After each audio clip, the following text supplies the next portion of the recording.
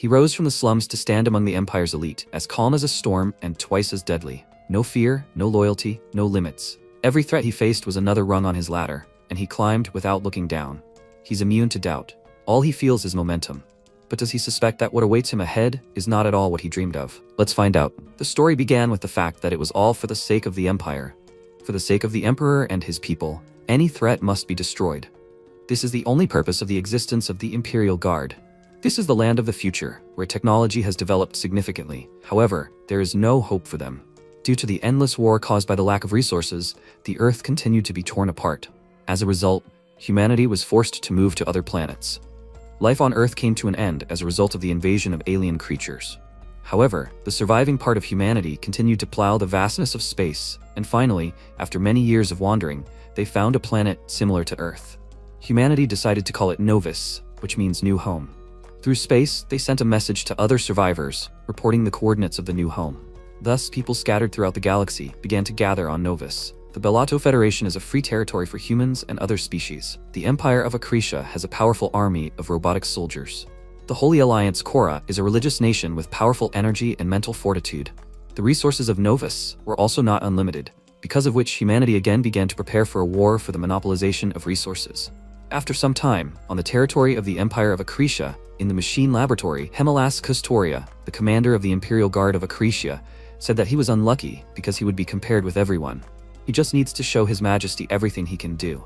So let him not forget, this is an extremely important stage of training. Luca, the main character and an intern in the Imperial Guard of Acretia, replied that they would still see who was unlucky here. Hemelas noted that he had better live up to his expectations.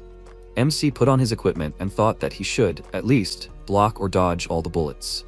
This is a necessary skill for someone who wants to officially join the Imperial Guard. He has completed all the emergency simulation training. He is an Imperial Guard trainee with the deepest understanding of space, thanks to his senses and the perception enhancement procedure he has undergone. His opponents are 5 fools in cheap cybernetic gear. This should take no more than 10 seconds. The protagonist rushed to the attack and in an instant cut off the head of one opponent and then went to the rest. He thought that this was a good opportunity to impress the Emperor. He had to distinguish himself. How could he do this? He had never tried this before, but he simply had to cope. He needed to crank up his senses to the max. MC armed himself with a pistol and shot all the opponents with lightning speed. After that, he happily thought that he did it. He outdid himself. This will definitely increase his value. After some time, he returned to the commander. Hemelas was surprised and said that he didn't think he was using projectile trajectory control. It wasn't in the curriculum. The protagonist explained that he simply copied the one in front of him. The commander said with a smile that this guy was from a famous family. He must have trained for it beforehand. He was different from orphans like him. He liked him, so he wanted to give him a gift. The protagonist turned around with a calm face and asked what kind of gift. Hemelas almost gouged out his eye with a malicious smile and was surprised that he didn't even flinch. He must have been practicing pain resistance training too, right? He really liked it. He would have removed that eye anyway, because he wanted eyes with a trajectory prediction function. After a while, MC went to his room. Suddenly, Ile appeared at the threshold. He introduced himself and said that he wanted to talk to him. Let him forgive him. This was probably too sudden, right? The protagonist calmly led him into the room. He sat down next to him and smiled and remarked that he had done an amazing job. He was impressed. The protagonist replied that if he had come to exchange praise, he was in the wrong place. He thought that just by the guy's aura, it was clear that he was a representative of the noble aristocrats of the Karthika family. Logically, it was not to his advantage to be rude to a representative of noble blood. Maybe he was addicted, but he would just say that he was tired. Ile smiled and handed him a blue capsule and said that he had come to give him this. It dulled his sensitivity a little, but this way he would be able to rest better. MC replied that he did not need it. The guy continued, saying that he would not be able to train properly tomorrow if he did not rest properly. He himself should know that one cannot go far on mental fortitude alone. The protagonist took the pill with a calm face and thought that this was different from the sleeping pills that were made on the streets. He noted that he had also shown himself to be excellent, and he, in turn, had simply copied him. Ile pointed to his eye and explained that he had mechanical combat eyes, so it was not difficult to calculate trajectories. His work was much more impressive, considering that he did it on bare instincts. Perhaps that was why the commander noticed him, an ordinary guy. He even gave him a mechanical eye at his own expense. The protagonist replied that he simply worked hard during training. How could he, a feeble commoner, compare to the magnificent aristocrats? He had to cling to any opportunity, being at the bottom of the hierarchy. Ile was a little embarrassed by his words, and after a minute of silence asked if he had honestly passed the selection, but there were many nobles who failed it. Did he know? He bets that they will pay for themselves the results. There is no proof, but it seems to him that this is how things are. Guys like him, without any support, would never fail the advanced soldier cultivation procedure, because the only way for them to get here is to break through with their own strength. MC thought that he didn't expect an aristocrat to tell him about the imperfections of the nobility. He didn't even think about it. What exactly did this guy want to tell him? Ile extended his hand with a smile and said that he really believed that only people like him were worthy of reaching the top. He was rooting for him. The protagonist with a powerful aura shook his hand and said that he wanted it that way. After all, this is all for the Empire. This story will tell the events of the life of a guy who was raised as a military tool in the despotic empire, Akrisha. After a while, the two of them went to the shooting range. MC, using his vision, made several accurate shots right at the head of a dummy. Ile was surprised to notice that he was able to hit all the dummies accurately in the head. Excellent students are really made of different stuff. Has he gotten used to the right eye that was transplanted into him? Is it fair to be good at shooting when he specializes in close combat? The protagonist replied that a member of the guard should be good with any kind of weapon. And he also doesn't want to hear it from someone who hits the same spot shot after shot. Ile mockingly explained that he specializes in shooting. The protagonist added that if he continues to be so carefree, he will definitely surpass him. He replied with a smile that he will only be glad. He already said that he is rooting for him. The empire needs people like him. The value of skills and talent is gradually eroding in their empire. As long as a person has money and status, any weakness becomes gifted. But if naturally gifted commoners like him suddenly start making themselves known, people will finally begin to distinguish between the truly gifted and the untalented. Doesn't he think so? MC asked with a serious face if he was aware that this sounded like criticism of the foundations of the empire. If he reported what he had just said to the management, they would not let it go so easily, even if he was from the Karthika family. Ile turned around and replied with a smile that if he was capable of such a thing, he would not have told him so easily. He knew that he was a good person, but he was grateful for this concern. The protagonist said with displeasure how he was annoying him.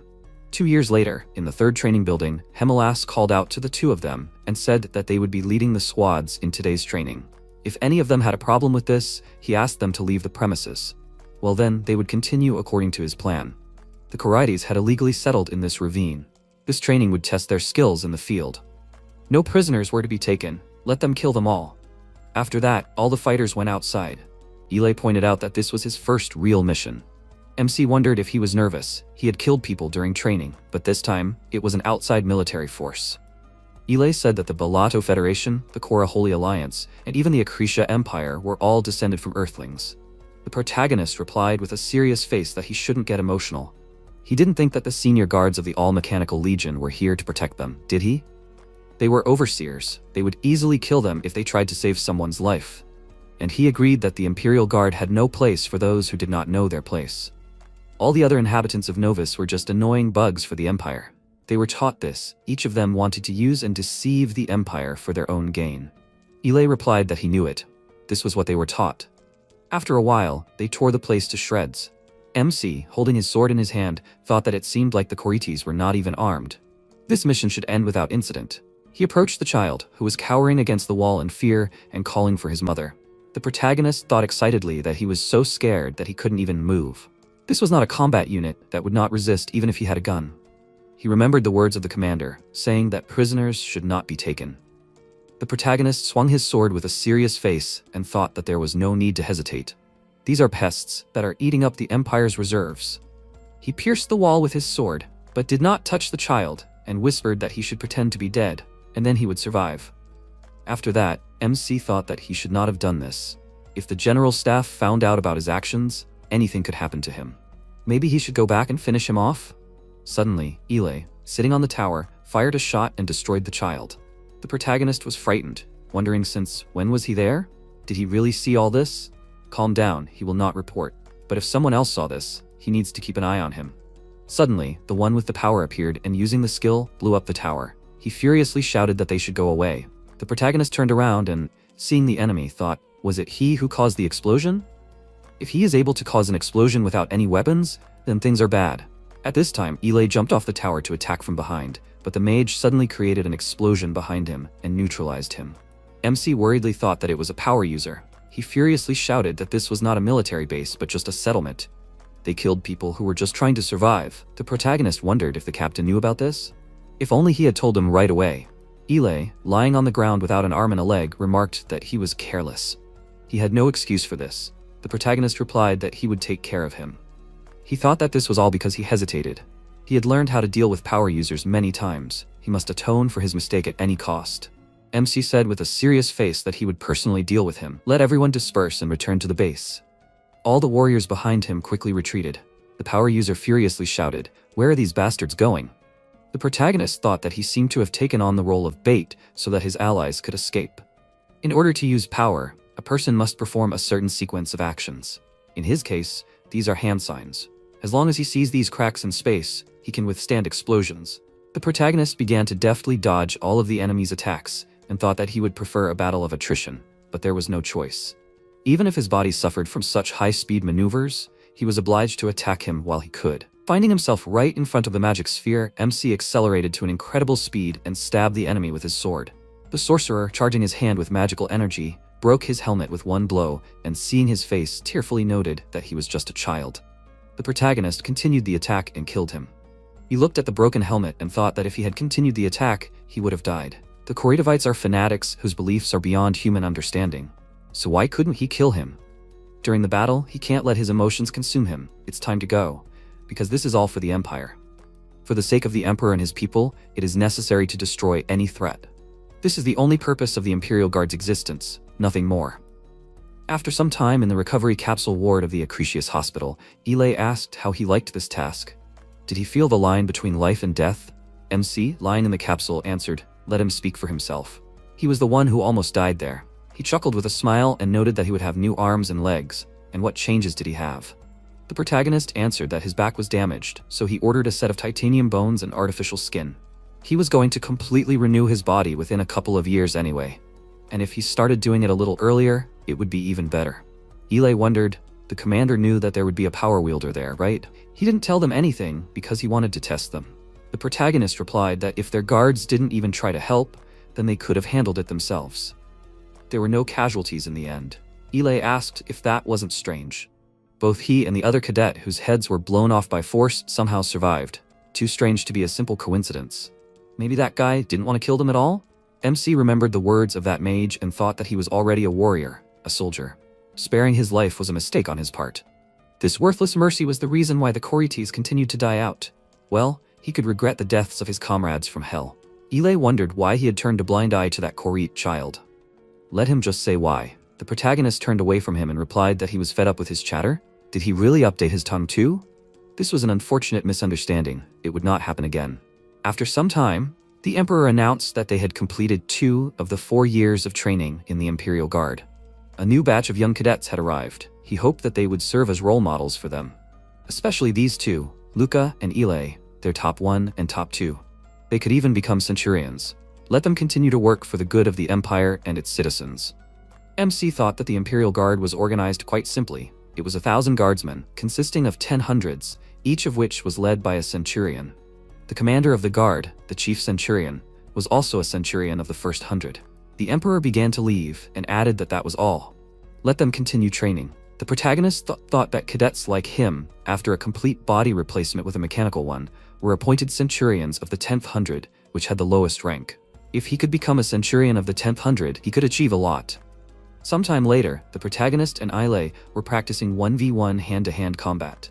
MC parried all the attacks and thought that he had become stronger with his new arm.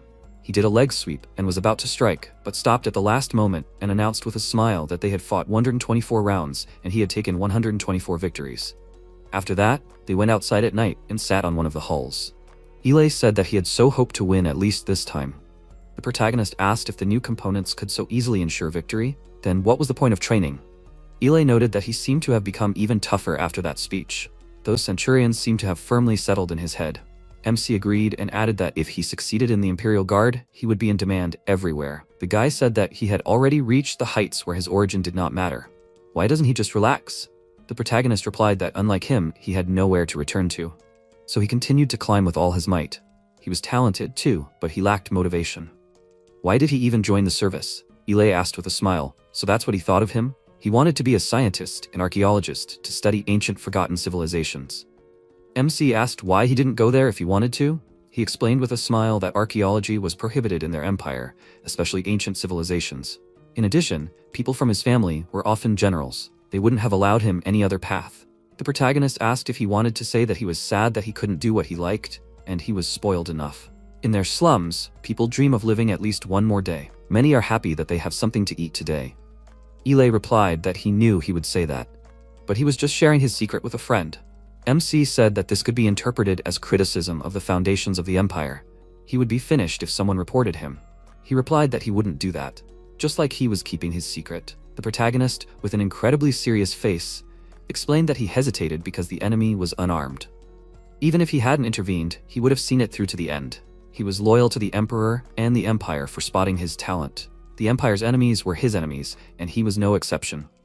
Ile jumped down with a smile and said that he was a liar. If his loyalty to the empire was truly beyond ordinary loyalty, he would have already tried to kill him. No need to strain himself so much. MC responded unexpectedly that he was an idiot. He would die if he continued in the same spirit.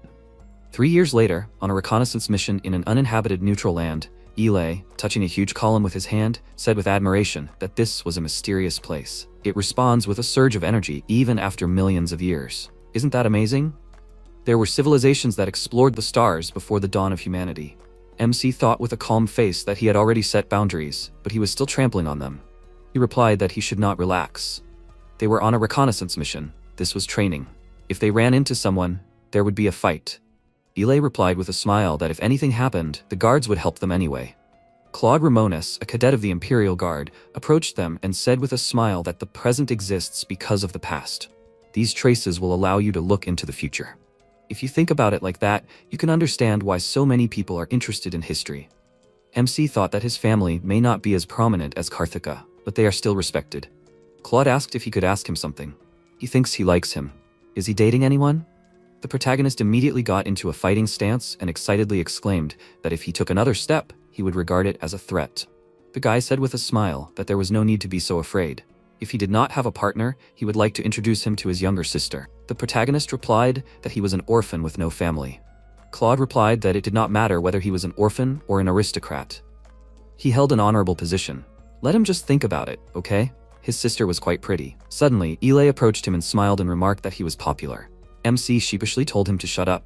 Suddenly, they felt something. A group of soldiers immediately put on helmets and hid behind the trees. The protagonist noted that this was a biological response. Ile's group would provide cover from the rear. He and Cloud remained at the forefront. He looked a little further and thought that something was approaching. Damn it, it was a Korat paladin. Suddenly, the paladin himself spotted them and charged at them with incredible speed. MC shouted in fear, "Let them run!" The enemy struck Cloud with his weapon at lightning speed. The protagonist thought in fear that he seemed to have managed to see a glimpse of a spear, but the upper part of his comrade's body had already disappeared.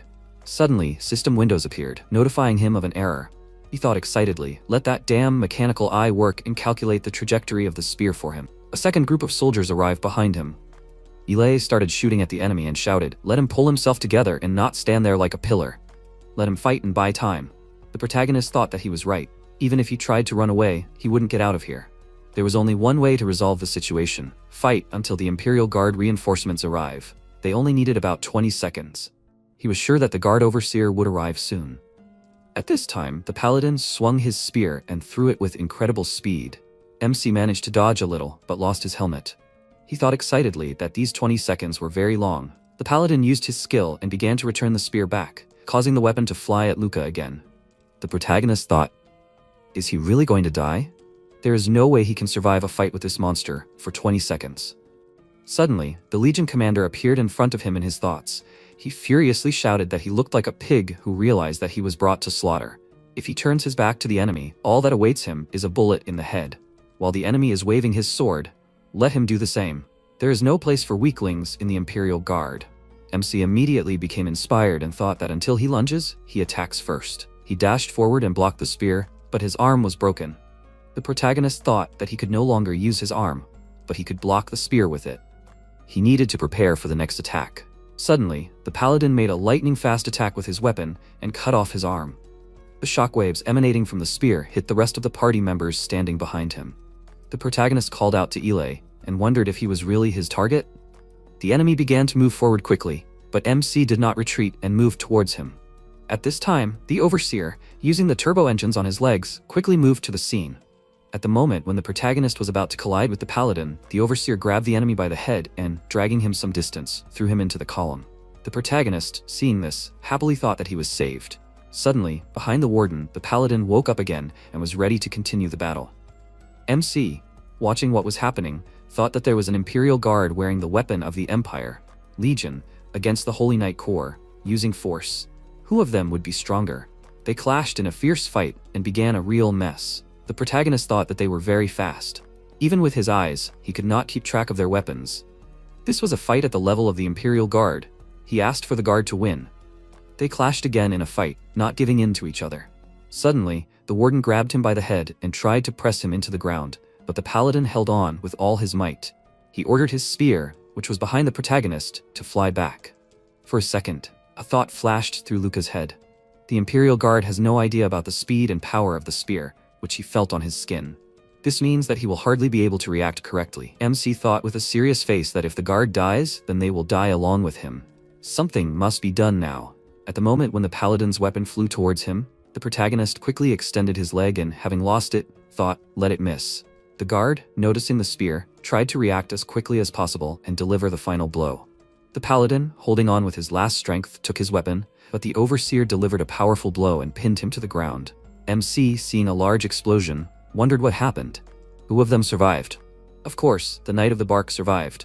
Now everything is lost for them. Suddenly, a guard approached him and noted that he did a good job. He was able to defeat that knight thanks to him. He got shot in the stomach? The protagonist answered with his eyes closed that he was shot while trying to avoid his force cut. The guard extended his hand and said that he would help. They were going back to base now. MC opened his eyes and was horrified. Legion is a fully mechanical armor that the Empire provides to the Imperial Guard. It replaces all vulnerable parts of the body that are useless in combat, allowing a person to become a full-fledged weapon. Every cadet dreams of getting the Legion, because it is evidence that he is a full-fledged guard of the Empire. The protagonist looked at him and, noticing that he had no head, asked in horror, was he alive even without a brain? Was he even a person or a machine? The guard asked in shock, was his brain gone?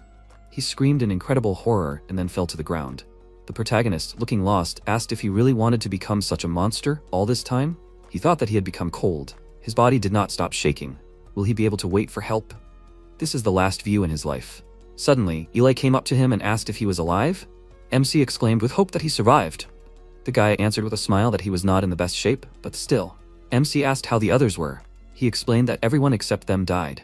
How serious are his wounds? The protagonist answered that he was dying. What does he plan to do next? Let him see. What he desired all his life is right under his nose.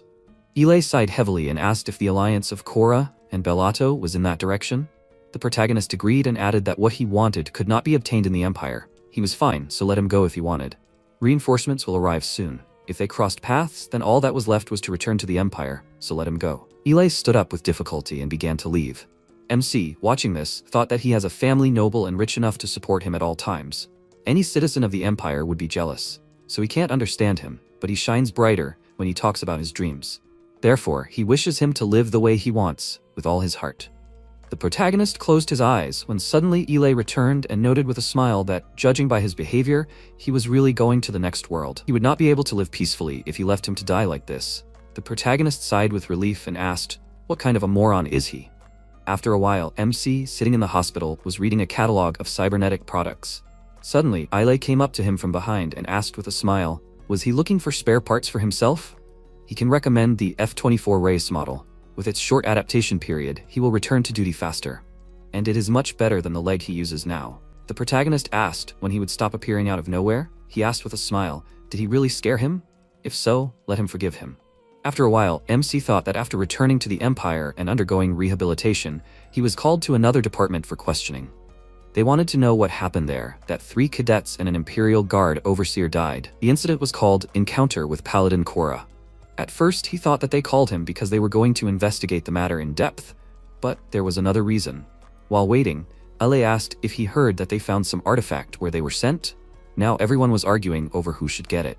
MC thought excitedly that he thought so. That floating cube was the cause of it all. He asked, and who ended up taking it? The guy answered that they were reassigning a team specially equipped for research purposes. If the Holy Alliance refused to give up this place and the artifact, then a big war would come. If the Empire declared war on the Alliance, Bellido would benefit just by watching them squabble.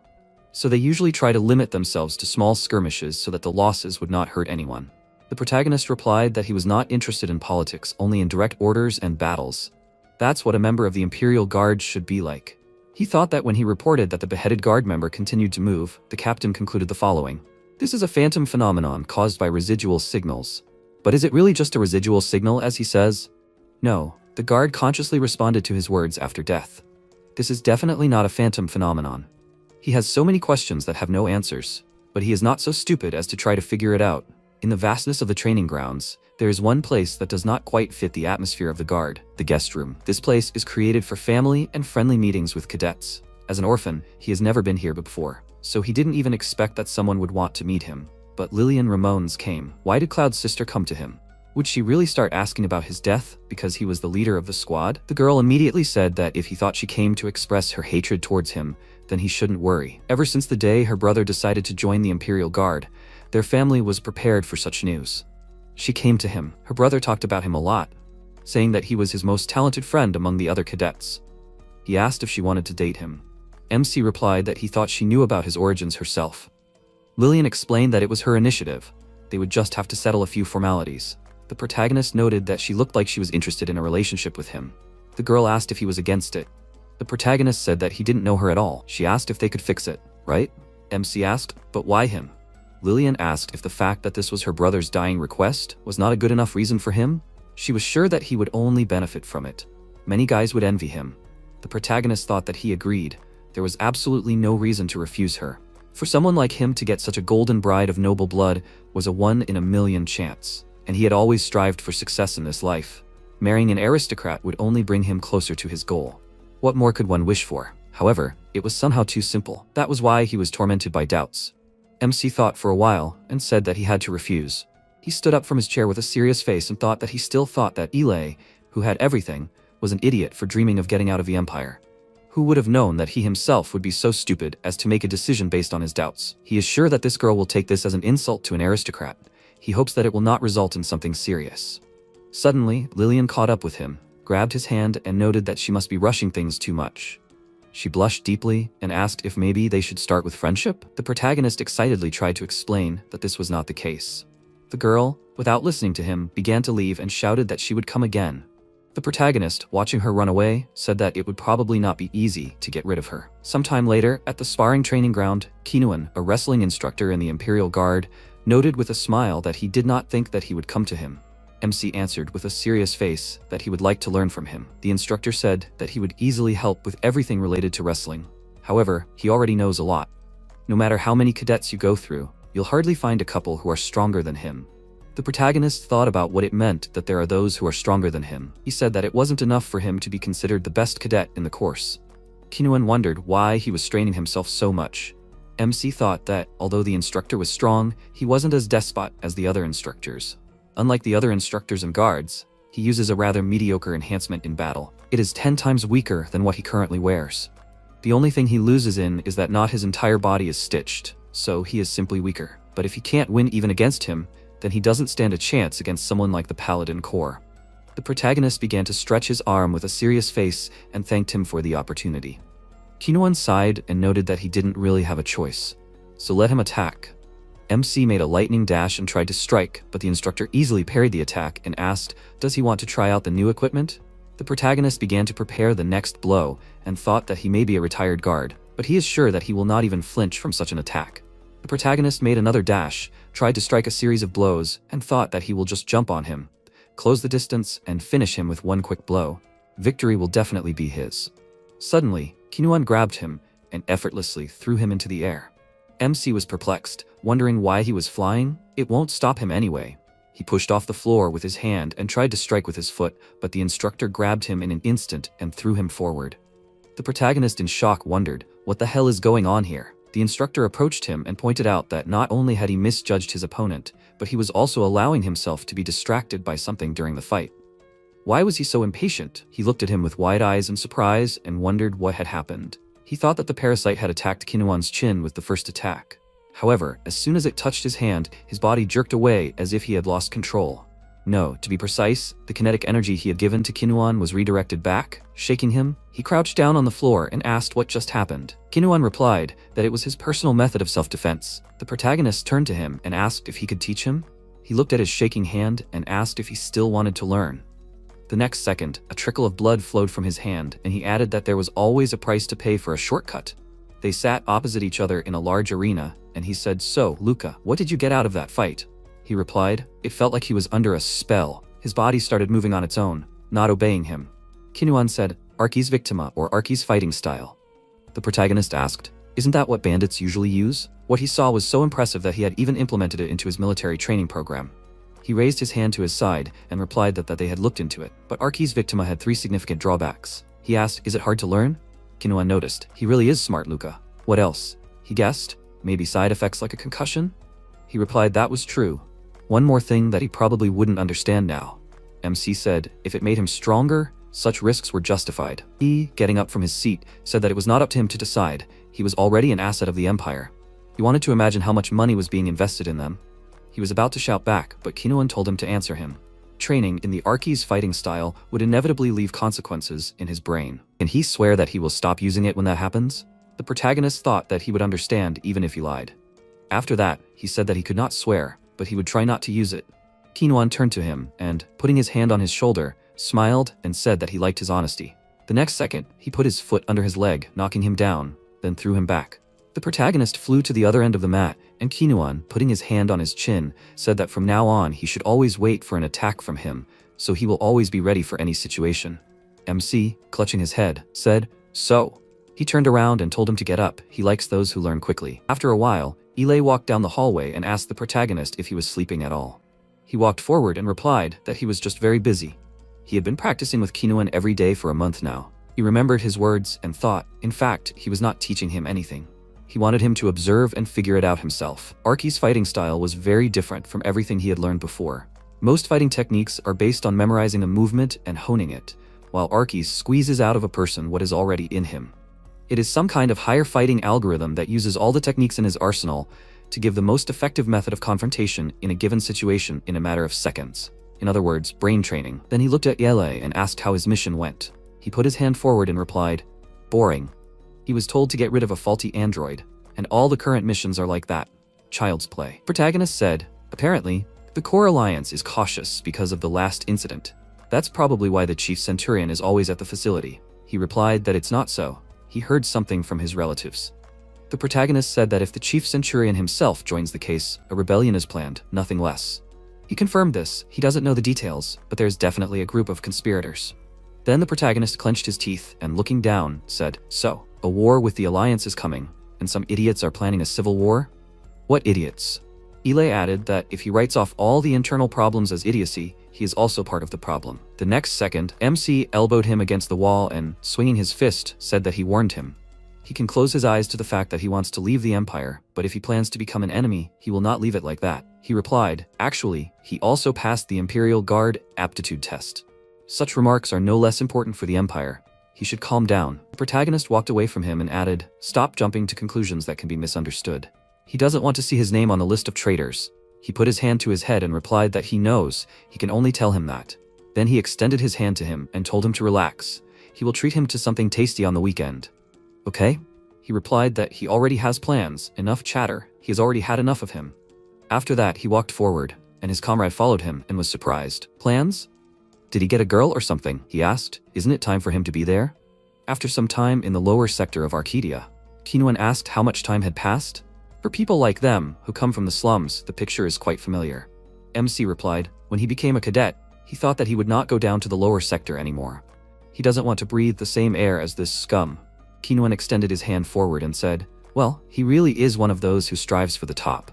The protagonist, walking forward, thought about it. He didn't think that he would drag him here when he announced his plans. He saw two men grappling, one shouting at the other that he should get out of the way, and he replied that he himself was blocking the passage. Idiot. The air of the lower sector is polluted. The city is fed by thermal energy of the magma located just below this one. All the waste of excess heat goes to the near sector. In the past, the protagonist breathed this air for quite a long time. He felt that he needed to get out, or he would remain a loser for the rest of his life. Damn. Then the mentor walked around the corner and called him to follow him. They passed by people, and the MC, turning around, looked at the counter and asked, "Is this a black market?" He asked in return, "Is this his first time here?" He replied that curious children rarely made it out alive. He thought the instructor was pretty knowledgeable when it came to the lower sector. Someone who had been an Imperial guard for decades knew this place better than he did. Funny, the instructor had told him to use simpler prosthetic arms and legs for this trip. What was he planning? And then the instructor had told him to get ready. He looked ahead in surprise. There were 2 guards standing next to the door. When they approached, one of them pulled back his jacket, showed a gun, and held his hand out in front of him, telling them to stop. The spectator entrance was that way. Kinuan scratched his head and said he would like to speak to the owner of this establishment. The guard asked if he knew the boss of Aleph. He replied, "Not really. He just wanted to see him." The guard pointed his gun at him and shouted, "Are you crazy, you idiot?" The next second, the protagonist quickly dashed next to the guard, grabbed him with his legs, and flipped in the air, throwing him to the ground. Then, he pointed the gun at his partner and told him not to move. He raised his hands, and the instructor, smiling, asked, "It seems we figured it out now, right? Can they quickly call Aleph?" After that, the guns fell to the ground, and MC asked the instructor what he would do if he didn't have time. He answered that he would look for another way, obviously. He asked, "So what is this place?" Kinuan answered, "The hottest spot in the entire empire." He was surprised. "What?" The instructor smiled and added, "The Colosseum." After a while, the guards were standing at the closed door, behind which the protagonist and the instructor were talking with the boss of the Colosseum. He was smoking a cigarette and looking at them seriously. Kinuan pointed his finger at the protagonist and told him to put this guy in the arena. He would not demand compensation even if he died there. The protagonist turned his gaze to him and, frowning, thought, so that's why he told him to equip himself more simply. After that, Aleph took another drag and then threw a cigarette at Kinuan, but MC managed to catch it with his hand. The boss's guards pointed their weapons at them, and Aleph said that he was confused. They let them in not because they were going to fulfill their wishes. It would just be easier to get rid of the corpses from here. The protagonist understood that he was bluffing. If he was not going to talk to them, he would have already given the order to open fire. 3 thugs were already holding his head at gunpoint. 2 more armed guards were outside. For starters, he should. The next second, a simulation appeared in front of his eyes. He kicks the table, throwing it forward. After that, he kicks, breaking it into many small pieces, and attacks the Colosseum boss in the face. The guards jump up from their place, but the protagonist grabs Aleph by the neck and, pointing a pistol at them, fires 2 shots, hitting the guards. At that moment, the rest of the people outside enter the room. MC jumps up and shoots them. He thought the simulation was over. Kinuan asked, "What happened to the previous owner?" Aleph asked, "Does he know Thor? He died, got caught fixing matches." He asked, "Wasn't he the one who killed Thor and took over the Colosseum?" It was a pretty lucrative business, I must say. They were buddies, but he doesn't blame him for anything.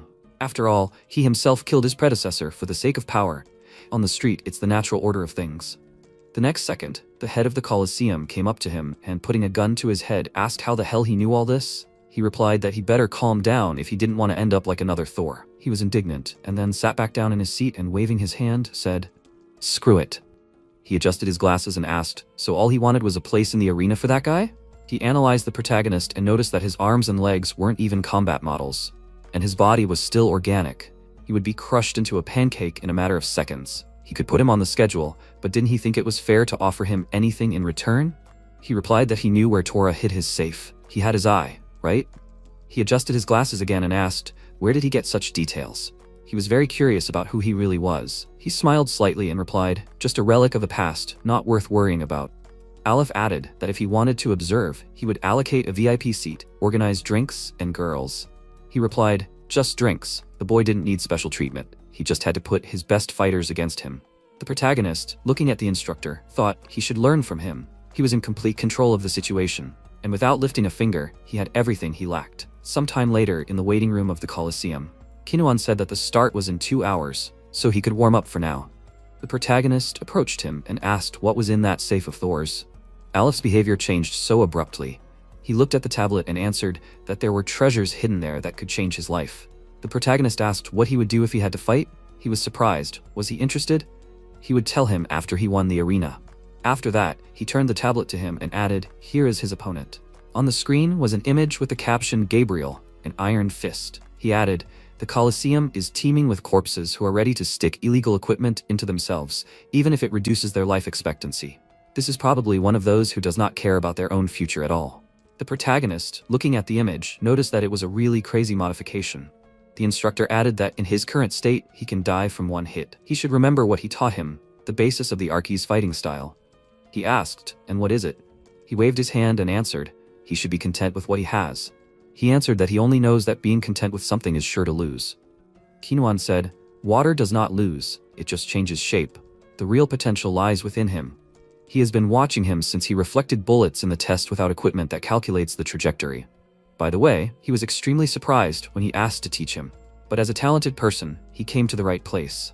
Then he put his hand on his shoulder, and MC, looking at it, said somehow a lot of baseless praise. He, smiling, said, "Well, of course, this may still be their last conversation." After a while, the lights came on over the arena. Aleph said he dared to throw his first challenge to the Iron Fist himself. "Gabriel, will this boy be able to return home today?" "Oh, he's still just a baby. They'll call him a good boy." The protagonist, walking forward, put his hands in his pockets and thought, what a lousy nickname. He approached the arena, and the spectators in the stands shouted, "Who brought this empty shell here? It seems he's looking for death, and he wouldn't mind watching a bloody massacre." Inspiring. The dark side of a person always thirsts for someone's blood. These are the desires that brought him to this arena. They clearly wouldn't mind watching his limbs being torn off or his face being disfigured. Not bad. To be honest, it was even good. He finally felt like he was back home. After that, he unbuttoned his sweater and, taking off the hood, thought, "How are they doing here at the bottom? Idiots." The protagonist couldn't remember the last time he allowed himself to behave like a child. Only twice a month did the Imperials show up in their pit with rations of food. Only the director of the orphanage often sold half of it to line his own pockets. And hunger was a common thing for an orphan. But even when he had to go hungry, he did not stop training. He read books from which dust fell, and then went to pick up pieces of iron as physical training. He remembered how several boys threw paper at him. One of them shouted, "Is he stupid or something?" And his comrade added, "Why is he wasting his strength? He will only get hungrier." He answered, "Hunger can be removed with force. The strong devours the weak." After that, he dealt with his offenders. He understood well how this world works. Only the strong get everything, and the weak should be content. After some time, one of the boys shouted, "Screw him, he is as second-rate as they are." And his comrade added, if he had innate potential, he would have been placed in an orphanage for the gifted. He would rot in this hole for the rest of his days anyway. The protagonist took a bite of his ration and thought, who cares about the whining of a loser? At the age of 12, he successfully passed the aptitude test and was included in the list of potential trainees of the Imperial Guard. At 15, he was officially accepted into the ranks of trainees. Do they understand now? They can only dream of his life. He hopes that they will never meet again, losers. Over the long period of internship, he managed to completely forget about this place. He thought that he would never return here again. The stands chanted, "Gabriel." He, looking at the protagonist, grinned. Was he really pitted against this guy? Aleph definitely smoked something bad. But what difference does it make, as long as they pay? MC thought, Gabriel is an iron fist. Not only does he have different caliber things from different manufacturers, but also there is a complete lack of balance in the structure. His spine is twisted from overload. The part of the flesh that is constantly in contact with the metal is clearly inflamed. It seems that he can't even sleep without painkillers, but he is strong. Gabriel came closer to his face and shouted, "What are you staring at, idiot?"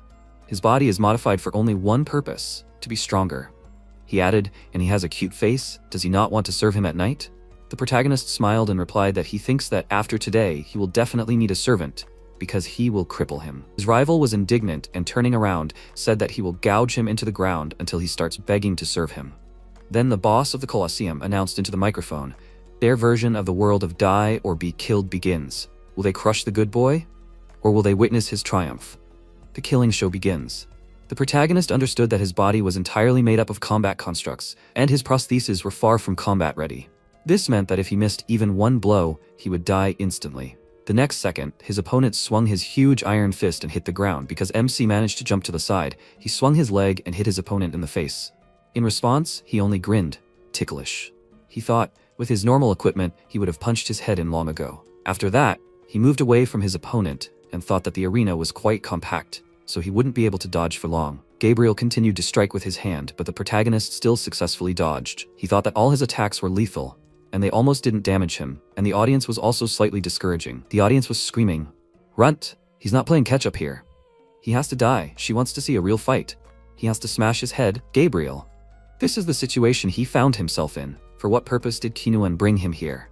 He remembered their conversation and thought, being content with what he can do, wishing for what he does not have now, will not help.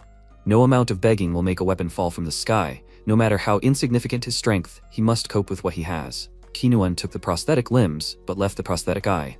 So, he originally wanted him to overcome Gabriel, not in strength. He found himself next to his opponent, and thought, accepting the given, Arki's fighting style is based on using the given to the fullest. Gabriel's fists are like destructive cannons. A slight twitch at shoulder level is the trigger signal. His vision is cylindrical, and the arm length limits the range of the strike. All this significantly extends the time of defeat. Compared to the same shot, this trajectory is obvious. The next second, the opponent's fist was very close to his face. The audience froze in anticipation. Kinuan thought, brilliant. Luca, he owns the Arki's fighting style thanks to his own talent. He must show him his potential. At this moment, Gabriel was approaching him. The audience shouted, what is he? Giving in to a child. He should just smear him, dumbass. The protagonist's concentration was sharpened to the limit. It was so good that he could completely predict his attacks. Will he be able to pull off that very thing? The next second, he grabbed Gabriel's hand and kicked his leg and thereby spun in the air. His opponent flew further and fell to the ground. When the protagonist added a kick to the face, he laughed and thought it was exciting. So this is how Kinuan saw him then? Gabriel stood up and said that he didn't know what kind of tricks he was using anymore. But his worthless attacks wouldn't work on him. He swung his fist and sent it forward. Grazing the protagonist's cheek, it hit the wall behind him. Luca grabbed his chin and pulled him away, asking, does he think it won't work? Even if he lacks pure strength, he makes up for it with something else. He then pushed off the ground and found himself above his opponent. He grabbed his head with both hands and then turned it around. After that, he landed on the ground and thought, they can wait for his death as long as they want, but he doesn't care. The spectators looked at him in confusion, and he turned around and declared that he would continue to climb up until their words became inaudible. He turned to his fallen opponent and pulled up his hood, thinking that if this were a real fight in the field with many variables, he would hardly be able to concentrate so well. Only because it was a given and stable environment, he could afford to concentrate on predicting his movements. After that, he walked to the exit and thought that he had to admit, Kinuan was a great teacher. The instructor stood near the wall and, folding his arms, remarked, good job, good boy. Welcome to the basics of Arki's Victima. MC, walking forward, said that he realized that accepting reality did not mean defeat. After that, Kinuan handed him a chip and told him to take it. He asked, payment chips? They also paid for the fight? He said, of course they didn't. These were Gabriel's hospital bills. He should give him the money. Sometimes it was nice to be generous, at least as long as he wasn't made a fool of. The protagonist replied that he did not recall wanting to become a benefactor, only a warrior and a soldier. The instructor placed his hand on his head and said that he was rather naive in terms of building interpersonal relationships. The kindness in question was not charity, but an investment. It was better to build an image for the future, in order to benefit from it, just as he had justified his investment in Thor today. He should not forget that being able to benefit from the environment was also a trait of a good soldier. The protagonist was deeply mistaken about Kinuan. He thought that he was teaching him because he was impressed by his talent and felt a kindred spirit in him, since they both had climbed from the bottom, but this was a superficial judgment. He was going to justify his investment in him in a way that he could not refuse. After some time, the doctor looked at the indicators near Gabriel and said that it seemed that his body's indicators were incompatible with this cybernetic equipment. The expenditure of forces in such quantities could cause paralysis and many other problems. He recommends replacing the body model with a Zionic Lindell No. 9. He shouted, this is the newest model. He can't afford one. He decided to rip him off completely. Other guys can walk around with Garbotech without any problems. The doctor adjusted his glasses and replied, these people hardly installed so many incompatible modifications as he did. If he had paid even a little attention to compatibility, the older models would have fit.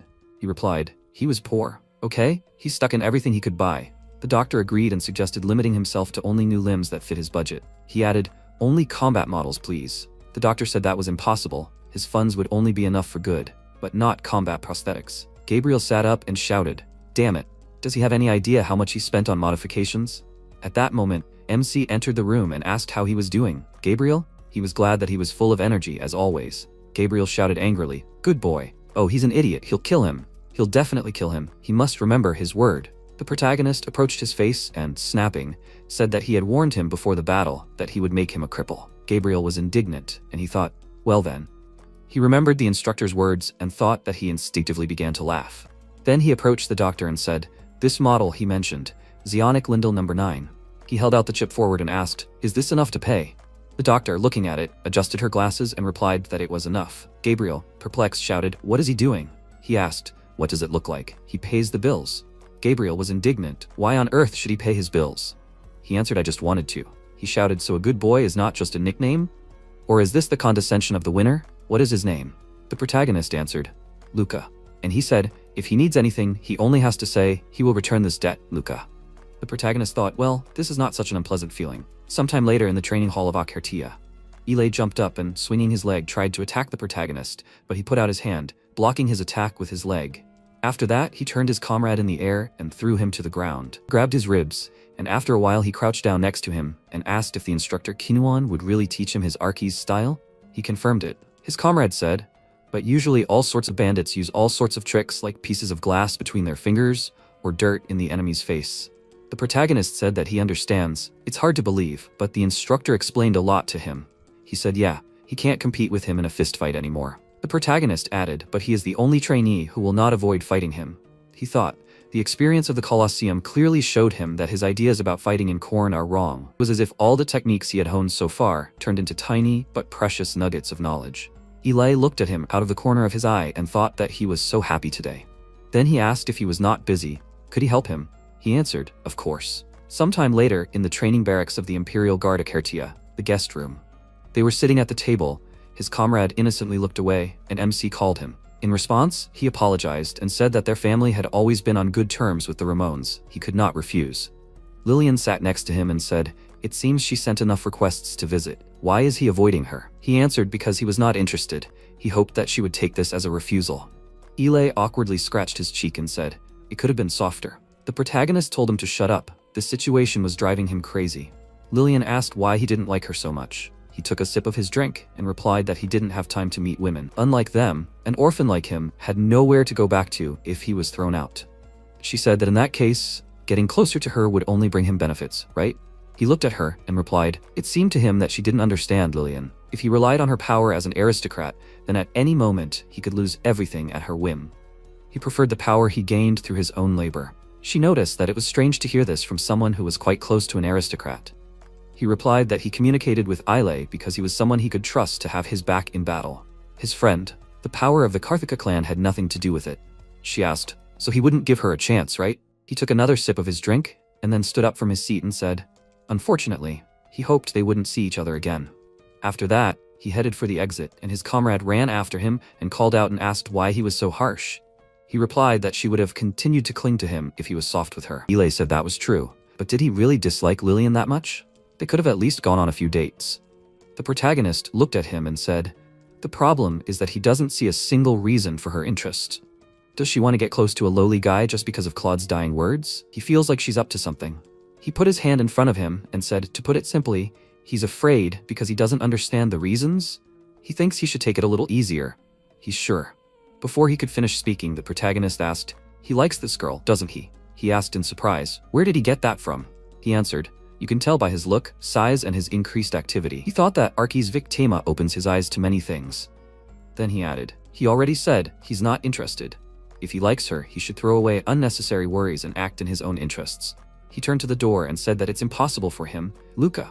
After a while, MC sat in a meditative pose and thought, meditation training, it's necessary to remain calm no matter what. Then he turned to the instructor who was sitting next to him and asked him to tell him what he would do if a fight broke out in the Colosseum boss's office. He answered that he would tell if he won. Then there were armed bandits inside and outside the office. The protagonist still hasn't figured out how to get out of there unscathed without any weapons. What would the instructor do? He said that the first thing he would probably do is hide under the table. The protagonist was surprised and said, but Aleph and his guards had weapons. If he hid, he could miss the chance to strike. He replied that he just knew that he would consider it an opportunity to neutralize them, even if he took a few bullets. He asked if he wasn't there or if he decided to run. The instructor replied that he should give up. He would definitely try to take Aleph hostage and seize his weapon, wouldn't he? Considering how aggressively he trains, he already imagined how he would deal with each of them. But he should know, even if he took him hostage, they would both just be shot. Bosses change down there with a snap of the fingers. He would just give them a convenient opportunity to change the leader. But of course, as soon as they turned their attention to him, he would deal with them and escape with him through the secret passage. MC turned his gaze to him and thought, not only did he predict his actions, but he also found an escape route. The scope of his thoughts was truly incomprehensible. After that, the instructor stood up and added, translated from a language that is no longer spoken, Arki's means a penetrating gaze. Arki's Victama uses all the capabilities of his brain to expand his perception. He must remember this. The protagonist, standing up, said, "So the problem is not that accelerating the thought process to the limit gives side effects," he shouted, "but that if he dons the Legion, Archie's Victima will become inaccessible to him?" Kinuan smiled and noticed, and he is smart. He thought he would need at least a couple more months to figure this out. As soon as the protagonist becomes an Imperial Guard, he will be granted the Legion. No one can wear Legion, a fully mechanical armor created with the best technology in the Empire, all the time. This technology connects brain signals of a wide spectrum to a special processor that ensures the transmission. At the same time, all the resources of the brain are used, which means that there will be no resources left in the brain for Archie's Victima. Kinuan deliberately hid this from him, knowing his reaction in advance. He clenched his fist and said that if he knew that it would be useless in Legion, he would not have wasted time on training. It was his own fault that he was so slow.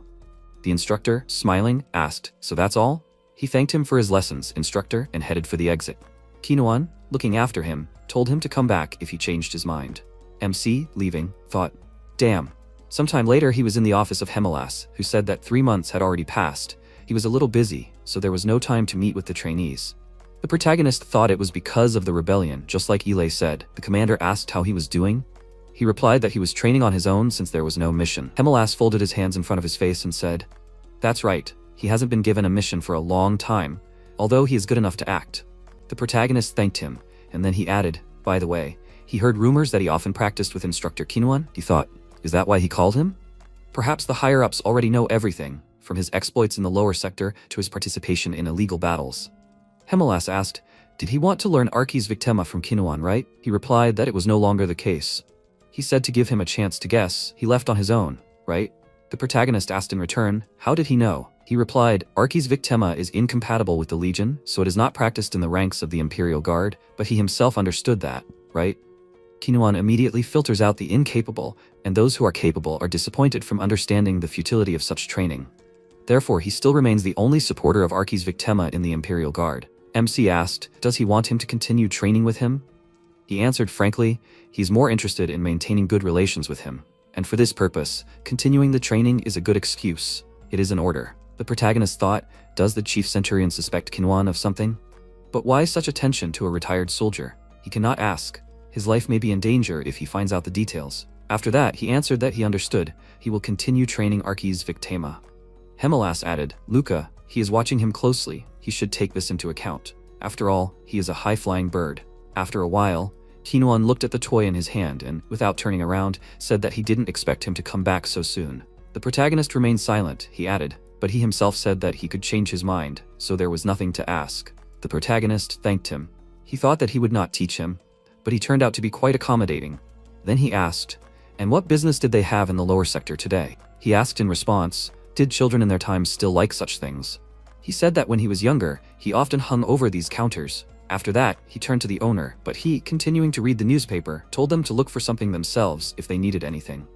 He had no idea which of the toys was which. Kinuan asked, can he have everything? They will be delivered themselves, right? The owner shouted in surprise, everything? The protagonist, perplexed, thought, why would he buy all these toys? After a while, they were standing near the gate of the 47th shelter of the lower sector, and he asked, this is the shelter, right? The instructor responded by telling him to bring the box inside, and then he should go on break. He said that he understood. Then Gabriel, holding the boxes in his hands, called him and shouted, did he seriously call him to do this crap? What does he look like, an errand boy? MC went up to him and answered. He himself told him to contact. The seller refused to deliver here, so he really helped out. He objected. Actually, he meant more significant help, like a fight with a gang. Does he understand? The protagonist, smiling, said he does not need his combat help. Stupid. He replied, that is, of course, true, but... The protagonist looked at him and thought his new spinal implant straightened his body a little. The waste of money was not in vain. And then he asked, by the way, who is that guy? He is so shady that even Aleph did not get involved with him. Surely there must be something known about him? The protagonist said that in his place, he would not meddle in this matter, unless, of course, his head is dear. He thought perhaps Kinuan grew up in this orphanage. He does not see any other reasons for charity. After that, happy children ran up to them. One of them thanked the handsome boy and added, and the ugly uncle. Gabriel clicked his tongue in satisfaction. What rascals. Then he saw how the guys were holding on to one box and trying to tear it out of the hands of a friend, shouting that it belonged to him. He took it first. The protagonist thought, yes, he needs to win it back by force. It will never be fair, so if he wants something, he must stand stronger. Unfortunately, this world is not rich enough to make everyone happy. At that moment, the instructor came up to him and, pointing his finger behind him, offered to talk. They stopped near the fence, and he said that he sometimes drops into the lower sectors. Surely the shelter does not owe much, but judging by the round face of the director, he does an excellent job of stealing supplies. The protagonist asked, did he grow up here? He answered that he had long forgotten such details of the past. He just sometimes looks into shelters if he is nearby. Maybe he even visited his. MC thought that in this form, Kinuan looked more like a retired soldier. An old warrior deprived of his former glory with a crippled nervous system that is no longer able to withstand the overload caused by massive brain damage. In the future, he can become the same, that is, if he survives. Then the instructor said that he will come straight to the point. Who gave him the order to return to him? Captain Hemelas? The protagonist looked away from him and asked what he meant. He thought that he should not look him in the eyes. To Kinuan's eyes, every false whisper was a clue. How did he even know that this was an order from the chief centurion? How many things had he already uncovered?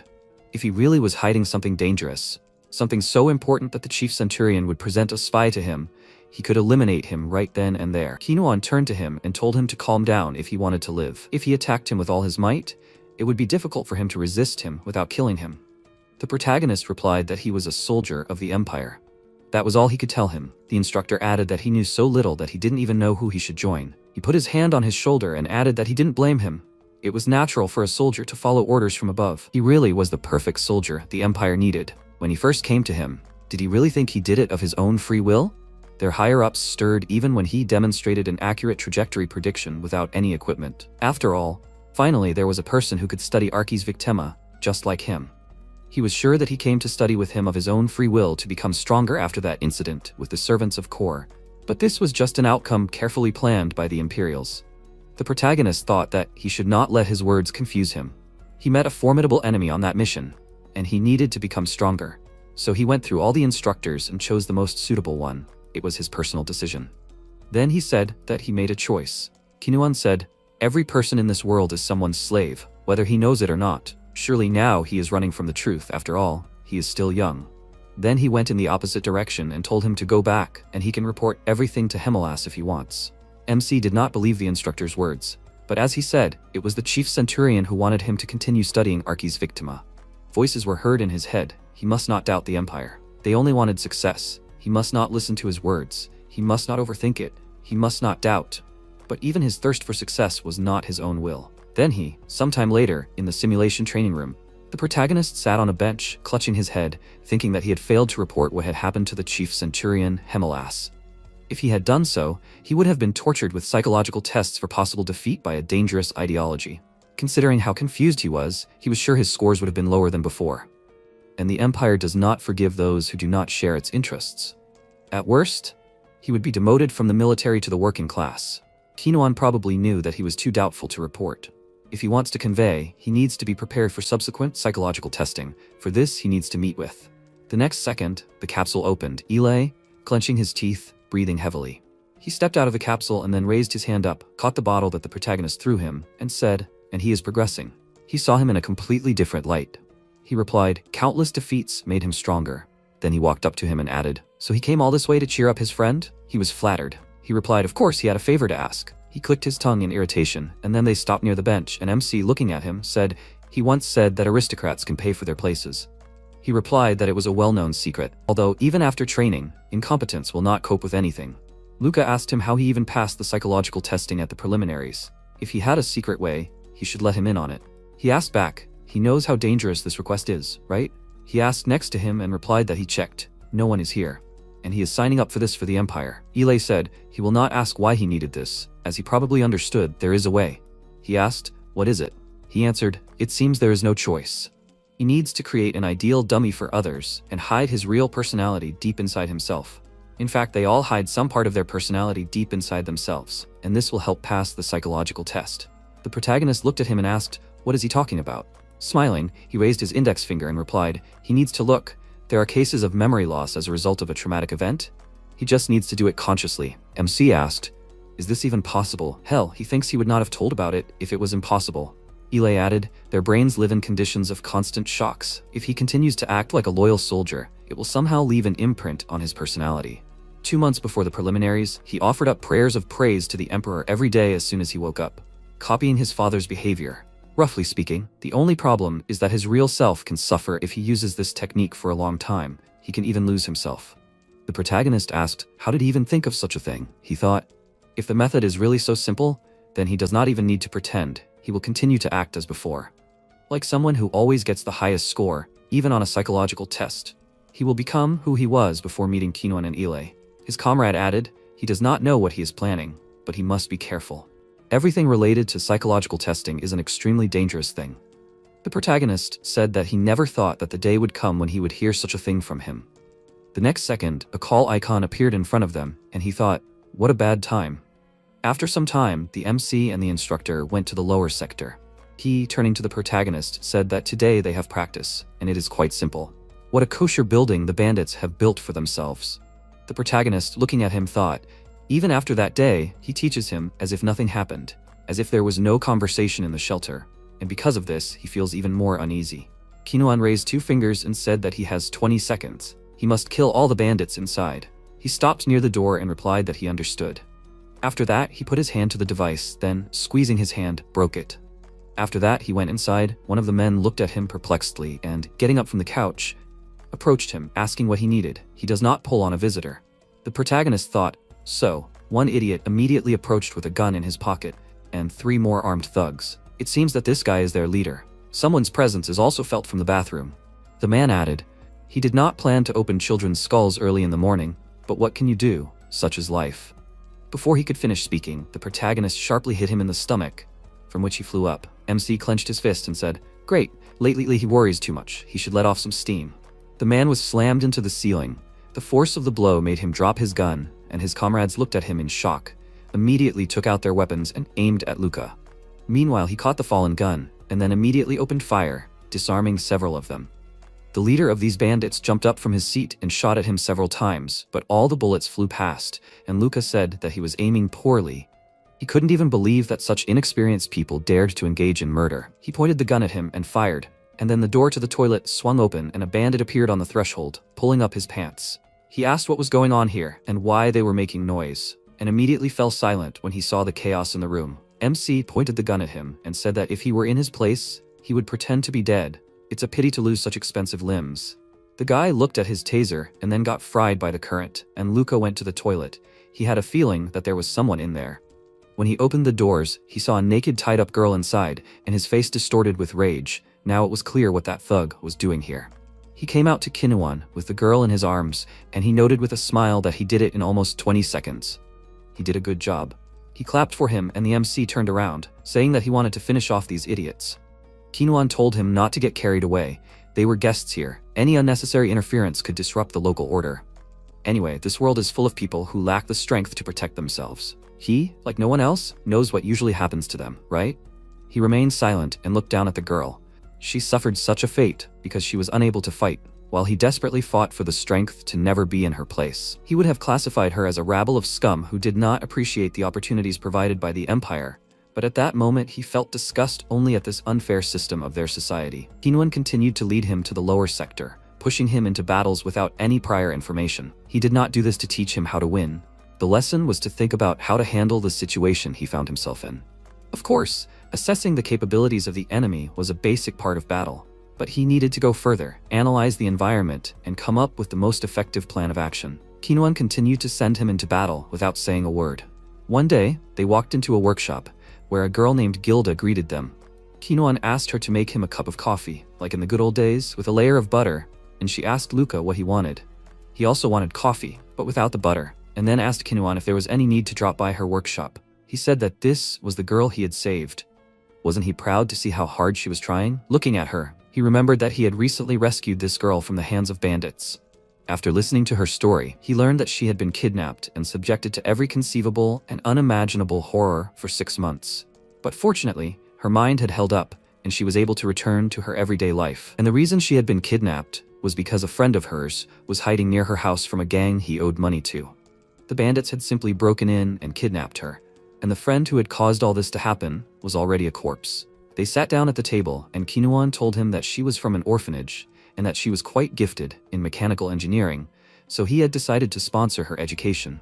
But it was anonymous, so that she wouldn't find out about it. He asked if they had known each other from the beginning. But his question remained unanswered. Gabriel entered the workshop and asked Luca in surprise if he was there too. He called out to Gilda and asked her to pour him a beer, and she remarked that his nervous system was already suffering from overload. Maybe he shouldn't drink alcohol? After they saved Gilda, Kinuan introduced her to Gabriel. They agreed on a mutually beneficial partnership. She became his mechanic, and he became her bodyguard. MC looked up at Gabriel and advised him to listen to his mechanic, and he grumbled discontentedly that it was just beer. The coffee was ready. The girl put it on the table, and Gabriel, leaning towards Luca, asked if he was the one wandering around the city stirring up hornets' nests. What was he thinking about? The gang leaders were already ganging up on him. They were planning to do something. Even if they wanted to, he wouldn't even guarantee Gilda's safety. Kinuan said that he shouldn't worry about it. They won't be here anytime soon. Gilda asked how long they'll be gone, and he said a couple of months, maybe a couple of years. MC frowned and realized that it seemed like soon they wouldn't be able to go down to the lower sector at all. He can't even come here of his own free will. The overseers don't allow the trainees to go outside the base alone. Maybe today is the last time he sees them. Even after those terrible events, Gilda was able to come to terms with reality and even started working. And Gabriel continued his risky work in his field. He decided to take a sip of coffee and mentally told himself that he shouldn't feel sorry for them. Not being able to come here again might be the best outcome in his current situation. Time passed. He came to the chief centurion's office and reported everything to him. Hemelas noticed that Kinuan was still acting up. He became a trainee at a fairly late age. Usually someone like him wouldn't even be given the chance. But sometimes even the Empire has to settle for scum. It was a rather turbulent time after all. Even he didn't fully understand what kind of person Kinuan was. When he first started, he was already a key figure in the Imperial Guard. He guessed that he specialized in covert, secret operations. Luca was slightly surprised and thought, so the records about him were inaccessible even to the chief centurion? Hemelas said that in any case, it was true that Kinuan had taken a liking to him. He had sent trainees to him before, but they hadn't lasted long. He was exceptional, but at the same time, he was highly vulnerable to negative influence. He would assign him a psychological test, let him try to pass it normally. MC bowed his head, agreeing to this, and Hemelas covered his face with his hand and frankly told him that there were only two outcomes for the trainees assigned to this mission. Some were eliminated for the sake of secrecy, others were transferred straight to the ranks of the Imperial Guard as a reward. He really hopes that he will go the second way. He told him that he will simply follow the orders that are given to him. If the operation is successful, then he believes that he will put in a good word for him. The commander grinned at his words and said that if he shows good results, then he will personally promote him. To be more precise, he will even adopt him. Luca Castoria, sounds great. The man laughed, but he was very surprised, and this thought did not leave him even during the testing. The chief centurion is going to make him a member of his family? The Castoria family is one of the most privileged in the Empire. The android said that the psychological testing was starting, and he agreed with a smile. The android recorded the joy on his face and asked if something good happened. He told him that it was none of his business and suggested that he start the test quickly. Meanwhile, Ile was practicing his punches on the punching bag. He threw a few quick punches and then a swinging kick, completely ignoring his fatigue and the sweat pouring down his body. Clenching his hand into a fist, he threw another punch, but this time it was much stronger. At this point, he decided to end his training and stop to catch his breath. And after he calmed down a bit, he sat down on a bench and greased his hand. Luca sat down next to him and noted that it seemed like he had trained until his joint was completely worn out. Was he really the Ile he knew? The guy didn't answer him and tried to move his hand, asking if he had passed the psychological testing. He confirmed it and added that it was thanks to him, after which he asked what was going on with him. Let him know if there was anything he could do to help. Ile told him that he wasn't ready to tell him yet, but that he would soon ask for his help. MC remained silent and looked at him, and after a short pause, said that if he felt in danger during the fight, he would definitely help him, even if he had to risk his own life. He smiled and thanked him. As he said, he would tell him everything soon. He hoped that everything would not be as he thought. Luca thought that he would be lying if he said that he was not interested in what kind of help he wanted to ask for. But he would not try to find out either. Now that he had successfully passed the psychological test and earned the trust of the chief centurion, his goal had changed, and he intended to become the son of the Castoria family. At that time, only this thought took over his mind. Soon the chief centurion gathered everyone and announced that from now on they would act under the leadership of a special military unit. Their goal is to suppress the rebels who have risen up against the Empire. The rebel forces are made up of 3 families, led by the Ramones family. MC was very surprised when he heard the name and immediately looked at his friend and remembered Lillian Ramones. He began to understand what Ile wanted to ask him. After that, they boarded the high-speed train and set off. Luca introduced himself to the soldiers. He currently leads the 21st Platoon of the Suppression Army, and everyone immediately saluted him. He didn't think they would appoint a trainee to the position of platoon leader. Do their commanders really intend to use the rebellion as a training tool? Anyway, the platoon is divided into 2 squads, consisting of 27 people in total. In this squad, his assistant is the deputy platoon commander, Sergeant Kodrak. Considering his inexperience, the suppression army is mostly made up of seasoned veterans, and each of them is aware that they are a tool for training the trainee. This means that they are unlikely to welcome orders from a superior whose skills they do not particularly trust. But despite this, he will have to act as a leader and give them orders. But how is he going to do it? He has 2 options to choose from. The first is to leave everything to Sergeant Kodrak. Even if he gives an incomprehensible order, he will sort it out. This is the most obvious choice in this situation. And the second way is to nip the resistance in the bud with brute force. He stated that he is the boss here, so he demands unquestioning obedience to his orders. Any disobedience will be punished. After his words, the soldiers became angry, but they restrained themselves from speaking out. And then Sergeant Kodrak put his hand on his shoulder, asking him to talk to him alone, but MC immediately grabbed his hand and he threw it aside, asking, does he dare touch a superior without permission? Does he take him for an idiot because of his age? The sergeant's comrades caught him and Luca approached them, saying that he was from the lower sector, like the rest of them. He was an orphan from an orphanage with a double-digit score, very young. But they knew why there was such a big difference in their social status? Because he was immeasurably superior to all of them. They would soon realize that themselves. He was the best platoon leader they had ever met. Kodrak looked at him nervously, then stood up and admitted his mistake, promising him that he would be more polite from now on. MC turned away from them and glanced at him, thinking that he was adapting quickly. He immediately realized that he was not looking for the easy way out. Soon they arrived at an Imperial army outpost near the enemy fort, and all the trainees gathered in one room. When Ile found out what his friend had done, he tiredly touched his face and asked, did he lose his temper and hit one of the squad members? He explained to him that he simply noticed that his assistant was going to treat him like a child, and Ile noted that they were children in their eyes. Luca said that his subordinates would disregard him if he was so nice. After that, the lights went out, and everyone fell silent. It was time for the announcement. Hemelas decided to skip all the formalities, and displaying a shrine of a mystical civilization on a hologram behind him, said that the rebels had settled there. Now the magical fortress was under their complete control. The area was limited by a barrier. It was domed and extremely dense, so it served as a kind of protection. Magic turrets were also spotted, ready to shoot down any air targets. There were only 5 of these turrets. The 11th Armored Brigade was tasked with destroying them. The rest of the army would have to attack from different sides. MC thought that the armored brigades were completely clad in all mechanical armor. The Empire had deployed a lot of forces to suppress the uprising. The chief centurion informed them that the operation was starting at 2:10 p.m., which was an hour and 30 minutes away, so they should be ready by then. After that, everyone dispersed in different directions, and Luca and Ile found a secluded place to talk. MC said that he expected this, but their role was just support. His friend said that it was obvious. They didn't want them to die like that, so Luca asked, then how was this different from a picnic? Ile noted that he was grumbling just like an inveterate warrior, and then he fell silent and looked down, collecting his thoughts. After a short pause, he looked up at his friend with a pitiful look, and before he could say anything, he asked, is this about the Ramones, right? They may be close, but there's nothing they can do now. If he stood up for those accused of treason, then even his family wouldn't be able to save him. He said that he had no illusions, but if he had a chance, he would at least like to save Lillian. His friend asked him if he loved her so much that he was willing to risk his life. He told him that she was his first love, but he no longer felt that way. Then the MC came closer and pointed an irritated finger at him, asking if he was trying to set him up with his first love. The guy said that she never wanted to marry an aristocrat, and Luca angrily ordered him to pull himself together. He hadn't paid attention to his antics before, but this was going too far. Trying to save Lillian was incredibly dangerous, and he would be executed on the spot if caught. He walked away and told him not to even think about doing something stupid, and to consider this a warning. Ile said indifferently that he understood everything, and then left. He looked at him with concern. That Archie's victima had immediately made him recognize the lie. That idiot was still planning to save Lillian. It doesn't matter if he accepts it or not, but for his sake, she has to die. He hopes it will happen in the middle of all this chaos. He will even pray that she will never cross paths with Ile alive. He desperately wants that. It is time to leave for the mission. As they rode towards the fortress, he looked at his helmet and thought, the most important thing in the body is the head and the chest.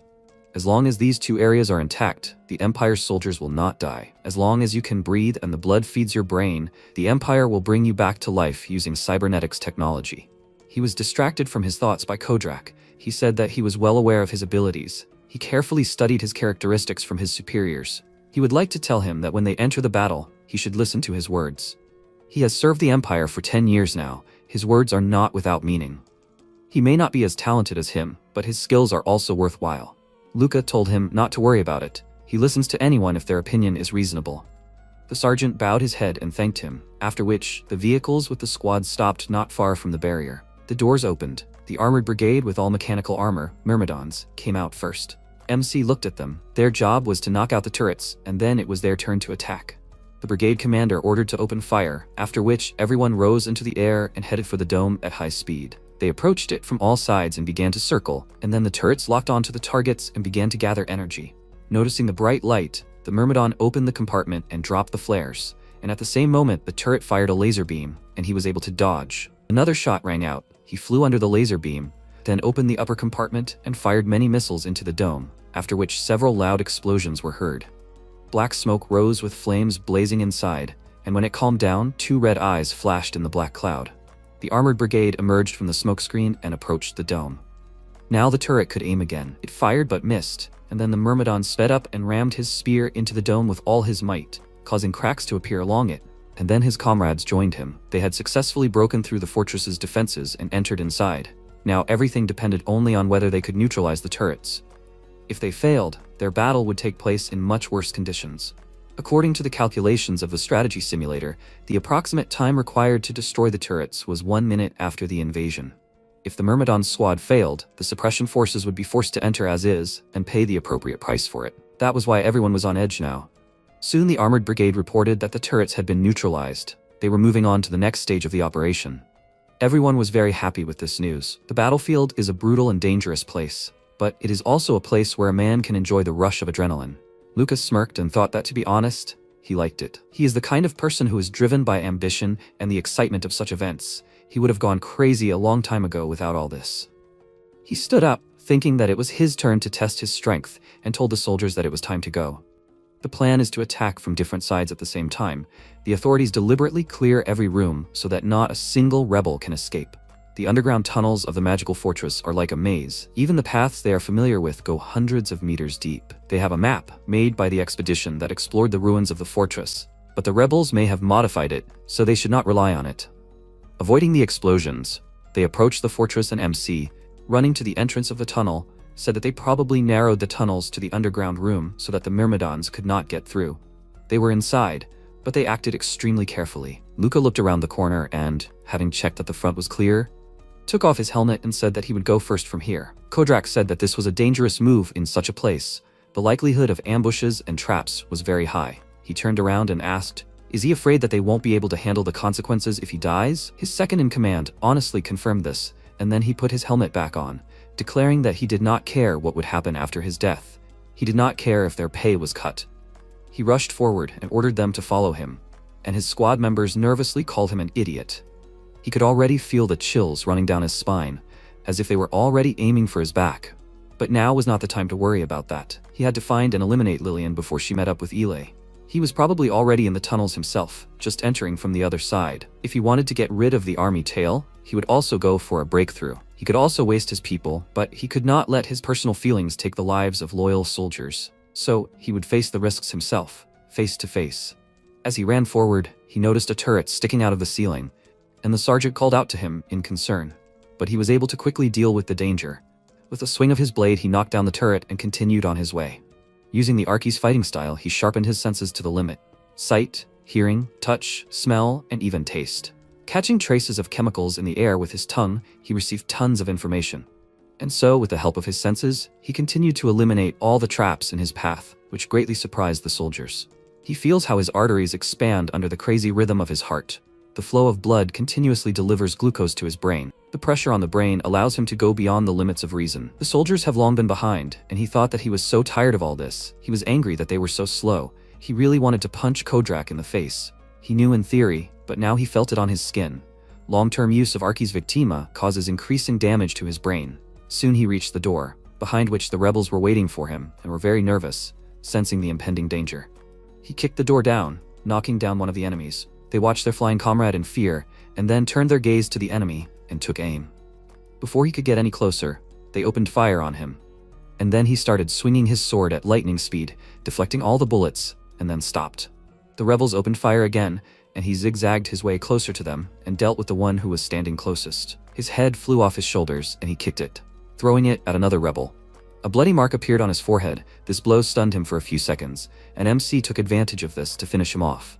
The last of the rebels fired a rocket at him in rage, and he froze, watching it. As it approached, he swung his sword, cutting it in two, and there was an explosion. Flames flared up in the shape of wings behind his back, and the soldier was terrified by this sight. He was engulfed in smoke, and a second later, two red eyes flashed in the gray cloud. Luca approached him, and while he was screaming in fear, he delivered the fatal blow.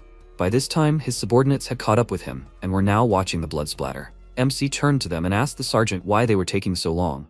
They needed to move on, but let them try to keep up. Soon they encountered resistance. The rebels blocked the passage and opened fire while they were hiding around the corner.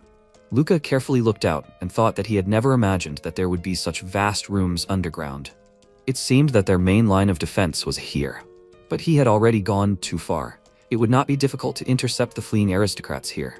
He took out a drone and sent it out to scout. It flew into the center of the room and transmitted a picture to him through the camera. Their line of defense contained about 100 warriors. Behind them, you could clearly see retreating, unarmed people. Lillian was most likely somewhere among them. Kodrak said that their squad was moving too fast. Why don't they wait for the others? He closed his eyes and realized that this was a reasonable suggestion. His brain was already overloaded due to using Archi's Victima. Suddenly a bright light appeared, blinding MC for a moment, and it was followed by the sounds of gunfire. He realized that the shots were not aimed at them. Something was happening in the rear of the rebels. Maybe another squad had arrived with them? But besides him, there was only one person who would be in such a hurry. Taking advantage of their distraction, he decided to attack them, and together with the rest of the squad, hiding behind the shielders, began to move forward. They were immediately fired upon, and the shielder turned to the commander, informing him that their shields would not last much longer, but he ordered them to hold out a little longer. It was not time yet. They continued to advance, and he thought that the only thing he had to worry about was a weapon that would kill him in one shot. They had about 8 cannons with high firepower. He needed to wait for the moment when at least half were reloading. The rebel was about to fire, but the weapon made a simple click, and he knew that now was the moment. He jumped over the shielders and rushed forward, ordering the rest to scatter and take cover when they focused on him. Watching his commander's antics, Kodrak took off his helmet and called out to him in concern. While the commander began to protect himself from shots with his hands, he could neglect rifles and pistols. Such light attacks would not penetrate his armor, which meant that he needed to deal with the weapon that posed the greatest threat. He took out a cannon and fired at the soldiers with heavy weapons, then changed weapons and landed between them with the thought that they would not be able to fire while he was nearby. He opened fire and swung his hand sharply, drawing a circle. Thus he finished off several rebels in an instant, and then aimed at the next ones with the thought that now no one would stop him. Finally, the fight was over. The rebels who survived decided to surrender, and MC gave Kodrak the order to cuff the rioters. He walked around the hall and noticed several soldiers lying on the floor, different from the rebels. He came closer and checked the pulse. They were all dead. These are people from Ilei's squad. He assigned them to attack from the rear. He just went ahead, sacrificing them without even giving them a chance to regroup. He is so desperate that he is ready to sacrifice the lives of his own people. He gritted his teeth in anger and started cursing at Ilei and his stupid lover. He wants to help him, but he is still a soldier of the Empire. Having chosen one, he will have to give up the other, and this situation makes him very angry. If he meets Lillian Ramones, he will kill her on the spot. He does not care that Ilei will hate him. He will at least save his life, not letting him become a traitor, so he needs to find him urgently. He called out to his deputy and told him to continue the arrest until reinforcements arrive. Let them group up and act on their own. The command is now on him. He was about to go looking for Ilei, but Kodrak stopped him and said that he is an excellent soldier. His combat skills are not just impressive, they shocked everyone. Luca was about to put an end to this empty flattery, but the soldier did not let him do this and said that he is a mediocre commander. MC answered him that if he were not their commander, the losses would have been much more serious. Thanks to him, they have achieved a lot. So what was the gist of his complaint? He replied that the gist was that he didn't lead the men, but rather fought his way through on his own, relying solely on his own strength. Such methods wouldn't make him a good commander. Luca got angry and told them to blame their own worthlessness. He doubted they were capable of implementing his tactics or even understanding them. It was ridiculous that they were here whining because he didn't use them. The soldiers felt uneasy at his words, and Kodrak said that the day would come when he would need the help of those weaker than him. No one could stay on top forever. MC headed into the tunnel and waved his hand, saying that if that day came, then he would laugh. He would say he was right, or something like that. However, he would take the advice of his first mate into account. If he came to the conclusion that his methods were flawed, he would remember his words and reconsider his strategy. Kodrak wished him well and thought that he hadn't even imagined that such an inflated ego could coexist with a flexible mind. Luca sped up, and within minutes he had encountered scorched walls and empty shells, as well as corpses of nobles clutching weapons unfamiliar to their delicate hands. They were trying to buy time. He could probably see something similar in the neighboring corridors. Most of the suppression army had successfully invaded and punished the rebels. But he has to admit one thing. It sounds corny, but Ile is not just someone he can rely on in a fight. He is his friend. He was the first person his age with whom he could exchange deep thoughts on equal terms. He noticed the dead soldiers from his squad again and told him in his mind that he was just throwing away the lives of the Empire's soldiers for his own goals. They didn't need to die. A regular squad doesn't risk people's lives just to chase rebels. Even if he is lucky enough to find Lillian, how is he going to help her? She will die anyway in the end. He understands that she is his beloved, but why die together? His emotions got the better of him. He stopped abruptly. Hearing heavy breathing under his feet, the head of a Ramon's family member was lying on the floor. He said that he gives up, but MC didn't care about that. He was only interested in where Lillian went. He answered hesitantly that he didn't know where the heiress went, but he noticed that his pupil had twitched, which was a common sign when a person was lying. He grabbed his head and he exclaimed, "What was he doing?" He said he was giving up. He pressed on his eye, causing him to scream in pain, and said that he was giving him one last chance. Where did she go? He nervously told him that she went down, and he asked confusedly, if she wanted to get out, then wouldn't she have to go up, or was there another escape route leading up? He answered that he didn't know. Branch members like him weren't given such details. Luca asked if he had seen Eli there, and he immediately confirmed it, adding that he was the one who made him like this. He was crazy, they were friends. Even when they gave up, he still attacked. MC pressed his eye harder and took his life, then went on and said that he would have been executed anyway. It was better for him to meet his end here than to be tortured further. He thought that he wouldn't say that he usually didn't feel guilty about killing people, but today he felt especially detached from everything. Perhaps the battlefield always had this effect on a person. As he got closer to the end of the tunnel, he began to hear screams and gunshots more clearly. If Ile had already passed the point of no return, what should he do then? Meanwhile, his friend stood on the table with a gun in his hand, and his soldiers lay dead around him. Luca was always overcome with paranoia when he was with Ile, so much so that he even wondered what he would do if he went against the Empire. He constantly put off answering this question, but now there was nowhere to go. He had to face the truth. He entered the brightly lit room filled with corpses and looked at his friend with determination. He called out loudly to him, and he, taking off his helmet, turned to him and noted that he had come after all. MC looked at the corpse and said that he really did it. Killed his subordinates because of personal interest. His gaze moved to the Ramones family, who were standing nearby. Vigo Ramones, the head of the family and his closest relatives, and of course, Lillian. At the sight of her, he was overwhelmed with rage, and he exclaimed, "All this for one worthless girl?" His friend put his hand on his sword and said that he understands that he will not let him get away with this incident. Let him take out his sword. Ready for battle, he looked at his friend and he, taking out his sword, said that he will beat some sense into him. None of them were in a hurry to attack, Luca was thinking. He must fight Ile. Theoretically, victory is his if he does not make mistakes. But in a real fight, there are too many unforeseen circumstances, and he won't take him quickly either. While he delays him, the Ramones family will be able to escape. He just needs to kill them first and let him hate him to the core after that. Then at least he won't have his blood on his hands. But Ile quickly figured out his plan and immediately opened fire on him. MC jumped aside, he ran along the right edge of the table, and his friend rushed after him. A regular pistol won't stop him, but Ile's trajectory prediction allows him to aim at him with slow-motion accuracy. However, before today's mission, he increased the speed and frequency range of his cybernetic signals, so there is no way he can stop him with a regular shot. Avoiding the bullets, he approached the two Ramones guys who wanted to hold him off, and Ile ordered them to move away from him, then fired a huge bullet. Meanwhile, Luca was already very close to them. He finished off one of them with a swing of his sword, and then turned to the bullet and put his blade under it.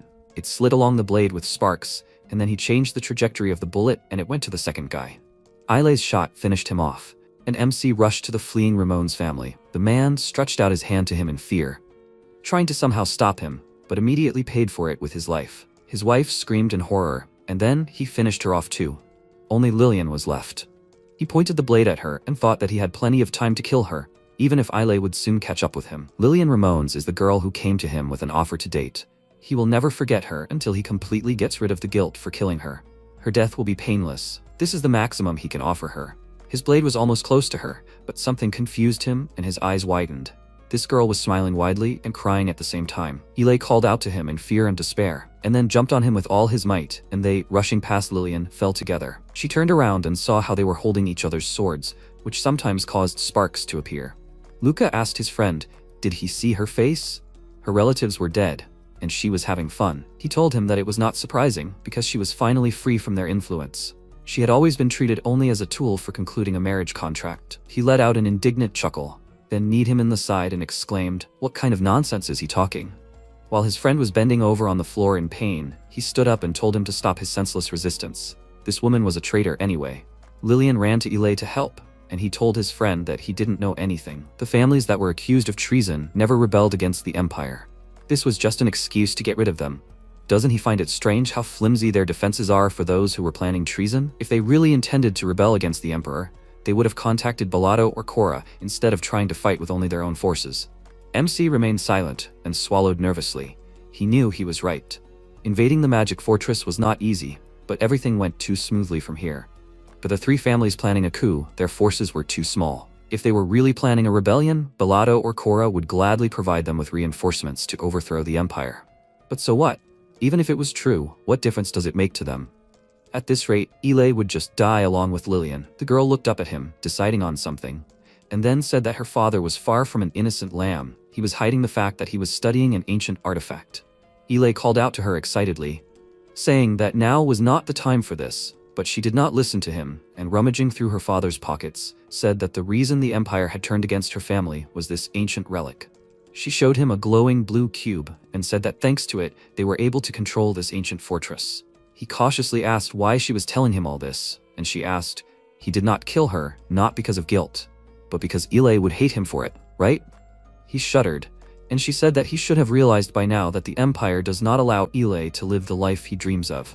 But there is a choice that will suit them all. She handed him the cube and told him that with this thing they could activate the teleportation device in the underground part of the fortress and help him escape the shackles of the Empire. He looked at the artifact in confusion and asked, "Is that really here?" She confirmed it and said that they installed one in the tunnels. It looked like it was an escape route in case the fortress fell. He could kill her if he thought she was lying. She also didn't want to watch Ile die trying to protect her. But if they could activate the teleportation device with this ancient relic, then they could escape the Empire, and he would just have to say that he didn't see anything. He asked, did she think the Imperials had captured the teleportation device yet? She told him that only a direct descendant of the Ramones knew the way there. Deep underground, they would be safe. After her words, Luca nervously pursed his lips and thought, it sounds tempting. He doesn't care if Lillian dies or not, but for Ile's sake, he's willing to try to find the best way out of this situation. He always wanted to break out of the Empire, and his descent will sooner or later lead him to trouble. Moreover, they are on the battlefield, where it's easy to cover your tracks, and declaring a friend dead or missing is not a problem. After making his decision, he hid his sword, which made Ile happy. But before he could say anything, MC told him to shut up and just promise him that if the teleportation device Lillian was talking about didn't work or didn't exist at all, he wouldn't bother him. He heard her words, right? She didn't want him to get hurt because of her. The smile disappeared from his face and he looked at his lover, nodded at her, and she did the same in response. He then turned to his friend and promised him that he wouldn't bother him. After that, they went even deeper underground, Luca leading the way, Lillian behind him, and Ile bringing up the rear, periodically checking the situation in the rear. MC stopped at the turn and signaled for them to stop and thought that he still couldn't believe what he was doing right now. Not only did he not stop Ile, but he was also protecting a traitor to the Empire. If anyone sees them, they are all doomed. He muttered quietly in a dissatisfied tone something about the current situation, and Lillian asked him to wait. He turned around, she was wiping the blood from the guy's head with her handkerchief, and he stood quietly in place. Luca said irritably that they would be very lucky if they got out of here alive. Why don't they get married? His friend looked at him with dissatisfaction, and his beloved shuddered and guiltily lowered her eyes. Apologizing to him, she did not think that everything would turn out like this. He told her that there was nothing terrible in it. After all, it was she who told him about the structure of the outside world. She asked doubtfully, just because of such a trifle? He said that for him, these are not trifles. It completely turned his worldview upside down. Thanks to her, he understood the source of his disappointment. If she were not there, he would have gone crazy here long ago. He understood a lot. He is not strange, just different. Now MC realized that it was Lillian who had instilled in him these uncompromising ideals. If they began to spread among the people like a contagion, the empire would be stricken from within, or Belito and Korra would attack first. He did not want the empire to fall, and if necessary, he would eliminate any potential threat with his own hands, even Ile. He clenched his hand into a fist and convinced himself that he was not a dissenter, and then they continued on their way. When they opened the door to another corridor, he let out a heavy sigh and said that they could rest now. Lillian reminded him that she had said that only she knew this road. Everything here was arranged like a labyrinth, so finding them would not be so easy. Her father had not reported anything that was not required to allow exploration of the ruins. His ambitions were beyond his capabilities when he figured out how to activate the fortress. But the Emperor's firm hand intercepted all of this. Luca said that right now, he was more interested in how long they had to go, and she pointed ahead, saying that they would soon be there. It was at the end of the corridor. She thanked him for helping them, and he told her that he simply owed it to his friend. If they met ever again, he would kill her. After that, he called out to his friend and told him to take care of himself. And Lillian said that if they got out of here, she would go to the border town, so they should meet there in case they suddenly got separated. She turned to Luca and offered him to come with them if he also wanted to leave the Empire, but he did not even let her finish, immediately refusing it. Ile, meanwhile, was thinking about the border town, and his friend leaned his hand on the wall and grabbed his head. He was so exhausted. His decision to help Ile could turn out to be a huge mistake made in the heat of the moment, but now is not the time to rest. He needs to think about what he will tell his superiors once the mission is completed. The only plus is that he is in good standing with the chief centurion, and only he can continue spying on Kinoan. Ile and Lillian are just an intern and an aristocrat. They have nothing outstanding, so he thinks they will not interrogate him too much. He glanced at the last door on their way, came closer, but before entering he advised his friend to prepare. If the device is not here, then it is over. He just nodded silently, after which he pressed the button to open the doors, and suddenly felt something wrong, some kind of terrible premonition. While the doors were slowly opening, he realized that he urgently needed to figure out the reason for his worries. He knew for sure that the answer was right behind this door. A light hit his eyes, and he thought that there was nothing scary about the fact that it was so bright inside, because activating the fort automatically turns on the lights everywhere. He needed to block all his senses and focus only on the smells. The first thing he clearly smelled was blood, then machine oil and iron parts. He bit his lower lip, trying to concentrate even harder. He couldn't smell people. He opened his eyes wide and saw the Imperial guards inside and knew it was all over. He froze in horror and thought that he would have to risk his life to deal with even one unarmed Imperial guard, and there were 4 of them at once. The worst thing would be if they decided to take Lillian alive. She hadn't trained like he or Ile, so she would quickly give in under torture and tell everything. In that case, their superiors would find out about their independent actions. He thought he would help them get out so that his friend could live the life he dreamed of. But it was just a stupid fantasy. Now there was only one way out. He needed to personally deal with Lillian, here and now. Suspicions might arise, of course, but at least they would be able to come up with a worthy excuse for their superiors. But will Ile be able to keep his cool if he sees her dead? If he decides to attack the guards, they are doomed. One of the guards turned around, seeing the unexpected guests, and his comrades also looked at them. MC was very nervous. Now is the time to leave. The more he hesitates, the more questions they will have. Now or never. He turned to Lillian in fear, and a shot rang out. A bullet pierced her head, but it was not he who fired it, and this made him confused. Everyone's eyes turned to the crying girl falling to the floor. The gun that shot her was in Ile's hand. For a few seconds, everything sank into silence. One of the guards asked what the shot was for, and Ile confidently answered him that he carried out the sentence of the hostage, who was no longer useful. He asked why they took her with them at all, and ordered him to report everything. His words depended on his further actions. The guards walked towards him, and Luca didn't even dare to look at his friend. He could only stand there, anxiously. The guards passed him, and he nervously swallowed and pursed his lips. He glanced at his friend, who had almost disappeared behind the soldiers, and then looked in shock at the corpse lying at their feet. After some time in the commander's office, Hemelas noted to Luca that he had done an excellent job as the leader of the 21st Squad. The protagonist thanked the captain for the praise. He said that Kodrak had rated him incredibly highly, especially his combat skills. He reported that in all his time working there, he had never seen anyone better. However, he noted that he lacked the skills to cooperate with subordinates, although this could be worked on together with Kinoan. By the way, the report indicated that they waited for Lillian to lead them to the deepest sections of the tunnels, and only then did they execute her. Is there a reason why he chose her as a guide? The protagonist thought tensely that the time had come. MC said that Ile and he planned to prevent the conspirators from escaping as soon as they learned of the existence of a certain teleportation device. Therefore, they decided that taking Lillian, who does not know how to fight, as a hostage would be the best solution. Hemelas said that it made sense, but he had a question. Luca asked if it was about his relationship with Lillian. He noted that he wanted to ask about more than that. Ile was also related to her. The protagonist stated that none of them were stupid enough to fail a mission because of some relationship, and he, the head centurion, knew that better than anyone. Frankly, he wanted to give Lillian hope that she would survive if she cooperated. That was all they could do for her. They looked into each other's eyes. The protagonist thought he was asking for the captain to be satisfied with such an explanation. Hemelas smiled and said that now he understood everything. He was probably tired, they would stop there. The MC was about to leave, but he noted that the way the Ramon's men dealt with Ile's squad was truly amazing. For these people to have such exceptional fighting skills, Luca's expression changed, and he thought that it wouldn't happen. It wasn't something to be surprised about. He had already mentioned it in the report. Ile's squad had been wiped out due to an ambush by the rebels. Then why was he testing him like this? He felt like his body was going to break out in a cold sweat. The protagonist stated that if it had been him, the casualties would have definitely been avoided. He hoped that would ensure him a perfect score. Hemelas remarked with a smile that he was expecting great things from him. Sometime later on the train, the protagonist thought that on the way back to the capital, he felt sleepier than ever.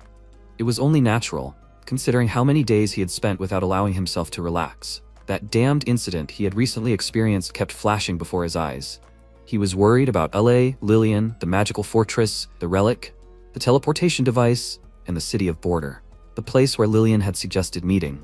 However, she ended up dying before she could even get out of the Empire, and it was Ile, a close person whom she considered a friend and protector, who did it. He simply couldn't look him in the eye then, because he killed Lillian only because of him. Otherwise, he would have simply met his end there, along with her. On the one hand, he felt sorry, but on the other, he got what he wanted so much. He managed to save Ile. For him, that would be enough. After a while, MC thought that after returning to the capital, Akbaran, they had a rest. Later, they were even awarded medals for their achievements. A rank 7 medal in the form of the sword Ephesus. Among all the cadets of the Imperial Guard, only he and Ile received such prestigious awards. After a while, Ile asked if it wasn't ironic that he was also awarded a unit medal. Luca noted that he did not expect that he would kill Lillian. He thought he would just charge the guards, even though he knew he had no chance of winning. He said he would have done the same if he hadn't been there. His family was incredibly happy that he had been awarded a medal, and this despite all his friendship with the Ramon's family. The protagonist said that he should retire. He would never make a soldier. The protagonist thought that he had literally killed his own people for his own self-interest. People had died because of blind, youthful love. Ile noted that if he could do so, he would retire, but it would not be easy. His family wanted him to become a guard. He should follow them. MC got mad and punched him with all his might, after which Luca said that he should watch his words. He said with difficulty that it really hurt. It seemed that he had internal injuries. The protagonist noted that he should stop complaining. Even if something was damaged, it could easily be replaced. Ile said that he had never been so angry at himself. If only he had tried harder to become stronger. The protagonist said that it would have made no difference. He sat down on the floor and asked what he had done. MC thought he had decided to remain silent. Ile was not a cold-blooded killer. He was tormented by the guilt of the deaths of his subordinates, and despite all these misdeeds, he could not save Lillian. Naturally, this broke him. In the end, either his sanity or his life would be destroyed. Ile really had no place in the Empire, after which Ile said that he would take a day off and go home for a while. They had served for 4 years already, so taking a few months off was no problem. Luca said that he wanted to ask him something. Why was Lillian smiling when he killed her parents? He noted that they had chosen a groom for her. This man is 30 years older than her. When Lillian was born, her future fiancé promised her a huge sum of money in exchange for fulfilling one condition. The protagonist asked what condition he was talking about.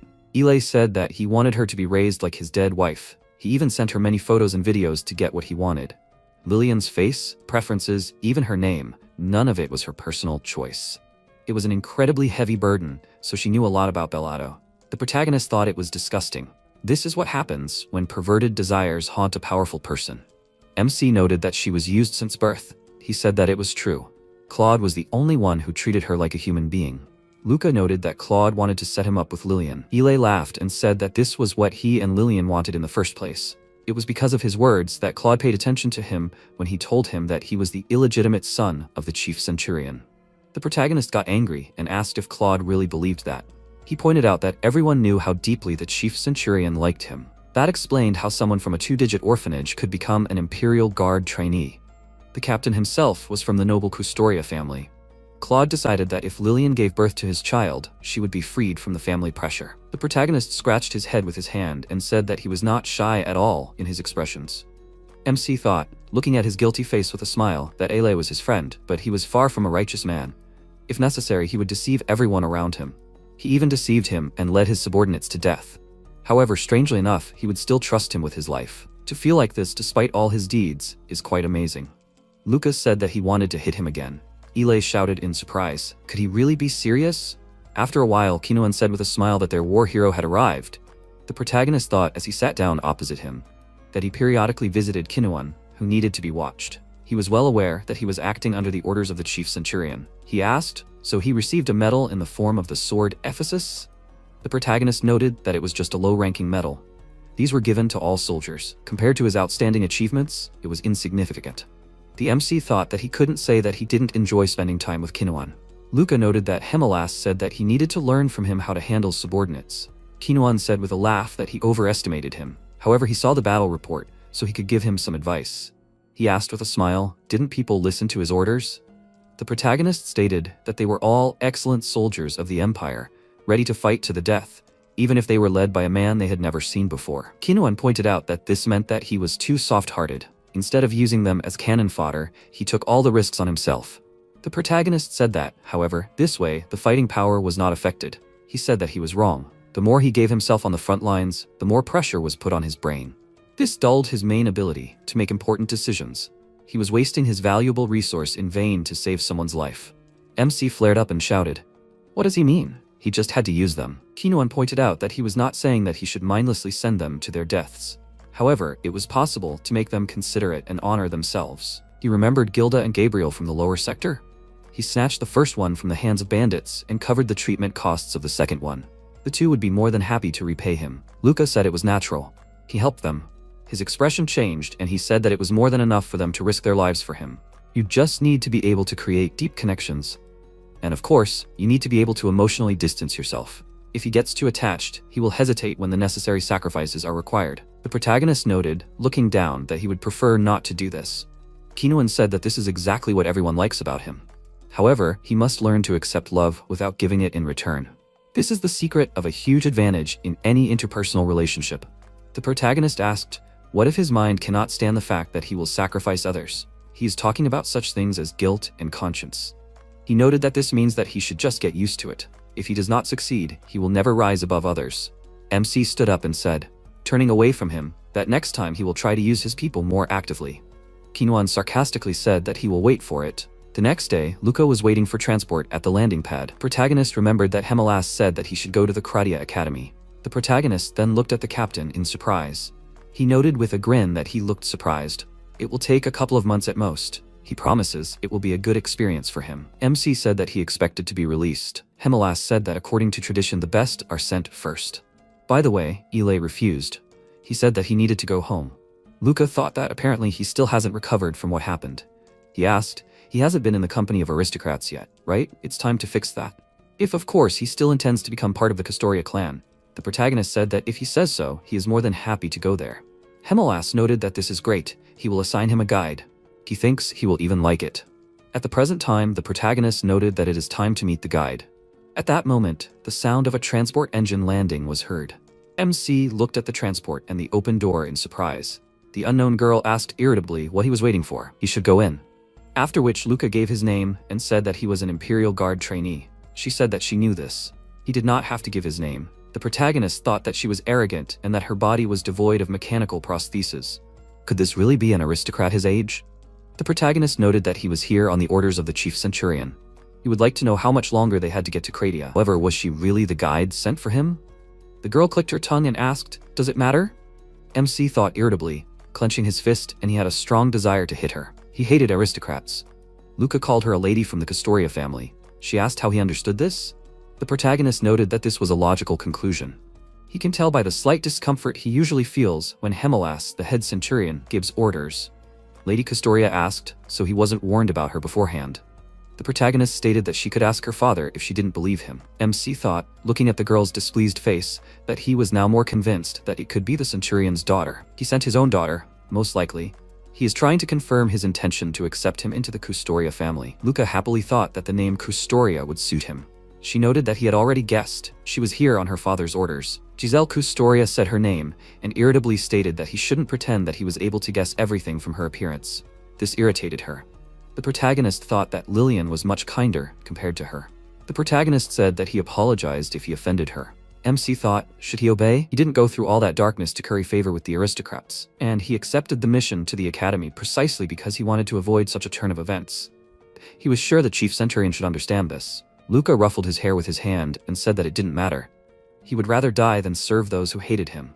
They just had to do what they were ordered. She leads, and he follows.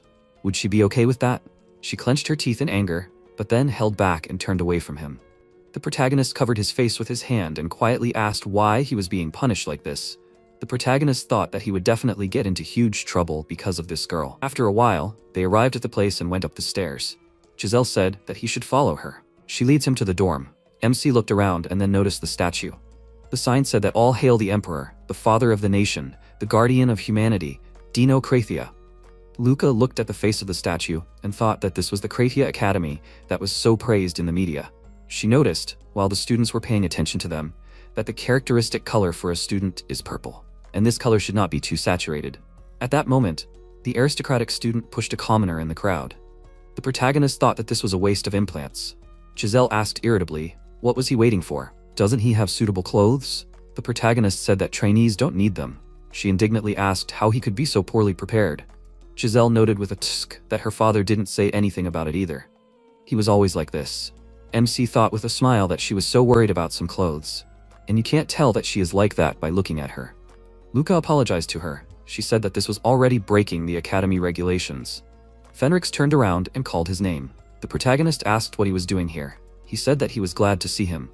He heard that Ile wasn't coming, so he didn't expect to see him here either. The protagonist said that of course, he couldn't know about it. Fenrix turned to Giselle and asked if she remembered how they had met before. He was an Imperial Guard trainee, just like Luca. Would she mind if they talked a little? Giselle said that she didn't mind. Luca let her know when they were done talking.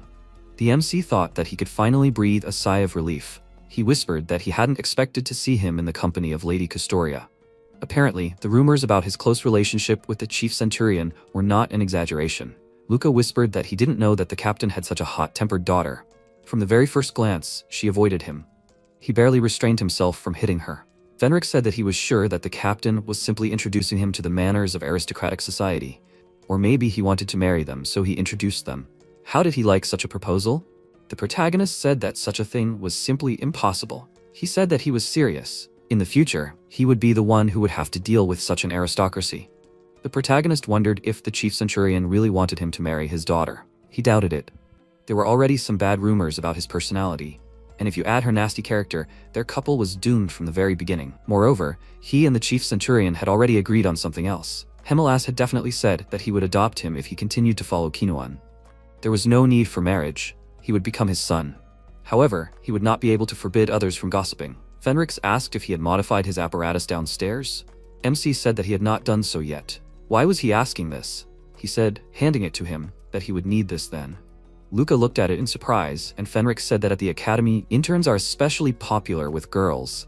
Afterwards, the protagonist thought that Fenrix was teaching him strange things for the academy.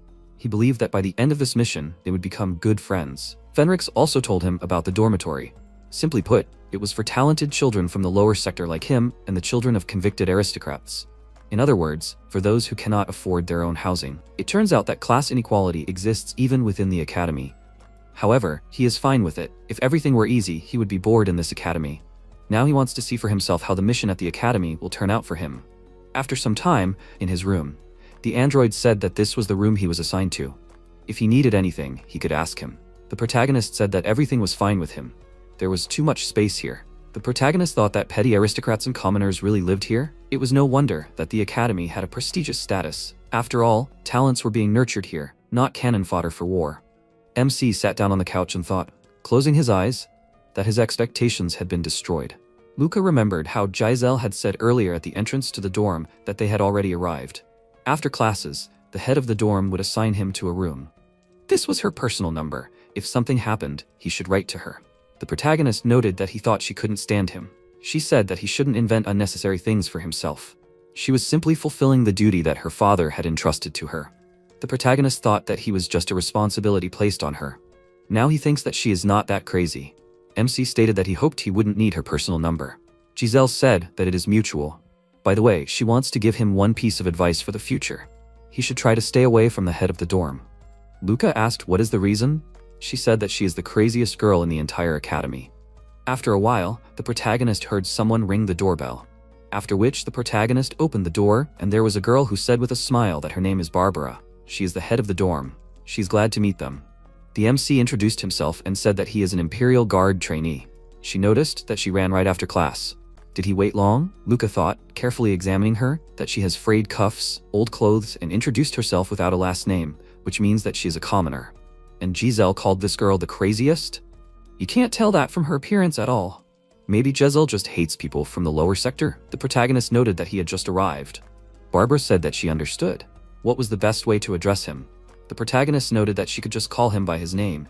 He was also from the lower sector. She shyly said, addressing him by name, that she wanted to point out that he was amazing. He was able to become an Imperial Guard trainee despite being from the lower sector.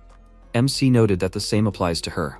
She was able to become the head of the dorm, which was also a great achievement. Barbara laughed, covering her mouth with her hand. Luca thought that she must have had a hard time getting to her current position, just like him. She said that he should follow her. She would show him how things work here. It was her duty as the head of the dorm. The protagonist looked at her thoughtfully. The protagonist wondered if she had just gotten out of the shower. Although she said she had run in from class, so she clearly had no time to wash herself. Although who knows, maybe she just knows how to manage her time wisely. After some time, in the main building of the academy, Giselle looked at Luca with a displeased expression. She noticed that he was now dressed appropriately, just like she had told him. They could go to class. Her father had told him to attend class with her for a week. The protagonist wondered if this would really go on for a whole week. He would go crazy like that. Suddenly, Barbara called Giselle's name.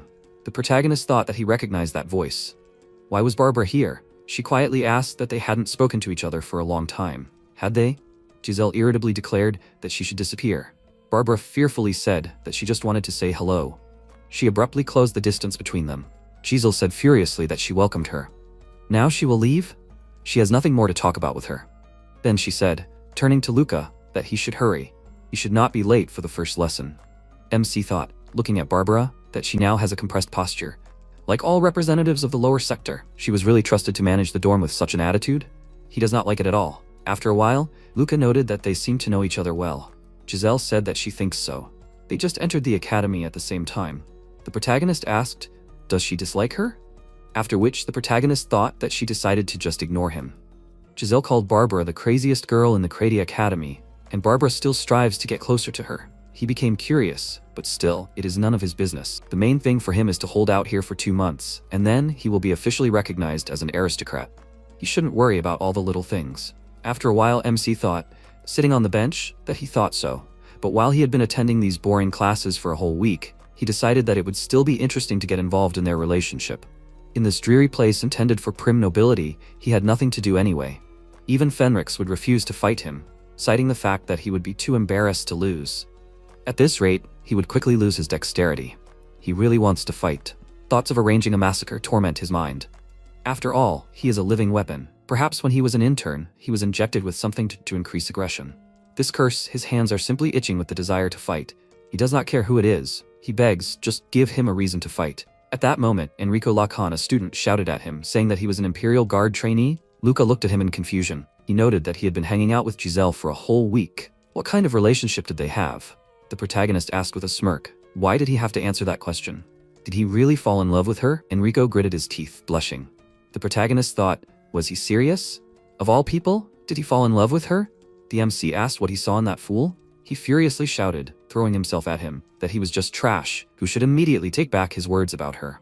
Luca carefully watched his opponent's movement and grabbed his hand with his own, and then grabbed him into the hall, causing the student to scream in pain. The protagonist sighed heavily and thought that he could not believe that he took out his anger on a weak person. He had to calm down. After a while, Enrico asked, wiping away his tears, so there is nothing between him and Giselle. The protagonist noted that this is exactly it. He wants to know one thing from him. He asked why he should answer. MC thought that he was really annoying him and wanted to beat him up again, but that could wait. Luca said, holding back his anger, that he would tell Giselle that he was a cool guy. By the way, why does Giselle hate Barbara so much? Enrico said that it has always been like this. It's just that the witch cursed her. The protagonist asked what he was talking about. He stated that Barbara is a witch. Everyone who gets close to her gets into unpleasant incidents with crazy androids. These same androids, artificial intelligence that should not fail, just go crazy. This phenomenon was even given a name, Barbara's curse. The protagonist noted that even if such incidents happen to her more often, he does not think it is because of Barbara. Enrico said that it was scary. Would someone who was fully aware of the danger she posed to others try so desperately to make friends? That was why so many people avoided her, and that was why she was the head of the dorm. A position without any advantages, but with extensive responsibilities. MC thought, so she was not appointed head because of her outstanding skills? He said, pointing his index finger to the side, that he could look at it himself. At that moment, the female students poured a bucket of water on Barbara. They said with a smirk that they apologized to her, they did it by accident. They could wash her clothes, she just needed to give them to them. Barbara asked in surprise, did she really have to do that right here? She was fine, she would just change in her room. Kalesa Kano screamed. Did everyone hear that? Crazy Barbara just went and refused their kindness. Then she said threateningly that she needed to hand over her things right now. She would thoroughly clean her clothes. She closed her eyes, trying to hold back the shaking in her hands. Luca looked at her and thought that now he understood what had caused her wet hair on the day of their meeting in the dorm. She was forced to wash herself and run to him. Luck was on her side today. The protagonist thought, using his skills, that he had already reached the limit where he could not control himself. After Kalesa screamed in fear, the protagonist said that they should stop and leave her alone. The students asked if he even understood what he was getting into. MC said that it did not matter to him, even if they were girls. He would beat them up without a twinge of conscience. They looked at him in fear and then left irritated. Barbara called him by name and embarrassedly said that she was grateful to him. Luca chuckled and thought, are they now close enough for him to be attacked by crazy androids? After a while, Enrico screamed in fear that he had threatened Kalesa. He shouldn't have gotten involved with her. The protagonist thought he had dragged him away in such a hurry that he wondered what he was trying to say. The protagonist said he knew who it was. However, her mediocre family was no threat to him. He shouted that it was only on the surface. The Kano clan had a gang in the lower sector that made money for them through illegal trade. As they spoke, they were already looking for a way to catch him.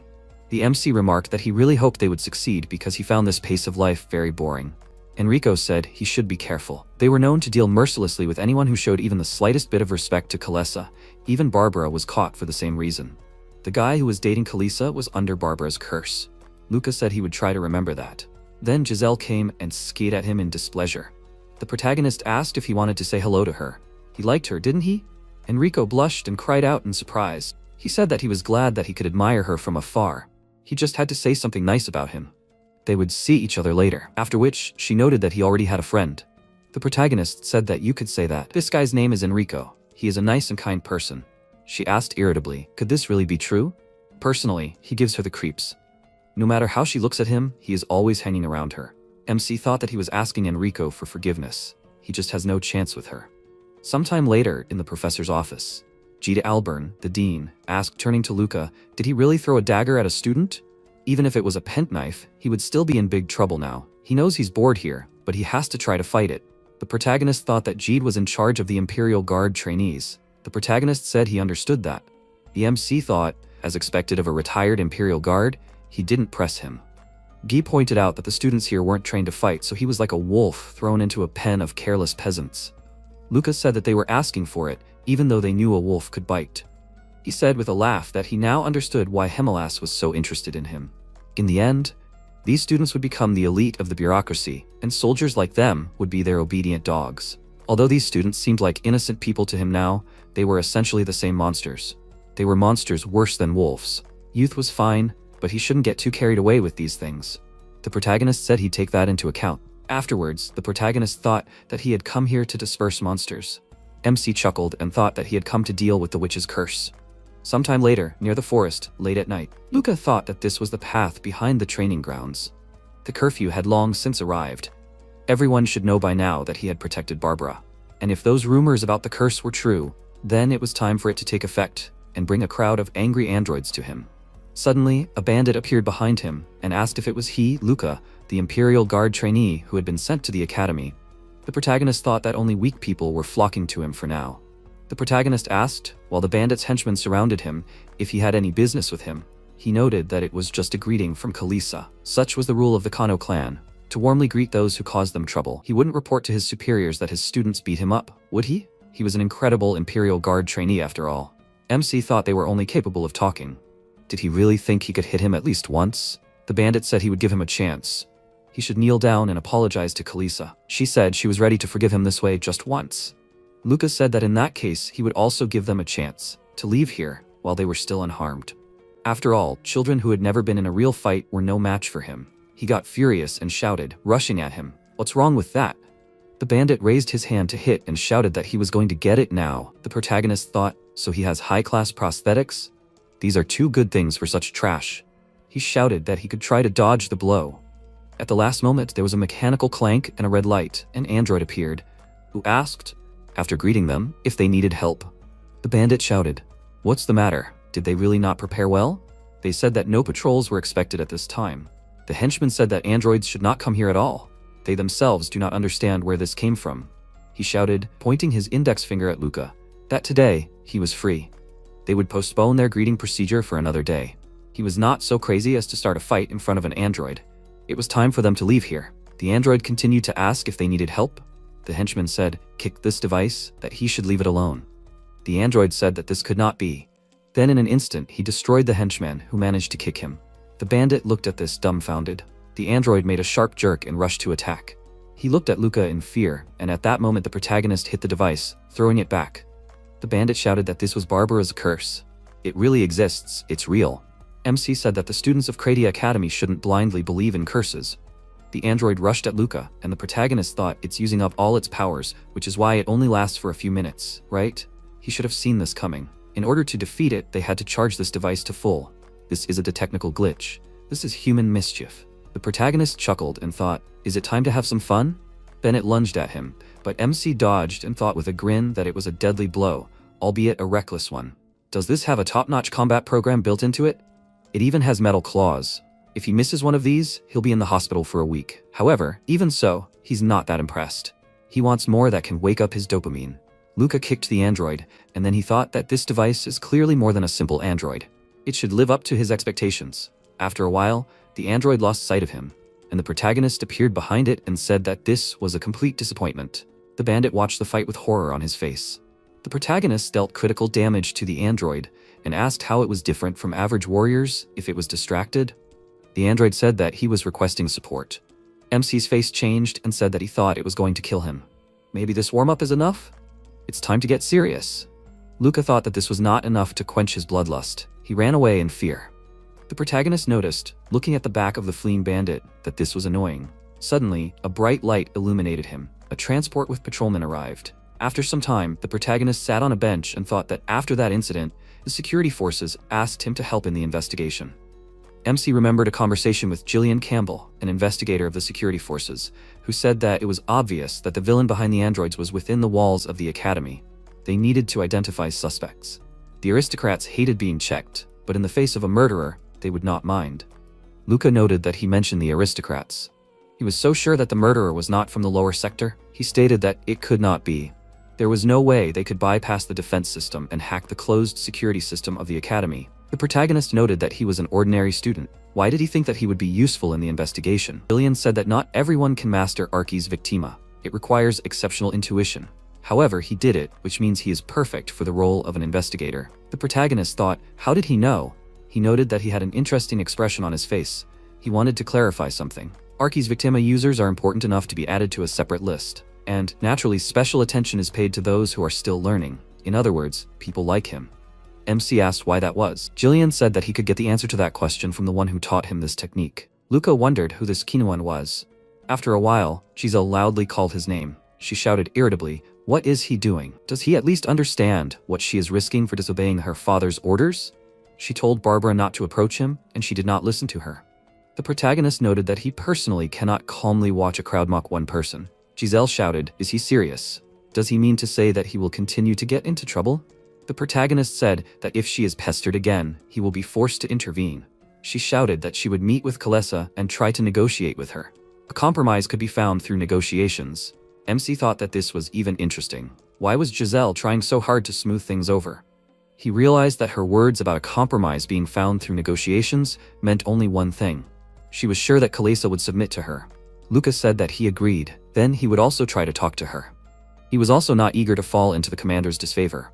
The protagonist thought with a grin that he also wanted to check something else. After a while, Kalisa shouted irritably that she had said that Barbara had hit her boyfriend first. The protagonist crossed his arms and said with a smile that, however, she did not seem like the type to allow such a thing. Was she sure that she had not sent her boyfriend to Barbara on purpose? She asked, dumbfounded. What was he talking about?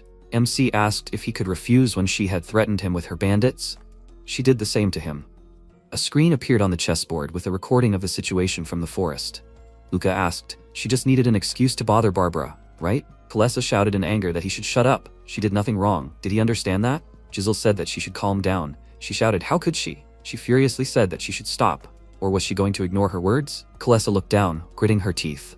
Giselle said, turning to Luca, that he should give them time to talk alone. The protagonist said as he left the room that he did not mind.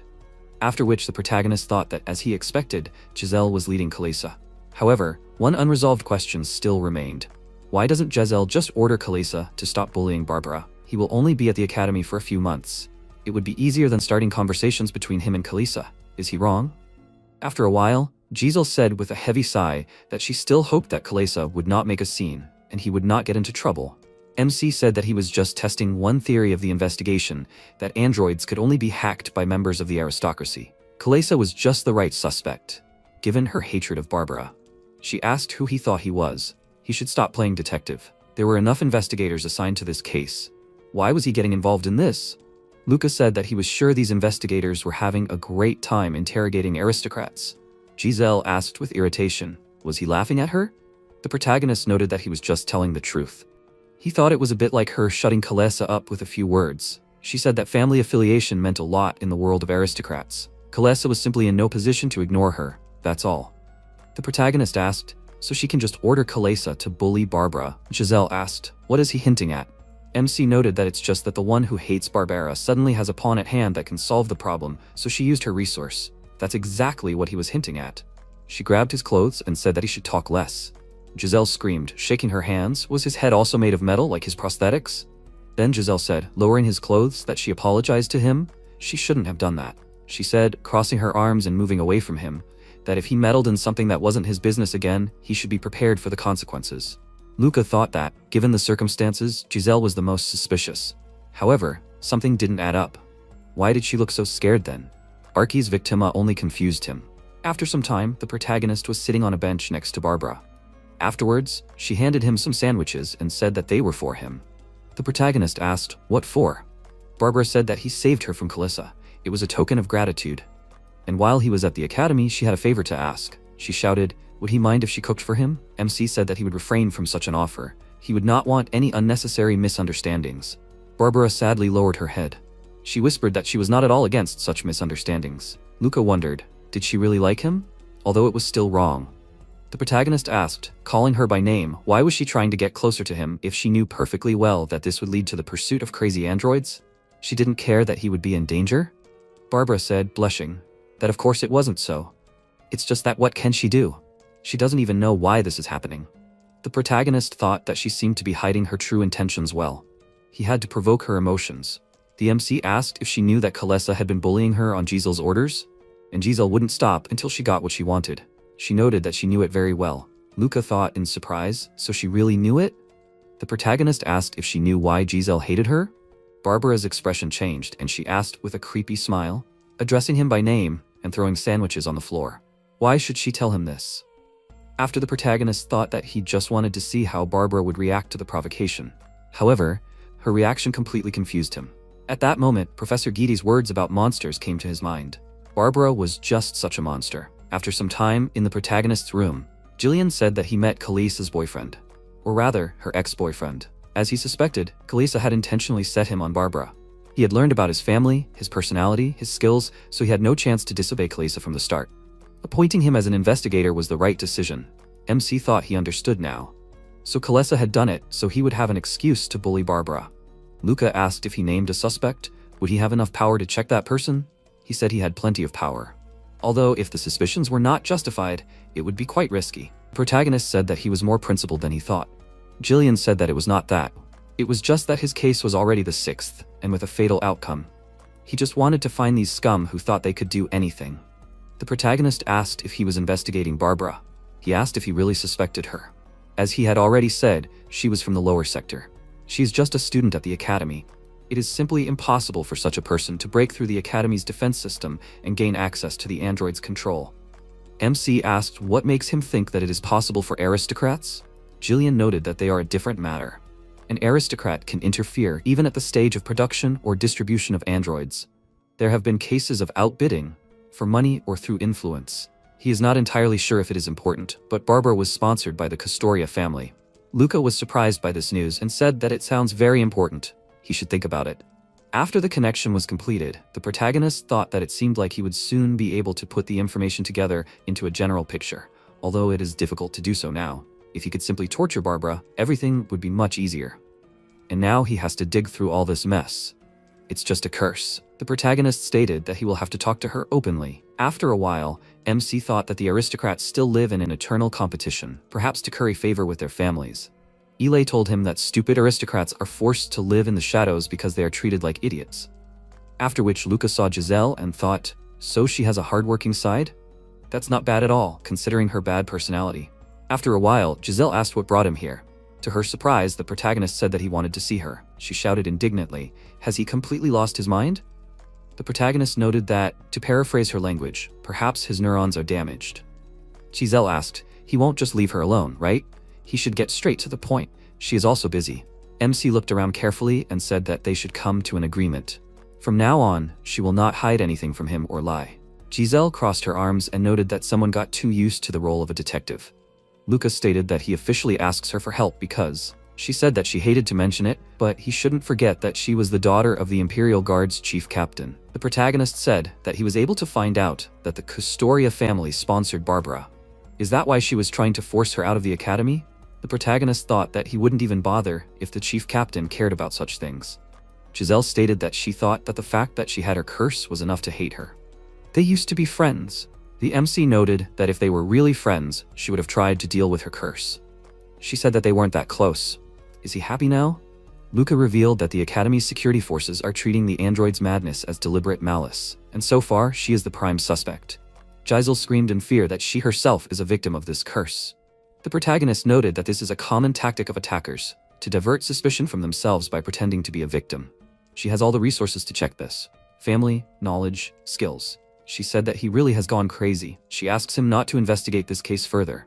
The protagonist said that she should calm down. In fact, he does not suspect her. He just asks to let him know if she knows anything. That's all he asks of her. Suddenly, MC noticed Barbara, who opened the door. She said that she was just looking for Luca. Barbara said with a smile that he was not in the usual places, so she began to worry about him. The protagonist thought tensely, how did she manage to find him? He did not feel any surveillance. Did he miss something? He is confident in his skills, and with such a face, she does not look like a victim of bullying at all. Especially in front of Giselle, who most likely arranged this bullying. He only needs 10 minutes to figure everything out, but he is not even given that? How he wants to grab Barbara and start interrogating her. The protagonist shouted, holding back his rage, that he was already scared by her fake smile. She asked in fear, why is he saying such a thing? Barbara said in a trembling voice that she has feelings for him. It was he who saved her from Kalesa. If he got something wrong, they can just discuss it. MC grabbed a metal chair with his hand and threw it at the wall, next to the student. Giselle shouted, why did he do that? Luca said that he was still just trying to relieve his boredom. However, he had enough. Barbara treated him like an idiot. She cried, covering her face with her hands. Then Barbara said her name and said, with a changed face, that she had no idea what he was talking about. Giselle looked at her with horror, crossing her arms. She walked past her and put the box of food on the table. Barbara said that she would leave food for him.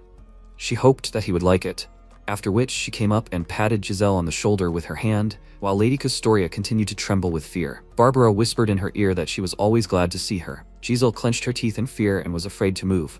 After which Barbara said before leaving that they would see each other again. After a while, Giselle could not stand on her feet and sat down on the floor. Luca thought that this explained everything. Who was the real villain and what was this innocent relationship between them? The protagonist addressed her by name. Giselle said that he should not ask anything. He just had to calmly finish his studies and leave this academy. She begs him about it. She covered her face with her hand while there was a beautiful sunset outside the window. The system window notifies that a call is incoming for Giselle Castoria. Luca put his hand to his ear and thought that after that incident, Giselle has been avoiding him. That day, he reported the incident to the captain. The protagonist decided that this case was already beyond his control, but he received an unexpected answer. MC remembered the past, how the captain said that he leaves it to MC. Luca must continue to act as he sees fit, as always. The protagonist came out of the memories and thought that the guards would have dealt with this faster. Why did the captain leave everything to him and just watch from the sidelines? Although this concerns his own daughter. But orders from his superiors are not discussed. Such is the inevitable fate of a guard cadet. Luca is sure that they have already made their own great plans beyond his understanding. How annoying it is, to be honest. The protagonist snorted and noted that she was not answering again. He thought that it was obvious that Barbara was the main spy, but the investigator believes that someone from the lower sector is not able to manipulate androids. MC remembered the past. The investigator asked, does the protagonist suspect her? As he already said, she is from the lower sector. Just a student, it is simply impossible for such a person to break through the Academy's security system and gain access to control androids. Luca came out of the memories and wondered how then Barbara was able to gain access to control androids. They are another matter. An aristocrat can interfere even at the stage of production or sale of androids. Some time ago, Barbara entered the room and clarified, so it was Giselle who ordered Calissa to mock her? At the present time, MC exhaled heavily. He thought that if his deduction does not fail him, this is still a headache. Now only a meeting with Giselle can confirm something, but how can he do it? Enrico happily ran up to Luca and asked if the protagonist had talked to Giselle about him. MC looked at him smiling and replied that of course. After some time, Giselle asked if this was his important business. Enrico, holding a bouquet in his hand, could not answer, and Giselle clarified that if it came to that, she could tell. She irritably said that she was not interested in him. Even more, she found him unpleasant. Giselle asked him to stop spinning around her, and Enrico burst into tears. He ran through the arch at great speed, leaving behind streams of smoke. Luca mentally apologized to Enrico. He would make it up to him later somehow. The protagonist came out from behind the wall with a stern look. He turned to Giselle, and she looked at him with fury and noted that this irritated her. Giselle said that she could not do this anymore. She will tell her father about his impudence. Luca seriously said that it makes no sense. He has already reported that she is involved in what is happening. Giselle was stupefied and screamed. The protagonist told her father. How much did he tell him? MC replied that he was not obliged to report to her. Giselle turned around, put her hand to her head and groaned in pain. She said in despair that her reputation and position in the family, everything that she had protected until now, all in one moment. Giselle did not finish speaking and quickly turned around. She, crying with anger, grabbed the protagonist by the clothes and screamed that it was all his fault. If MC had not interfered, this would not have happened. This is all because of him. Luca calmly clarified that it was not too late. She could tell him everything she knew. Then he would be able to help. Giselle asked him not to say strange things and asked what a simple cadet could do. The protagonist asked, what if he soon becomes part of the Castoria family? Giselle asked sternly, what did he say? MC asked, isn't it strange to appoint an aristocrat to accompany him to the academy? He himself is ashamed to say this, but he is considered a rare talent. He even has a medal for military merit. And most importantly, the chief centurion noticed him. If Luca is accepted into the Castoria family, his word will matter, and no matter how much Giselle disgraces herself, he will support her. Giselle asked, was he serious? MC replied that he needs to prove himself in this investigation to increase the chances of being adopted by the chief centurion. When they have the same goal, trust appears naturally, right? Giselle smiled tensely and laughed. Her legs instantly trembled, and Luca grabbed her shoulders. He squeezed her hand, and Giselle turned her head to the side and said that she controls the androids. Barbara's curse, she created it. After some time, they are sitting on the stairs. Giselle, looking down, sadly clarified that, to be honest, Barbara really was her first real friend. Not just a comrade, but the one to whom she was ready to open her soul. 3 years ago, Giselle became interested in the one supported by her family. That's how she and Barbara met. At first, she considered her a friendly, smart girl. Luca thought that she was emotionless. But it turns out that she was made that way. Giselle said that it all started with basic jealousy. Boys were actively interested in Barbara. She was popular because of her bright appearance and smile, and Giselle did not want to share her only friend with men. What a fool she was.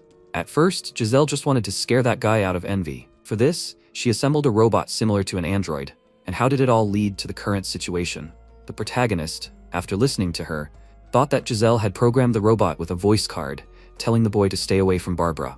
She ordered it to follow him everywhere at night. Only this little joke got out of hand. The boy fell and seriously injured his skull. Due to complications, he had to drop out, and Giselle, horrified, hurried to get rid of the robot. But since a person was hurt, she could not avoid the investigation. Giselle sadly said that when the investigation began, the first person to find out what she had done was Barbara. After all, she often assembled robots in her presence. Noticing her fear, Barbara suggested a good idea. If Giselle became a victim, no one would suspect her. Luca clarified, so she volunteered to become the second victim of the curse? Giselle confirmed this and continued that she was then assigned to repair androids. There she installed the chip that Barbara gave her into them. Giselle didn't know how exactly it worked, but after installing the chip, the android started chasing her like it was crazy. That's how she was declared the second victim. The protagonist noted that this is where Barbara's curse began. Giselle sternly raised her head and clarified that Barbara had been acting strange since then. She started asking to do some strange things. She said that to commit a good crime, you need to become a school outcast, and that the victims must be regular. MC thought that Giselle had fallen into a trap. Barbara was manipulating Giselle and intentionally making the incident that was supposed to slowly die down more serious, all so that Giselle would ultimately not go anywhere. Giselle's eyes clouded over, and Barbara, smiling madly, asked through the communicator, their secret, did her friend tell the guy? Barbara called her a traitor and said that Giselle was only hers. Luca fearfully wondered how she hacked Giselle's communicator. It must have a high level of protection. His instincts are screaming at him to leave immediately. And that sound, it's not coming from the communicator. It's the distinctive activation sound. Giselle quickly turned her head to the side and called out to the protagonist. He instantly jumped to the side, covering her with himself from the bullet. They landed behind a column, leaving a trail of smoke behind them. MC clenched his teeth and exhaled. He took off his jacket and tore a piece of it with his teeth. Luca bandaged the wound on his body with a piece of cloth and thought that this would be enough to stop the bleeding. He was most likely shot down by an attack drone. If the protagonist develops maximum speed, it won't be difficult to catch the drone, but the wound in his side will only get worse. The only weapon he has with him is a pocket knife. MC thinks that no one noticed anything because of the silencer, which is already problematic. Luca wrinkled his nose in rage and thought that he would kill that damned fool. Giselle put her hand to her head and the protagonist paid attention to her. She asked with concern, did the guards not even feel pain? The protagonist exclaimed that of course he felt it, and clarified, what a stupid question. Many bullets flew past MC, and Giselle covered her ears with her hands in great fear and screamed. Luca thought tensely that if only he knew the exact location of the drone. He quickly turned his head and paid attention to Giselle's mouth. The protagonist turned to her and Giselle opened her eyes. MC asked if she had a mirror. After a while, the drone's reflection appeared in the mirror. Luca thought that he saw it and quickly ran out from behind the column. He threw a knife at the drone with great force and powerful explosions thundered. The protagonist ran to the column with great speed and hid behind it. MC wondered what was wrong with the communicator. He called out to Giselle through the communicator and asked if the connection was working. She was sitting near the second column and heard a hissing sound in the communicator. Giselle put her hand to her mouth and without confirming this, exclaimed that the reception and transmission, everything was being jammed. Barbara called Giselle into the communicator and asked, she protected her, and her friend betrayed her? And he, Luca, she liked him. The protagonist immediately grabbed Giselle by the hand. He brought her hand to his ear, and Barbara said that she hoped that he would despise her even more. MC pressed his finger on Giselle's palm, and the connection with Barbara was broken. Luca asked Giselle not to listen to this fool, and clarified that perhaps this whole situation. He paused and thought that now was not the time to make guesses. Giselle, wrapped in lightning, shook and said that she was in pain. The protagonist put his hand on her hair and looked away and thought that first he needed to get to a safe place. After some time, Fenrix said that he was already there. Luca called out to him and the comrade turned his head to the side. Fenrix noticed that this is where the protagonist was. MC asked how the comrade received an order from above. Fenrix noted that it was bad to be loved. He didn't even know about this operation. MC clarified that he did too. Giselle asked them to stop and screamed. Do they really think that her father planned all this? Fenrix confirmed this in surprise and replied that the order came from the chief centurion. She lowered her head in great fear and quietly said that this couldn't be. Did her father just use her as a consumable? Luca, looking at the shaking Giselle, thought that, as he expected, it was hard for her to accept this. Yes, she is the daughter of the chief centurion, but she is still an ordinary civilian, and her father treated her like a tool. No wonder she is in shock. Even though Giselle is an aristocrat, he still feels sorry for her somehow. Fenrix clarified, is it serious? The protagonist with a bleeding wound in his side asked what could be more serious than her corpse being found tomorrow. Fenrix smiled, waved his hand and said that if his comrade says so, there is nothing to be done. He asked MC to take it and clarified, Luca can't move too quickly yet? The protagonist smiled, took the gun and asked his comrade not to worry. Fenrix put his hand to his ear and said into the microphone that right now, he, Luca, and Giselle. Suddenly, a bullet shot through his hand. The comrades instantly ran to the sides and a bright explosion thundered. The protagonist thought that the shot was from a close range, but he still did not notice it, so that the cadet of the Imperial Guard did not notice anything. MC does not believe that Barbara's skill level is so high. Republican, Rick Silva Nunez called out to them and clarified, maybe they should talk? Luca tensed up and thought, isn't it Barbara? Rick clarified that if he really wanted to rip their heads off, one of them would already be lying dead. Fenrix pulled his foot out of his boot and turned to the side. The protagonist wondered if the man knew who they were and still wanted to talk. Rick exclaimed that he knew very well. They were cute and little cadets. He didn't have much time, so it was better to get straight to the point. Rick ordered Giselle to be handed over to him, and she shook in fear. MC put his hand on her shoulder and asked if Rick wanted to kidnap her and demand a solid ransom. Rick replied that the princess just needed the girl. He wasn't thrilled himself, but you can't argue with the princess. Rick noted that he hoped that at least he would listen to the voice of reason. Luca jumped out from behind the column with rage, raising his gun, and wondered what this meant. Fenrix. The protagonist looked at the light hand holding Fenrix by the throat. Rick looked at MC with the intention of attacking. Luca hid behind a pillar in a daze and thought it was a combat suit that could completely camouflage his body. That's why they couldn't detect him. It would be hard enough. Giselle grabbed his hand, and the protagonist looked at her. He squeezed her wrist and said that he would buy time. As soon as MC gave the signal, she should run without stopping. Giselle wanted to answer something, but Luca furiously covered her mouth with his hand and yelled that there was no time to argue. The protagonist ordered her to do as he said. MC counted to 3 and ordered her to run. Giselle closed her eyes and quickly ran to the side. Luca ran out from behind the pillar, raising his gun. He fired instantly, but the enemy dodged the bullets with lightning speed. The protagonist wondered what kind of reaction speed this was. Rick, ducking from a flying bullet, noted that does the protagonist know, and he himself does not want to kill the younger ones. MC was stunned and wondered what he meant by junior. Rick appeared behind Luca, put his hand on his shoulder and clarified. Is the protagonist surprised that he is senior to him in rank? He kicked MC aside with great force and ordered him to pull himself together, otherwise he will die.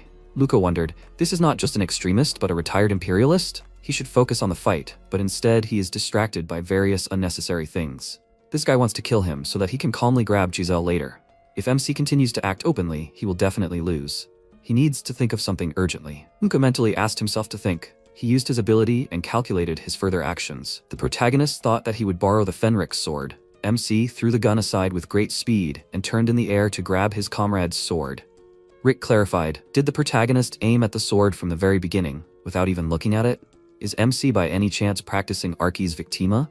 Luca instantly raised his sword and blocked the enemy's attack. Rick kicked the protagonist with great force and threw him aside. Rick yelled that it was true. Killing MC would be excessive. He was just joking, and that complicates everything. Luca, breathing heavily from fatigue, thought that the enemy's behavior had changed. What is so special about Archi's Victima that it makes him hesitate? No, more importantly, does the protagonist even have a chance? Maybe Giselle has already managed to escape? This is a curse. He can't concentrate because of his worries. Rick, not letting MC finish his thought, asked the child to just retreat. He asked the protagonist not to sacrifice his life on the altar of recklessness. Luca exhaled and thought that the enemy might think he is joking. But thanks to the arrogance of the enemy, it begins to dawn on him. Neither his wounds, nor his personality, nor even Archi's Victima mattered at all now. The only thing that mattered now was that the enemy was really starting to irritate him. The protagonist jumped up in rage, raising his sword, and did not get hit by the enemy's attack.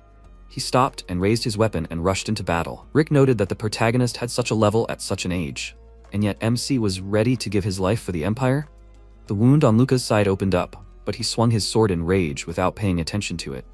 Rick clarified that the protagonist really decided that he would not kill him. MC confidently said that the Empire had nothing to do with it. He hit the ground with his weapon. Luca, with blood flowing from the wound, added that the enemy was just irritating him so much that it was already personal. Rick laughed and noted that this was a rebellious streak. The protagonist really did not look like a typical imperialist.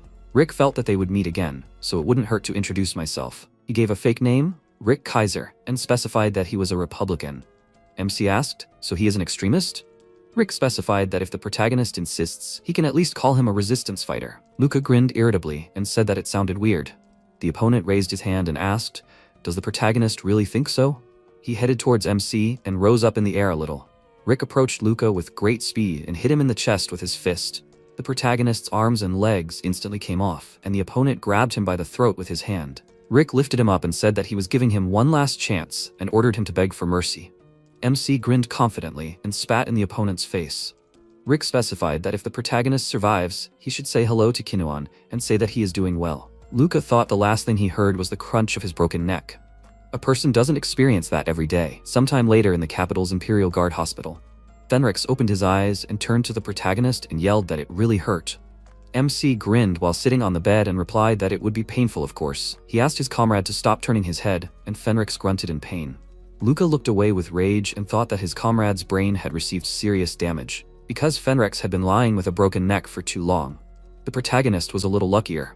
Almost immediately after he fell, 4 guards arrived with Giselle. If they hadn't helped him right away, MC would have shared Fenrix's fate. Hemelas entered the ward and asked Luca not to get up. He asked him to lie as comfortably as the protagonist could. The commander squatted down next to MC's bed. Luca said that the Fenrix soldier had done his duty to the end, and the commander sighed thoughtfully. Hemelas clarified that he would like to hear a report. After some time, it got dark outside.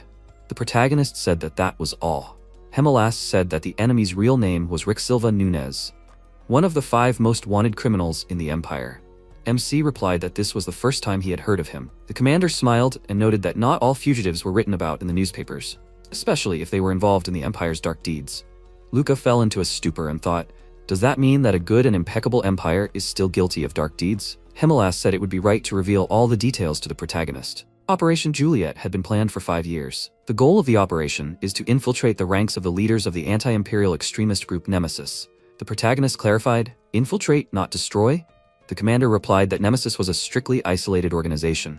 Standard methods don't work here. No matter how many people you kill, new ones will appear.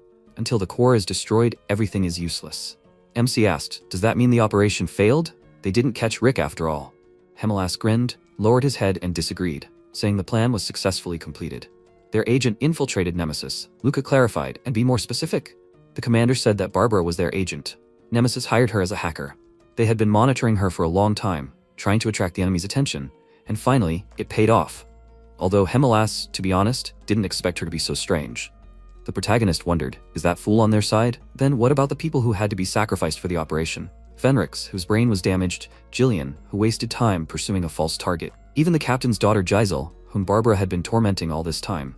Are they saying that they were just people, used as expendable material? MC wondered, did Giselle know this?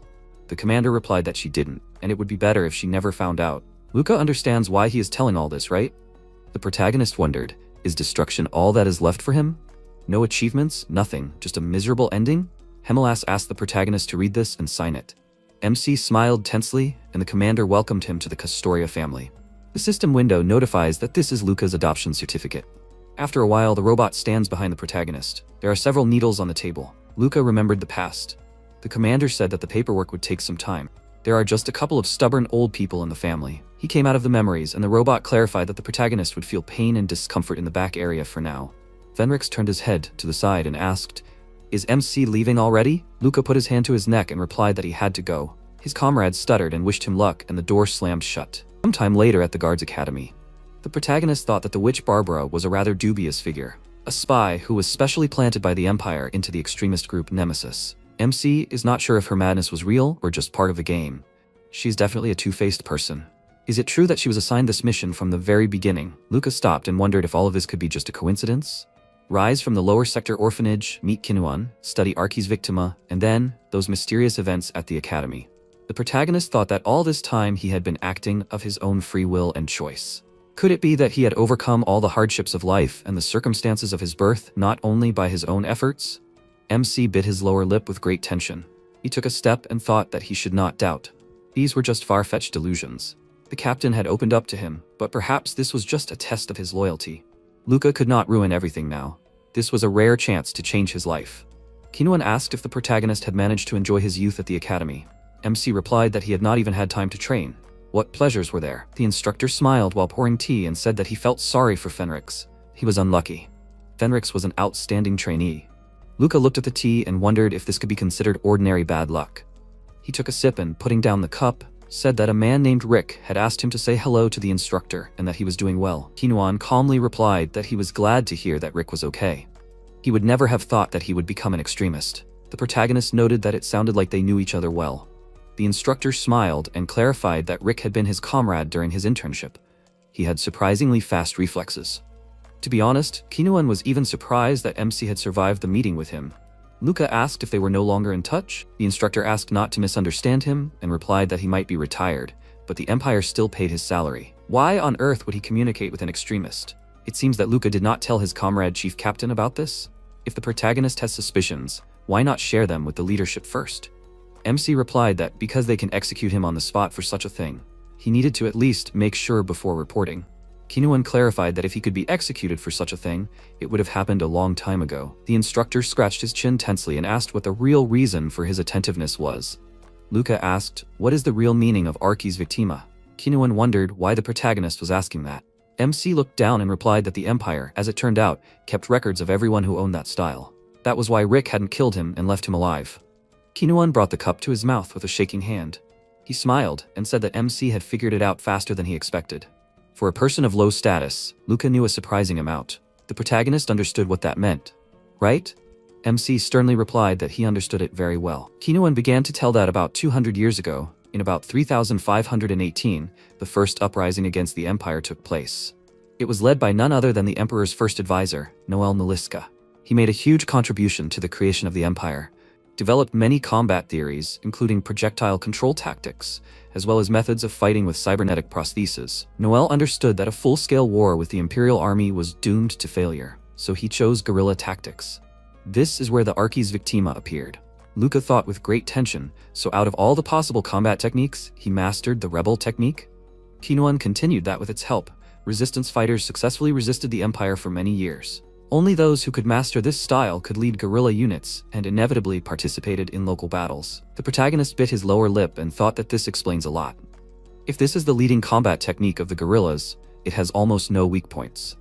MC said that considering that they all risked their lives one way or another, no one really cared about the consequences for the brain. The irregular army had no battle formation or standards. That meant they needed a flexible style that could be applied to any unpredictable situation. Kinuan smiled and lowered his head, saying that was correct. Even in the face of large-scale purges, Noel and his minions always found a way to survive. They spread out across the Empire, gathering assistants with whom they would strike at key targets in the Empire.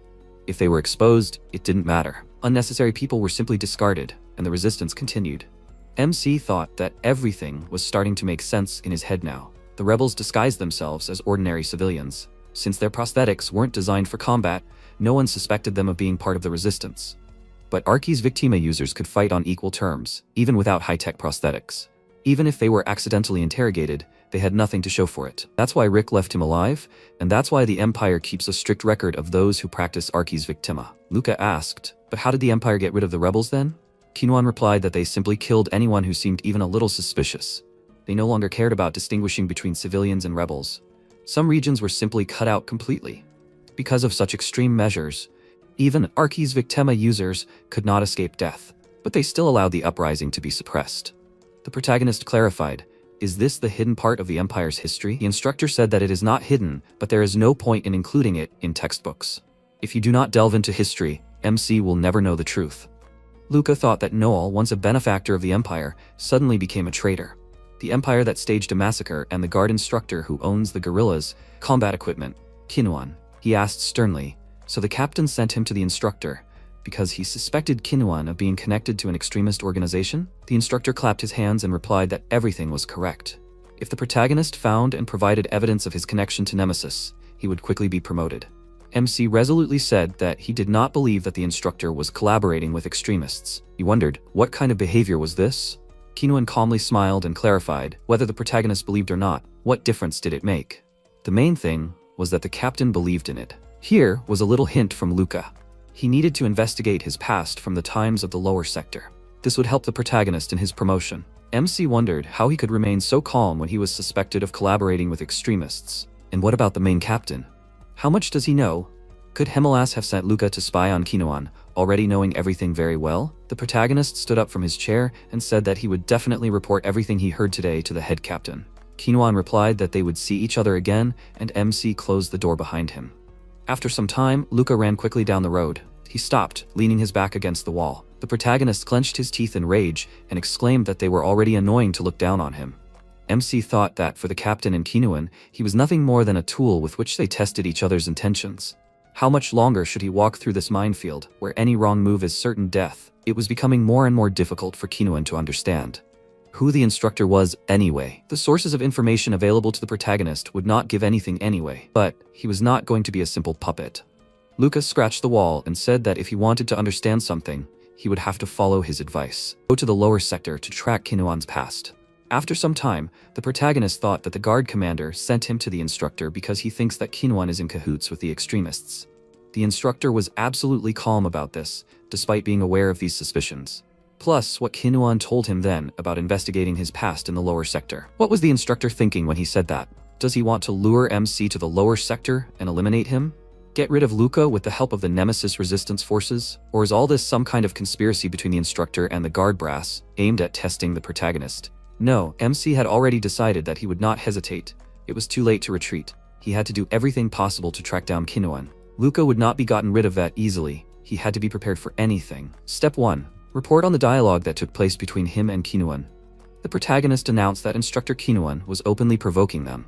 Himalas crossed his arms and said that Rick had also carried out unofficial orders during his time with Kinuan, so there was a connection between them. Isn't the protagonist interested to simply leave such a suspicious Kinuan unattended until their time? MC clarified that if there were reasons that he shouldn't know, he'd better close his ears. The captain calmly noted that he was telling the protagonist this precisely because he trusted him. This investigation was an order from above, not just from the guards. These people believed that they could reach the core of the Nemesis criminal group through Kinuan.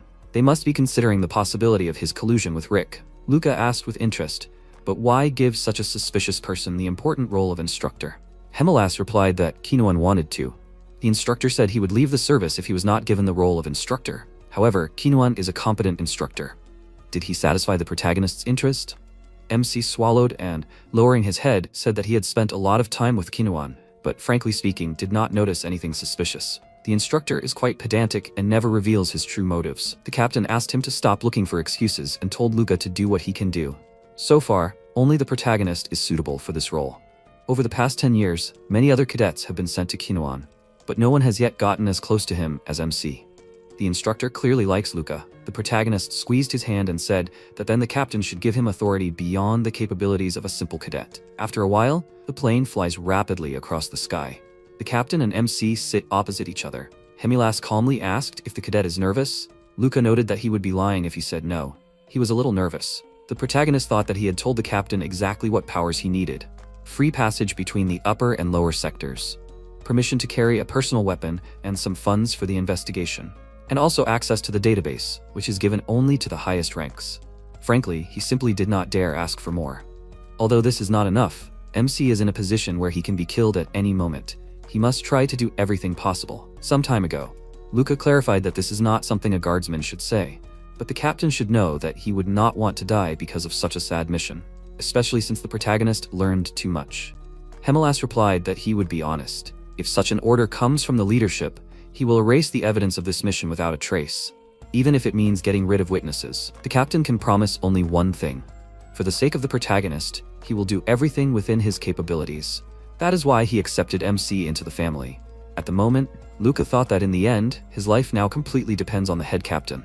Himalas said that he himself is not a fan of such formal procedures, but since they are a family, they should at least introduce the protagonist to his new relatives. MC clarified that if there are any wishes regarding his behavior in front of them, he will definitely implement them.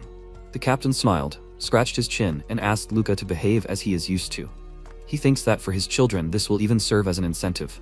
The protagonist thought that he has no idea what Himalas is thinking. It seems that in order to enlist the proper support, he just needs to overcome this. The captain announced that they are almost there, and MC looked out the window. The plane landed, and Himalas calmly clarified that he still does not perceive this place as home, although he spent his entire childhood here. After some time in the room, Luca remembered the past. Himalas asked the protagonist to enter the mansion and rest for now. His room had probably already been prepared. The captain would introduce the protagonist to everyone right away a little later. MC came out of his memories and looked out the window. He thought that everyone was behaving well in front of the head of the house, Himalas. The thought of standing there was exhausting him. Luca was still no different from the commoners of the lower sector, bowing before those in power. Was this the life the protagonist had so badly desired? There was a knock on the door and MC turned his attention to it. Diesel clenched her hand into a fist and asked, so he had really become a part of the Castoria family? She put her hand on her chest and clarified that she had to apologize for her unsightly behavior last time. She was overcome with emotion, although even this was just an excuse. It was behavior unworthy of a true member of the Castoria family. Luca asked her to stop and noted that it was normal for civilians to act like that in such a situation. Giselle looked down sadly and said that she had visited Fenrix, but he seemed not to recognize her. The protagonist replied that gratitude was good, but there was no need to blame yourself for what happened. Fenrix had fulfilled his duty as a guard. Giselle asked if he wanted to console her. MC noted that he had simply said it matter-of-factly. He was not that sentimental. Giselle smiled and said that he was like a blue flame. However, it burned stronger and more fiercely than any other flame. Luca thought that she had become softer than she had been. Giselle asked if he remembered what he had said that time, that he would support her if he became part of the Castoria clan. The protagonist smiled and agreed, saying that it seemed that now they could discuss the details. He thought that he liked it. This is exactly how a noble lady of the Empire should be. Understand the principles, take and give. Giselle turned to the side and said that she would share some information with him. As payment for what happened. She was sure that her father had told him little. He was not one of those who cared about every little thing. Giselle turned on the hologram and said that the ones MC should be wary of the most were her two older brothers, the first and second sons. Luca's appearance would most likely cause them serious stress. The protagonist noted that he was just an adopted son. Giselle replied that this was not true. No matter what anyone said, Castoria was a military family. If both the first and second sons were not up to the role of the head of the family, then MC as an elite soldier would not have such problems. Even without a blood connection, Luca was a serious threat to them. The protagonist said that if such a possibility existed, of course they would be worried. He thought they could be understood. Giselle agreed and said that both her brothers. MC interrupted her and asked, "But what about her?" She was very surprised and Luca asked, "Does she really not have ambitions to lead the family?" Giselle answered that she thought it was none of his business. She definitely has no intention of becoming the head of the family, but if she is threatened by something, she will not sit and do nothing either. What will happen next is no longer her concern. The protagonist said that if the opportunity presents itself, she should take advantage of it. He added with a smile that this was advice from her brother. Giselle was very surprised and after thinking for a bit, grinned, covering her mouth with her hand. She leaned down and hugged her stomach with her hands and laughed. Giselle, wiping away tears of laughter with her hand, asked, "And if the opportunity presents itself, will Luca support her?" The protagonist gave her his word, until she becomes his enemy. Giselle shook his hand and said that then they would agree to be allies. She is counting on her older brother, but this is the first and last time she will call him that. The protagonist noted that it is good. He himself does not like shameful nicknames. The clock quickly moved. After some time, the members of the Castoria family are sitting at the table. The maids open the doors for Giselle and MC. Jufa, the second son of the Castoria family, Nikolaos, the first son and wife of the head of the Castoria family, turned their attention to them, so it is he. Luca? She has heard a lot about him.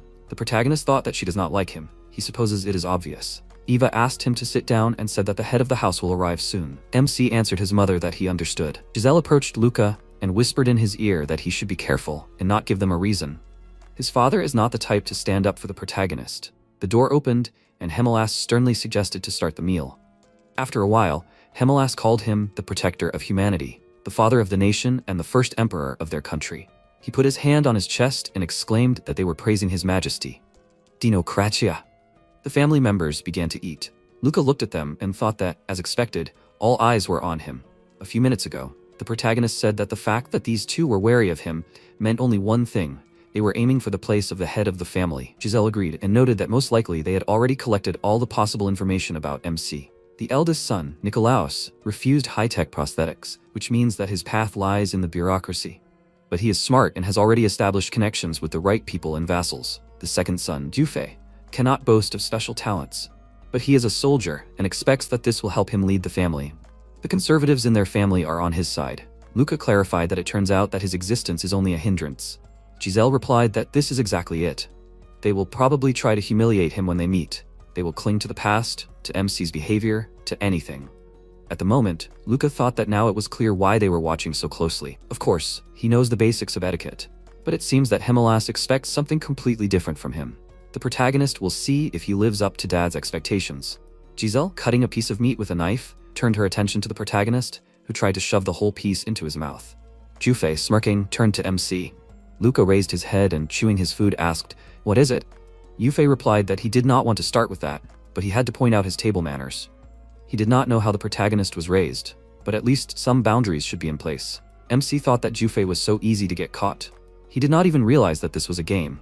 A typical damn freak. Yufei is clearly annoyed by the fact that Luca has all the makings of an elite soldier. But Nikolaos, the protagonist, is not sure that his brother has not understood his game. Nikolaos does not interfere because he thinks that MC and Yufei are simply dividing the conservative support. It seems that the real rival is Nikolaos. Yufei stood up from his chair and raised his hand, saying that even if his father recognized Luca, this is not customary in the Castoria family. The protagonist interrupted him and noted that he thought it was because even someone like him was better than Yufei, someone who had been in the service for 10 years but still did not deserve a single medal. In terms of the prestige of the Castoria family, for sure. Yufei was very angry but did not answer. MC mockingly asked, so why not compete in real combat and not in their etiquette? After all, he trained under an outstanding commander. Juf clenched the knife in his hand in anger and barked. How dare Luca? Nikolaos asked the protagonist to stop teasing Yufei, and his brother should calm down. Yufei replied that he was only trying to instruct MC like an older brother. Nikolaos clarified that Luca knows how to behave at the table well. He just decided to play. His brother asked, isn't that so? The protagonist calmly cut the steak with a knife and replied that he knew it. He apologized and said that it was his mistake. He was just a little nervous. After all, it was his first time at such a large family gathering. Yufei got very angry when he saw this. Nikolaos said that he heard that Luca received a 7th rank medal in the form of a sword. He himself is not a fighter, but as far as he knows for a cadet, this is quite a serious achievement. The protagonist, looking at Yufei with a smirk, replied that this is one of the most common medals among the guards. Nothing to be particularly proud of. Nikolaos said that he always felt a little ashamed in front of his father for not becoming a soldier, but now MC took it upon himself. It was a relief for him. Yufei slammed his fist on the table in anger and asked if his brother had already ignored him. Nikolaos calmly brought the food to his mouth and replied that his brother had misunderstood him. Juf didn't think that he, his own brother, didn't know what Yufei was capable of, did he? He certainly didn't doubt his future achievements. Yufei clarified that he himself was burdened by this. Because his father was a great commander, his elders were constantly hesitating and didn't let him take part in a real fight. Nikolaos noted that he understood him very well. But you shouldn't look for hidden meaning in an ordinary phrase, should you? The brothers whispered something to each other, and the protagonist grinned. MC thought that the more tense the conversation between Yufei and Nikolaos became, the more clearly the intra-family conflict became apparent, like an old nagging wound. But none of this matters to him. After all, it was for this role that Hemelas accepted him into the family. Surely Dad is smiling happily inside right now. Thanks to Eva's intervention, the tension quickly died down, and the conversation returned to a calm tone. After which, the banquet continued as usual. Eva came out to the guests and formally introduced Luca. They called him Lukaos because his old name was too simple. Not that it bothered him. At the banquet, he was constantly greeted by some friends and vassals of the family. Remembering their names was too tedious. After what happened with Yufei, they already understood that the protagonist had a difficult character. And after endless greetings and a brief exchange of pleasantries with Giselle, this is how his first day in the new family ended. Luca was very surprised and thought that this was what he had hoped for. Hemelas entered the dimly lit room. He approached the protagonist and noted that he knew that MC was not sleeping. Hemelas apologized for coming so late and said that he needed to at least pretend to be neutral. He smiled and sat down on the chair opposite the fireplace. Luca asked if the captain had brought any drinks. Hemelas poured alcohol into a glass and replied that doctors and scientists said that alcohol and cigarettes dull the nervous and hormonal systems, which is not very good for combat. He asked if the protagonist wanted a drink. MC put his hand to his chest and clarified that he did not want to aggravate the risks. Archie's Victima was enough for him. Hemelas took a sip and asked to allow Luca to give one piece of advice, not as a commander, but as a senior. If the protagonist plans to serve for a long time, he should not be so correct. This is the key to the chest called humanity. MC asked if soldiers needed humanity. The captain clarified that the Legion destroyed those who said so first. Luca tensed up and asked if the captain was drunk already. Hemelas laughed and replied that the protagonist could consider this all a welcoming toast. They were celebrating his joining the family. The protagonist could do something that had nothing to do with fighting. Take up a hobby or habit that would only get in the way. Hemelas placed his hand on MC's shoulder and removed it as he headed for the exit. Luca thought it was hard enough for him to hone his skills as it was, and now the captain wanted him to acquire hindering flaws? Wanted him to become like Ile or Kinuan? A person who wavered depending on his emotions? If that wasn't the case, then why would the captain even say such a thing? Luca hung his head sadly and exhaled heavily. He thought that the Hemelas that came to his room, full of imperfections, was not at all like the captain he was used to, giving advice that would not bring even a little bit of benefit. Hemelas was more like a typical dad. The next day at the Castoria house, MC was already busy preparing for the investigation into Kinuan's past in the lower sector, so he didn't particularly enjoy the tour of the family estate. Giselle turned around and said that they were there. She put her hand on the sensor and the doors opened. Luca thought about it. Well, maybe a trip to the equipment room, which took up almost an entire floor. They went inside, and MC asked why she became his guide here. Giselle asked, did he think she just studied mechanical engineering at the academy? In the Custoria house, equipment repair and maintenance is a woman's business. Outsiders are not allowed to do this. Her mother currently runs the warehouse, but it will soon be hers to take over. Luca said that Greece does not suit her. Giselle said she was very good at this. By the way, she takes care of her father's prosthesis herself. MC said, but aristocrats often do not marry for love, and if their relationship is not too good? Giselle answered, that is why she is in charge of armor maintenance.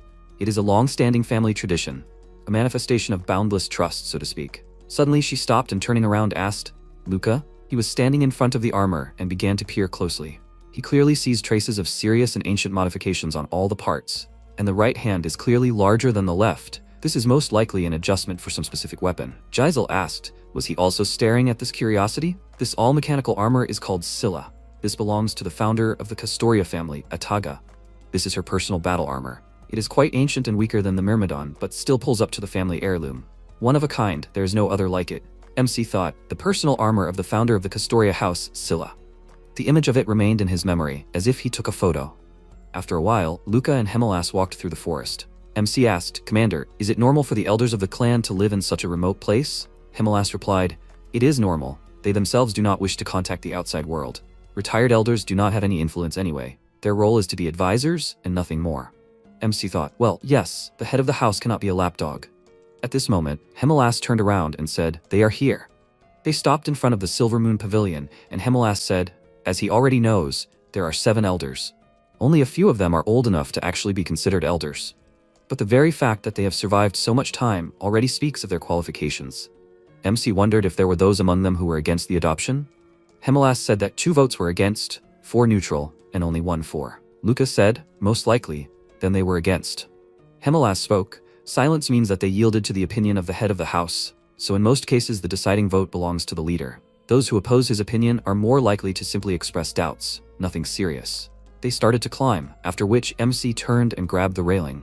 Hemelas said, they are stronger than they look, so there is no need to worry. MC looked after him carefully, and after a while they already approached the door and Hemelas put his hand on the lock screen. The doors opened and a huge hall with large windows appeared in front of Luca.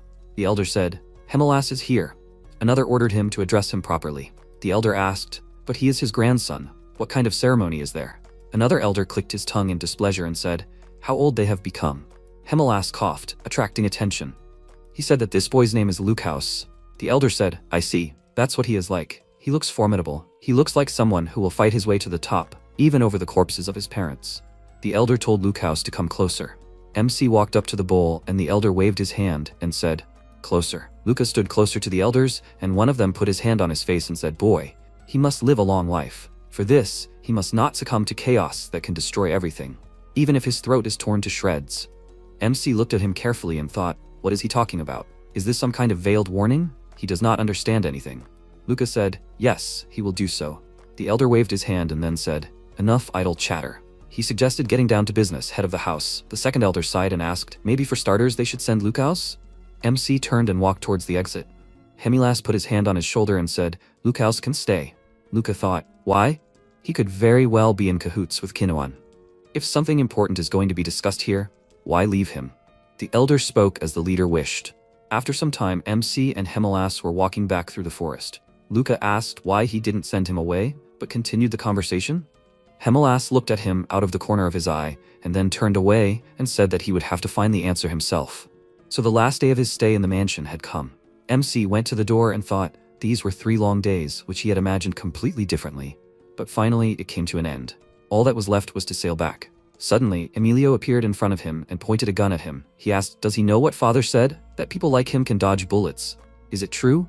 Luca thought, it looks like Emilio, the eldest son of Nicolaus. What a fearless bastard we got. MC asked, Emilio? He is his uncle, he knows, right?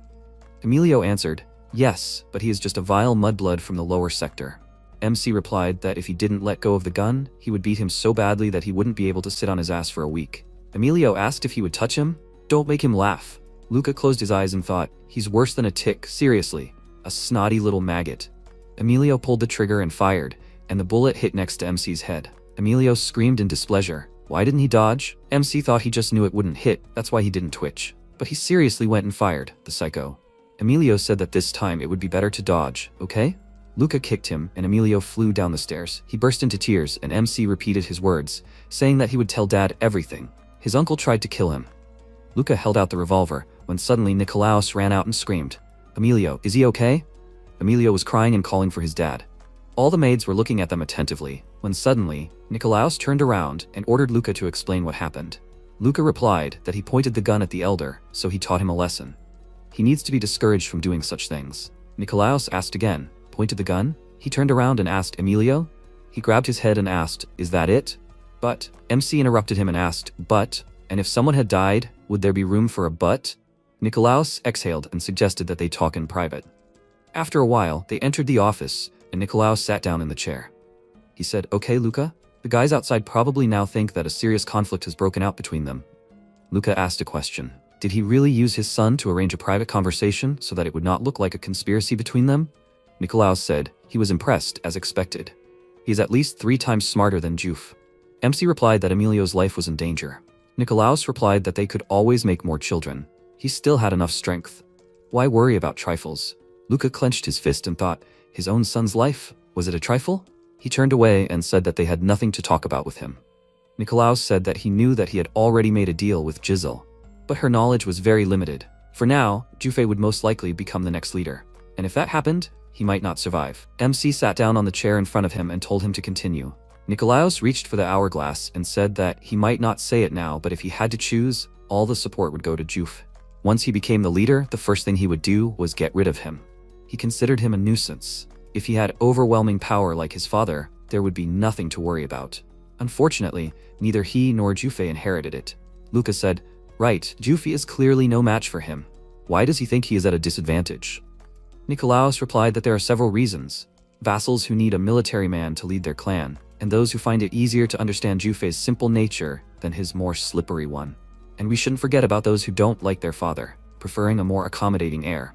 MC widened his eyes in surprise and thought, do they not want a strong leader because they hold a grudge against Hemelas? Then what he saw is not the real Hemelas leader that everyone knows? MC asked. Okay, is that what is required of him?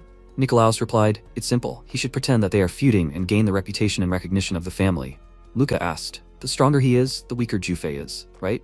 Nicolaus replied, exactly. Those who are inclined towards a strong candidate will be drawn to him, as will those who dislike him. Then the number of votes will be equalized, and it will be easier for him to become the head. Luca looked at him carefully and wondered, did he plan all this just a couple of days after his arrival? Did he even put his own son in danger? Giselle wasn't lying when she said that Nicolaus was the spitting image of Hemelas. Nicolaus stood up from his chair and suggested that they should now pretend that they had settled everything.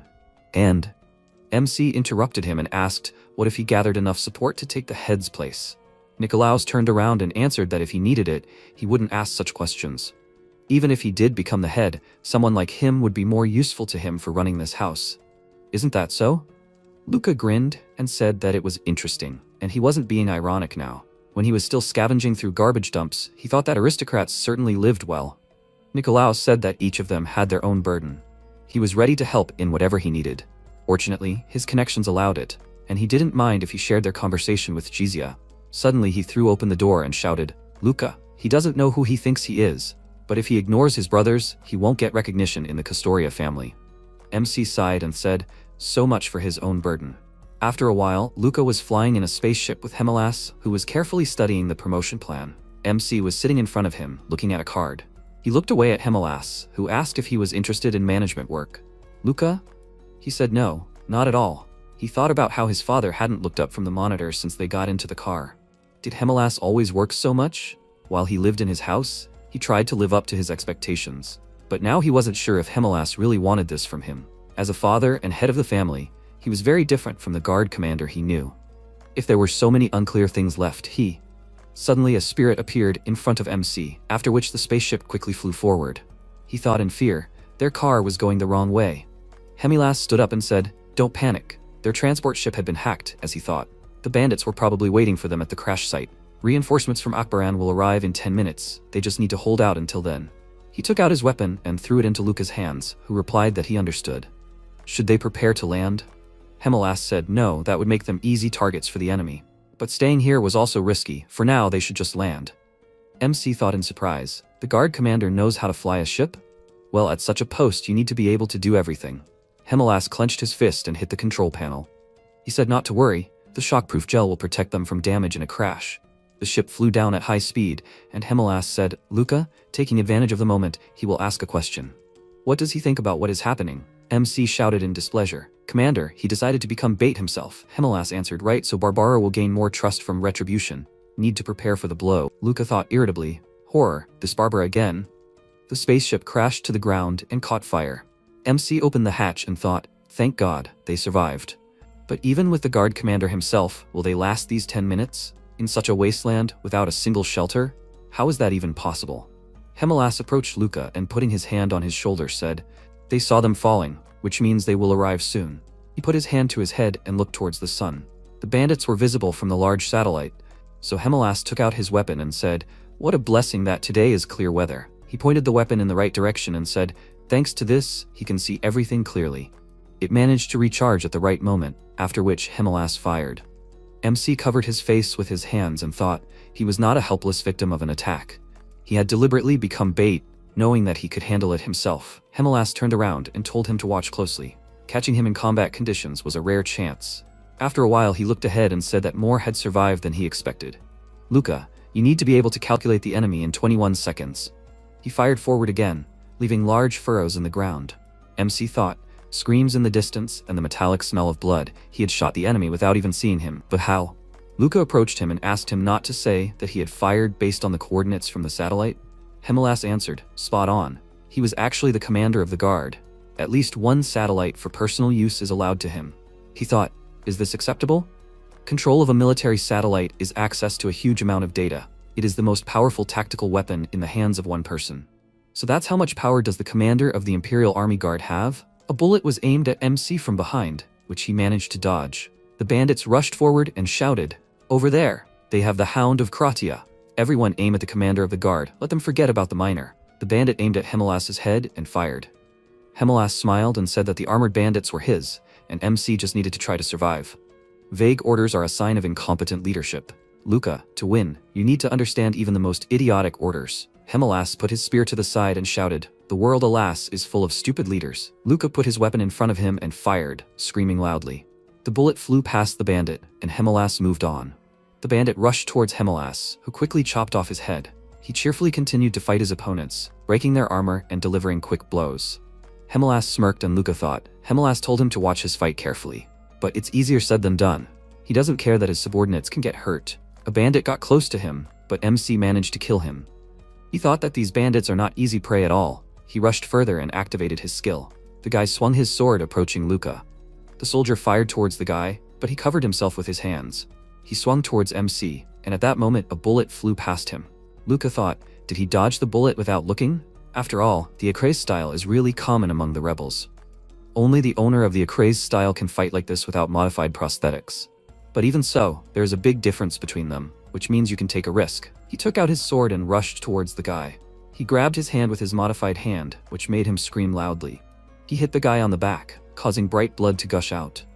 Luca thought about it, as he thought, if he blocked his hand, his whole plan would fall apart. If he were more experienced, he would have cut it off without a second thought. He looked down at the bloody body, and then looked up in fear and saw Hemelas, who was holding the enemy on the tip of his spear. MC asked, is it over? Hemelas threw the enemy back and said, Rick Kaiser is waiting somewhere out there. If he had hurt him, he would have finished him off immediately. Luca asked, maybe he should have tried to lure him into a trap? Hemelas said, although even if they took him, it wouldn't save them from retaliation. Then this whole operation with the introduction of Barbara was in vain. You can't let so much effort from the top go to waste. He is just a pawn, no matter how you look at it. Luca's eyes widened and he thought, even the guard commander thinks he's replaceable? He said, it seems like there's no one irreplaceable in the Empire. Hemelas raised his finger and pointed at the spaceship, saying, except for one, he knows who he's talking about. Which means, protecting him, it doesn't matter how many of his kind or Hemelas die. What will he even achieve by continuing the fight? Even now, he's still just a unit of the Empire. After a while, MC came to the academy, where everyone was asking, Luca Castoria? How did he do it? Come on, let him share the secret of his success. Even if the commander liked him, adoption is already somehow. It's a success that's like a miracle. Yes, that's exactly how it looks in the eyes of ordinary people. Only my soul is aching. A girl walked past him and dropped the card, apologizing. Luca joined Hemelas to avoid being just a pawn. But in the end, it didn't change anything. He would soon have to pay for his adoption. He would have to go on a risky mission to reveal Kinwan's identity. Until then, he would do what he could. Train endlessly, upgrade his prosthetics, and get used to them. MC's hands were being fitted with mechanisms during surgery. Luca had less than a year left in his training. It was time to go down to the lower sector. Maybe he would really become a full-fledged guard, like he dreamed of. But then it happened. After a while, MC was walking down the corridor of the trainee guest room. He heard some guys talking, one of whom asked, "Ile?" He didn't know he was one of those. The guy asked, did he hide his true nature behind a smile then? A scary person. Luca entered the room and asked, what happened? The guy replied that Ile had crippled his own brother and was now leading the race for supremacy in the Karthika family. They must have dragged him right from the doorway to have his head checked. Eli, who had taken an indefinite leave to see his family, returned to the training unit. After a while, Luca sat on the steps and thought, did he intentionally cripple his brother for the sake of the inheritance? A guy who didn't care about strength and rank? Although, after everything that had happened, it couldn't be otherwise. Lillian Ramones had died before his eyes. He had given everything and lost everything, and he had killed her with his own hands. MC looked up and then heard, Luca? Ile was standing in front of him, and MC was clearly happy to see him. Ile smiled and asked, is he waiting for him right upon his return? He was touched. Oh, or should he be called Lucaus now? MC stood up and said to call him as before, no need for this show. Ile winked at him and said to wait a minute, he would drop off his bag and come back. Luca smiled and said okay. After a while he asked, how did he defeat his brother in a fair fight and become the heir? Ile answered, yeah, it was an official duel. His brother is a simple man, it was easy to provoke him. MC asked, how did he do it? Ile looked down and said, he made his beloved fall in love with him. Probably, she just liked his face more. Although, of course, he felt sorry for him. MC frowned and said, what an idiot he is. Ile asked, and what about himself? You don't just get into a prestigious family, especially when it comes to Castoria. Luca replied that if he wants to live, he has to be able to spin, especially for him. It was, is, and will be so. Ile said, even acrobats sometimes land on the top of their heads, but is that a reason to leave the stage? He looked closely at MC. Ile turned to Luca and said that he was not going to run away anymore. MC asked, is this all because of her, right? Ile said, if he wants to change his family, there is simply no better way than to lead it. If he does not like the structure of the empire, he just needs to rise high enough to change something. Luca looked at him closely and thought, he has always been talented. If he has set his mind to a goal, he can definitely do anything. If this is his choice, he does not dare to object. Especially now. He said, okay, in any case, welcome back, Ile. He will have to sweat twice as hard to become the head. Ile asked, could the same be said about him, right? He extended his hand and suggested that they try together, even if 4 times their efforts would not be enough. That was why they had come to this school. MC put his palm in his and stood up. He decided that from now on, mistakes were unacceptable. They would fight to the end to defend their place in the sun, and, as if to confirm these words, the very next day, Ile volunteered for a mission to clean up the local monsters on the planet Novas.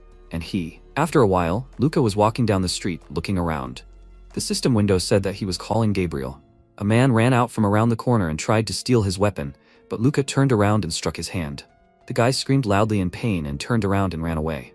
Luca smiled and thought, great, now he will know this side of the city. But seriously, why isn't he answering? After a while, he saw a missed call from Gabriel and opened the door to see Gabriel on the floor.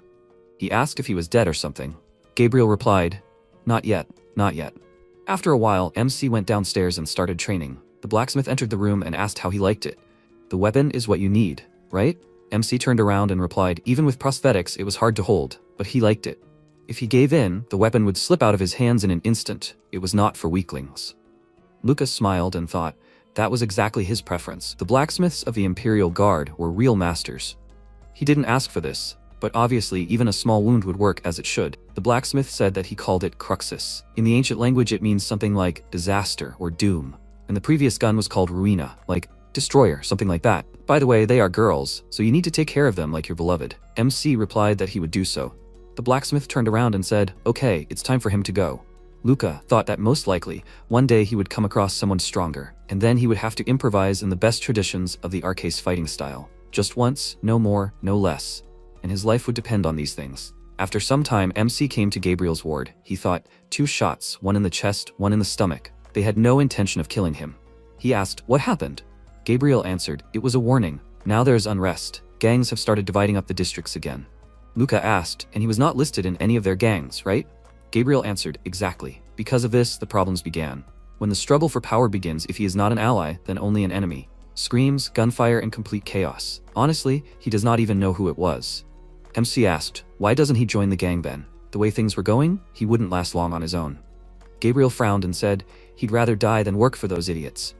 Okay, let's get to the point. Why did he come? What did he want? No word from him for months. MC said he had something he needed to do. He opened the curtain and said he'd be back tomorrow at this time, so he should take some strong painkillers and be ready. Gabriel said in an irritated voice, what an idiot. He just got out of surgery. He started screaming loudly, but MC didn't react to it. Luca went outside and thought, the hospital Gabriel ended up in was surrounded by guards on all sides. The gangs couldn't get to him in a place like this. From what Kinoan had told him, the old manager of the fighting arena knew him well. If he could dig up Kinoan's past from the lower sector, maybe he'd get a lead. But what the hell was he doing in such a seedy place? Here even dreams and hopes die. What is he after all? Suddenly, he saw projections of fish above him, and thought, in the end his legs themselves brought him to a painfully familiar corner. He turned the corner and putting on his hood, thought, again trading in government property. This idiot, it seems, is in charge here. The older kids understand perfectly well what he is doing. But what can he do when he has neither strength nor power? The world does not change. Even if he interferes, the children will at least have normal food for a month, and then everything will return to normal. Luca approached the guys, who asked what he wanted here. Let the guy go where he was going, MC thought. Did he warm up, Luca, to interfere for the sake of such insignificant changes? What a pity. The guy took out his weapon, but MC parried the attack. The guy turned around and said he will probably go. The man asked in surprise, Luca? He became so serious. Before he could finish speaking, Luca's fist crashed into his jaw. He said, but he didn't. He's still busy with the same nonsense. Hasn't he stolen enough? The man held his jaw and said, Luca, what are you starting? He treated him well, fed him more than others, especially lately. MC asked, he won't break his neck on the spot for this, okay? The man cried and said that he was wrong. He lost his way. He's ready to apologize for everything. Let him just say it. Luca answered, yes, he was just passing by and got terribly angry. He doesn't need an apology. The man screamed that he won't do it again. He swears that he learned his lesson. It's just that no one has even tried to stop him until now. But now he understands everything, thanks to him. MC looked towards the orphans who were waving their hands out the window. He punched the man in the face and then put on his hood and said, tomorrow he is to feed the children as expected. After a while, Gabriel said with displeasure, damn it, it hurts like hell. MC ordered him to be quiet. It's not proper for him to whine. Gabriel said irritably, he just got shot a couple of times yesterday. Luca thought about kicking him in the ass, but he decided not to. Let him be thankful that he got a good night's sleep yesterday. Maybe that's the point? Beating up people he hates is good for his mental health. Maybe that's what Hemelass was trying to achieve? The guys approached the fighting arena, and the guard asked, Gabriel? He got shot, right? I don't think they scheduled any matches for him. Gabriel frowned and asked, are there already rumors? Never mind, he needs to endure it with Aleph. More precisely, he needs to. The guy asked, who will he be? Gabriel replied, a good boy. Does he remember? They fought him a couple of months ago? The guy raised his glasses and said, who also beat him up? A lot of time has passed, they need to wait a minute. Gabriel said, it's him. He needs to tell his brother Aleph that Gabriel and the good boy are here to see him. After a while, Aleph was sitting in a chair and saying, Gabriel. He heard that he was shot. How is he doing? MC winked and whispered, how many people are worried about him? Everyone is asking how and what.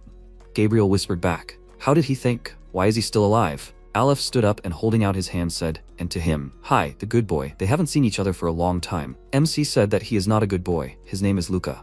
Aleph asked, he sees, is he without a mentor today? Luca answered that he is on a personal matter. Aleph asked a question, yes, does he want to perform in the arena? Or something else? MC answered that he does not want to. He would ask his people to move away before they start talking. Aleph took out a cigarette and apologized, but that is not up for discussion. He does not know how to fight. If you need a safe space. MC interrupted him and said if he thought those two would protect him, he was sorely mistaken. They were just scarecrows. For someone like him, they were nothing. Aleph ordered to listen. The boy or Luca, whatever his name was. There was no point in being rude to him just because he could give him a few slaps. He respected his mentor, but that didn't mean he was going to tolerate outright rudeness. Luca smiled and asked, did he want to test him? Aleph chuckled and said, good boy. MC interrupted him and said that he was Luca. He ordered Gabriel to block the exit after seeing the guns pointed at him. He rushed forward and hit the ceiling, causing Aleph to scream loudly. Gabriel asked him to hurry up. Luca. MC landed and the guards pointed their guns at him. He waved both hands and the guys shot at each other. There was a loud scream, after which Aleph said in annoyance, he thought the guards were really useless. After a while, Gabriel was lying on a hospital bed and saying on rainy days his prosthetics ache for no reason. Gilda wiped the sweat from her forehead and asked, Gabriel, has it been a while since he updated the waterproofing? Gabriel looked at her and asked, waterproofing, what is it for? MC sat aside and thought that the deal with Aleph turned out to be pretty good in the end. The Castoria name carries more weight than he thought. Aleph adjusted his glasses a moment ago and looked at Luke House Castoria. He said, an Imperial Guard cadet, son of the current Guard commander? Aleph laughed and said, well, that's worth it. So what kind of information does he need? He remembered Kinuan's words, that they were friends, but he doesn't blame him for anything. After all, he himself had killed his predecessor for the sake of power. It's the natural order of things for the streets. Luca said that he wanted all the details about the previous arena manager, Tora. Any little thing, no matter how insignificant. Aleph then said that he wanted to receive an official position at his request. He would have the right to appoint one person when he came of age, in a year. Until then, he would have to prove himself, and all that would remain for him to do would be to evaluate his efforts. With this, he was one step closer to Kinuan's past. MC currently received a message from Aleph, a report on the previous arena manager.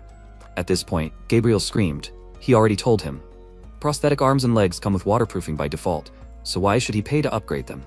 Gilda waved her hand and said, no matter how well the prosthesis is made, all sorts of problems can arise over time, especially considering the chemical composition of the Akbaran rains. In such conditions, prosthetics need to be serviced at least once every 6 months. Gabriel screamed, it's insanely expensive. He's doing just fine without it. Gilda replied, but if you don't do anything, its effectiveness will decline over time. Gabriel screamed, at his age, it's normal. MC squeezed the cookie and sighed in irritation. Gilda asked, what does age have to do with it? It's about maintaining the prosthetics. With proper care, they'll last like new for 10 years, Luca said. Too much chatter. Let her just upgrade his prosthetics, everything, including the waterproofing. Gilda smiled and said, Luca, at least he understands her. Gabriel shouted, Luca, she's just extorting money. He should have saved it for upgrades for himself. MC ordered him to shut up, the idiot. If he doesn't understand it himself, then let him at least learn to trust the experts. Gilda smiled and asked, does he like cookies? She baked them herself. True, in a production oven, but he won't die from it. MC remained silent in response and only took a sip from his mug. According to the report, when Aleph took over control of the arena, all of Tora's confidants were already dead or missing. Gabriel said that he wanted a cookie too. Gilda asked, well, where is he going? Gabriel asked, what's wrong? Luca thought about it. The cleanup was pretty thorough, but there is still a survivor. It is worth finding him, even if he is out of his mind. The system window reported, Ken Noma, a survivor. He is currently in a mental hospital. After a while, MC drove through the wall with his car and got out of there and thought with displeasure how many obstacles there are on the way to an ordinary psycho. Gabriel screamed. His gunshot wounds hadn't healed yet. What idiots? MC asked. Gabriel, he didn't hide anything from him, right? He asked, what could he hide? Luca said, the guy who was shooting at them looked like a typical gangster. Does he think this has nothing to do with the attack on him? Gabriel answered, he told me he has no idea. What's all this talk about in the middle of such chaos? Luca frowned and thought, yeah, if he did hide something, he should have figured it out himself earlier, although no one could know where he was going. Suddenly a loud scream was heard from around the corner. Gabriel, the guy asked, is he sleeping with Aleph now or something? What has he stooped to, completely ignoring all their warnings? Gabriel screamed, what? He's not sleeping with Aleph. The guy asked, then why did he make a deal with him right after he got shot? Are you trying to fool them? Gabriel replied, yes, seriously. MC thought about it. Yeah, now they'll find out why they bothered Gabriel. Luca asked, is there a spare gun? Gabriel asked, what? Why does he need it? He has a pistol. MC said that it's only good for capturing someone alive. Gabriel replied, okay, it's not very powerful anyway. The guy screamed, he's siding with the wrong people, Gabriel. His sister sends him her condolences. MC fired and hit the guy in the arm, who screamed in fear and asked, what's wrong with this sight? Luca thought about it. It's off by 3 inches to the left. He sighed, and at that moment, the enemy fired towards the car. It dissolved in midair, and there was a bright explosion. The guy turned around and screamed, is this a defective weapon or something? The enemies started running and screaming, who the hell is this guy? MC was shooting at them, and Gabriel asked in fear, sis, you mean? No way. The guy crawled out of the car and said, not to worry, sir. Security will be here any minute. Luca turned around and said that in his opinion, 3 minutes had definitely passed. If it were him, he would think about terminating the contract with this security company. The guy thanked him for his concern, but just wait. Reinforcements will arrive soon. Gabriel grabbed the guy and screamed, sis, is this Martina from Lavion Rose? Are they seriously following him because he just refused to join her gang? The guy screamed, just refused to join? Is he really that stupid? Sis has a crush on him, idiot. Gabriel and MC froze in surprise at what they heard. Gabriel asked, what? He thought she just needed a bodyguard. The guy screamed, let him think with his own stupid head. First he refuses, saying he doesn't want to be tied down by circumstances, and then he instantly joins Aleph, barely having healed his wounds. Of course, she went crazy. Gabriel said, well yeah, that makes sense. The guy screamed loudly, "That's right, idiot. He has no idea how much she likes him. She even thought about paying for his reconstructive surgeries if she joined the gang." The horror. MC said, "Let them tell Martina that Gabriel would be stopping by soon." Gabriel turned around and asked discontentedly, "Luca, why was he deciding for him?" MC replied that if they continued to attack him, it would only get worse. Isn't that true? He doesn't really understand this, but as they say, an offended woman is much more dangerous than a man. He thought, did she really have a crush on Gabriel? The boss of a gang that could pave the road with money? He would never believe that he was not interested in her at all. After a while, the guys entered the mental hospital and saw a glassed-in room. MC opened the door and asked, "Ken Noma?" Ken was barely paying attention to them, and then Luca waved his hand in front of his face and introduced himself. The man said his name in complete confusion, and he said that he had a few questions about the former arena manager, Tora. He noticed how he started shaking and thought that Alif's idiots had tortured him to death. He hoped for at least some kind of conversation. At this rate, he would not get any closer to Kinuan's past. Gabriel noted that it was hopeless. Alif had completely broken him. He was practically a corpse now. Then MC wondered, what if he tried the method of restoring guardsmen after brain injuries? Ken was definitely good at close combat. He especially liked knives. He was famous for the way he used them. He took out a knife, put it in the man's shaking hand, and Gabriel exclaimed that it was a waste of time. But he didn't listen to him and hit the man with 2 fingers, but he blocked it with a knife. His gaze became conscious, and with each block of the blow, his consciousness became clearer. Finally, he fully woke up and wanted to hit Luca with a knife, but he stopped the blade with 2 fingers. After which the man said that it was like he got out of a quagmire. This hasn't happened for a long time. He put the knife away and said that he seemed to have some questions for him. Seeing that he was completely fine, Gabriel was very surprised and exclaimed, "How did he do that?" MC didn't answer him and thought that he needed to continue stimulating muscle memory to get his brain activity back. He continued to attack and at the same time ask questions. He wanted to ask him about Tora's confidant, but Ken was not going to share this information so easily, and then he promised that he would get him out of this hospital.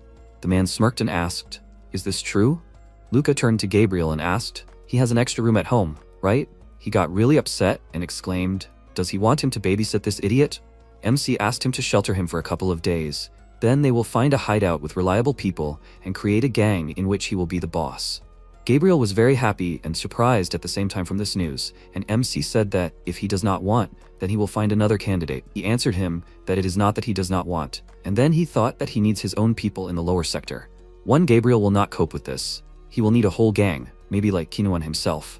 He let go of the knife, and Ken said that there's little time. Now he will start the story. After that, he went up. While he was going up, he wondered how he did not understand this before. Ken said that Tora had an old friend who supported him. A person is not public, but not a gangster either. So only a person as close as Ken knew about him. Just like he's using Gabriel now, Kinuan was using Tora to take over the gang. Hiring locals in the lower sector, he was creating operatives for covert missions. Now, he's not just following his trail, he's following in his footsteps.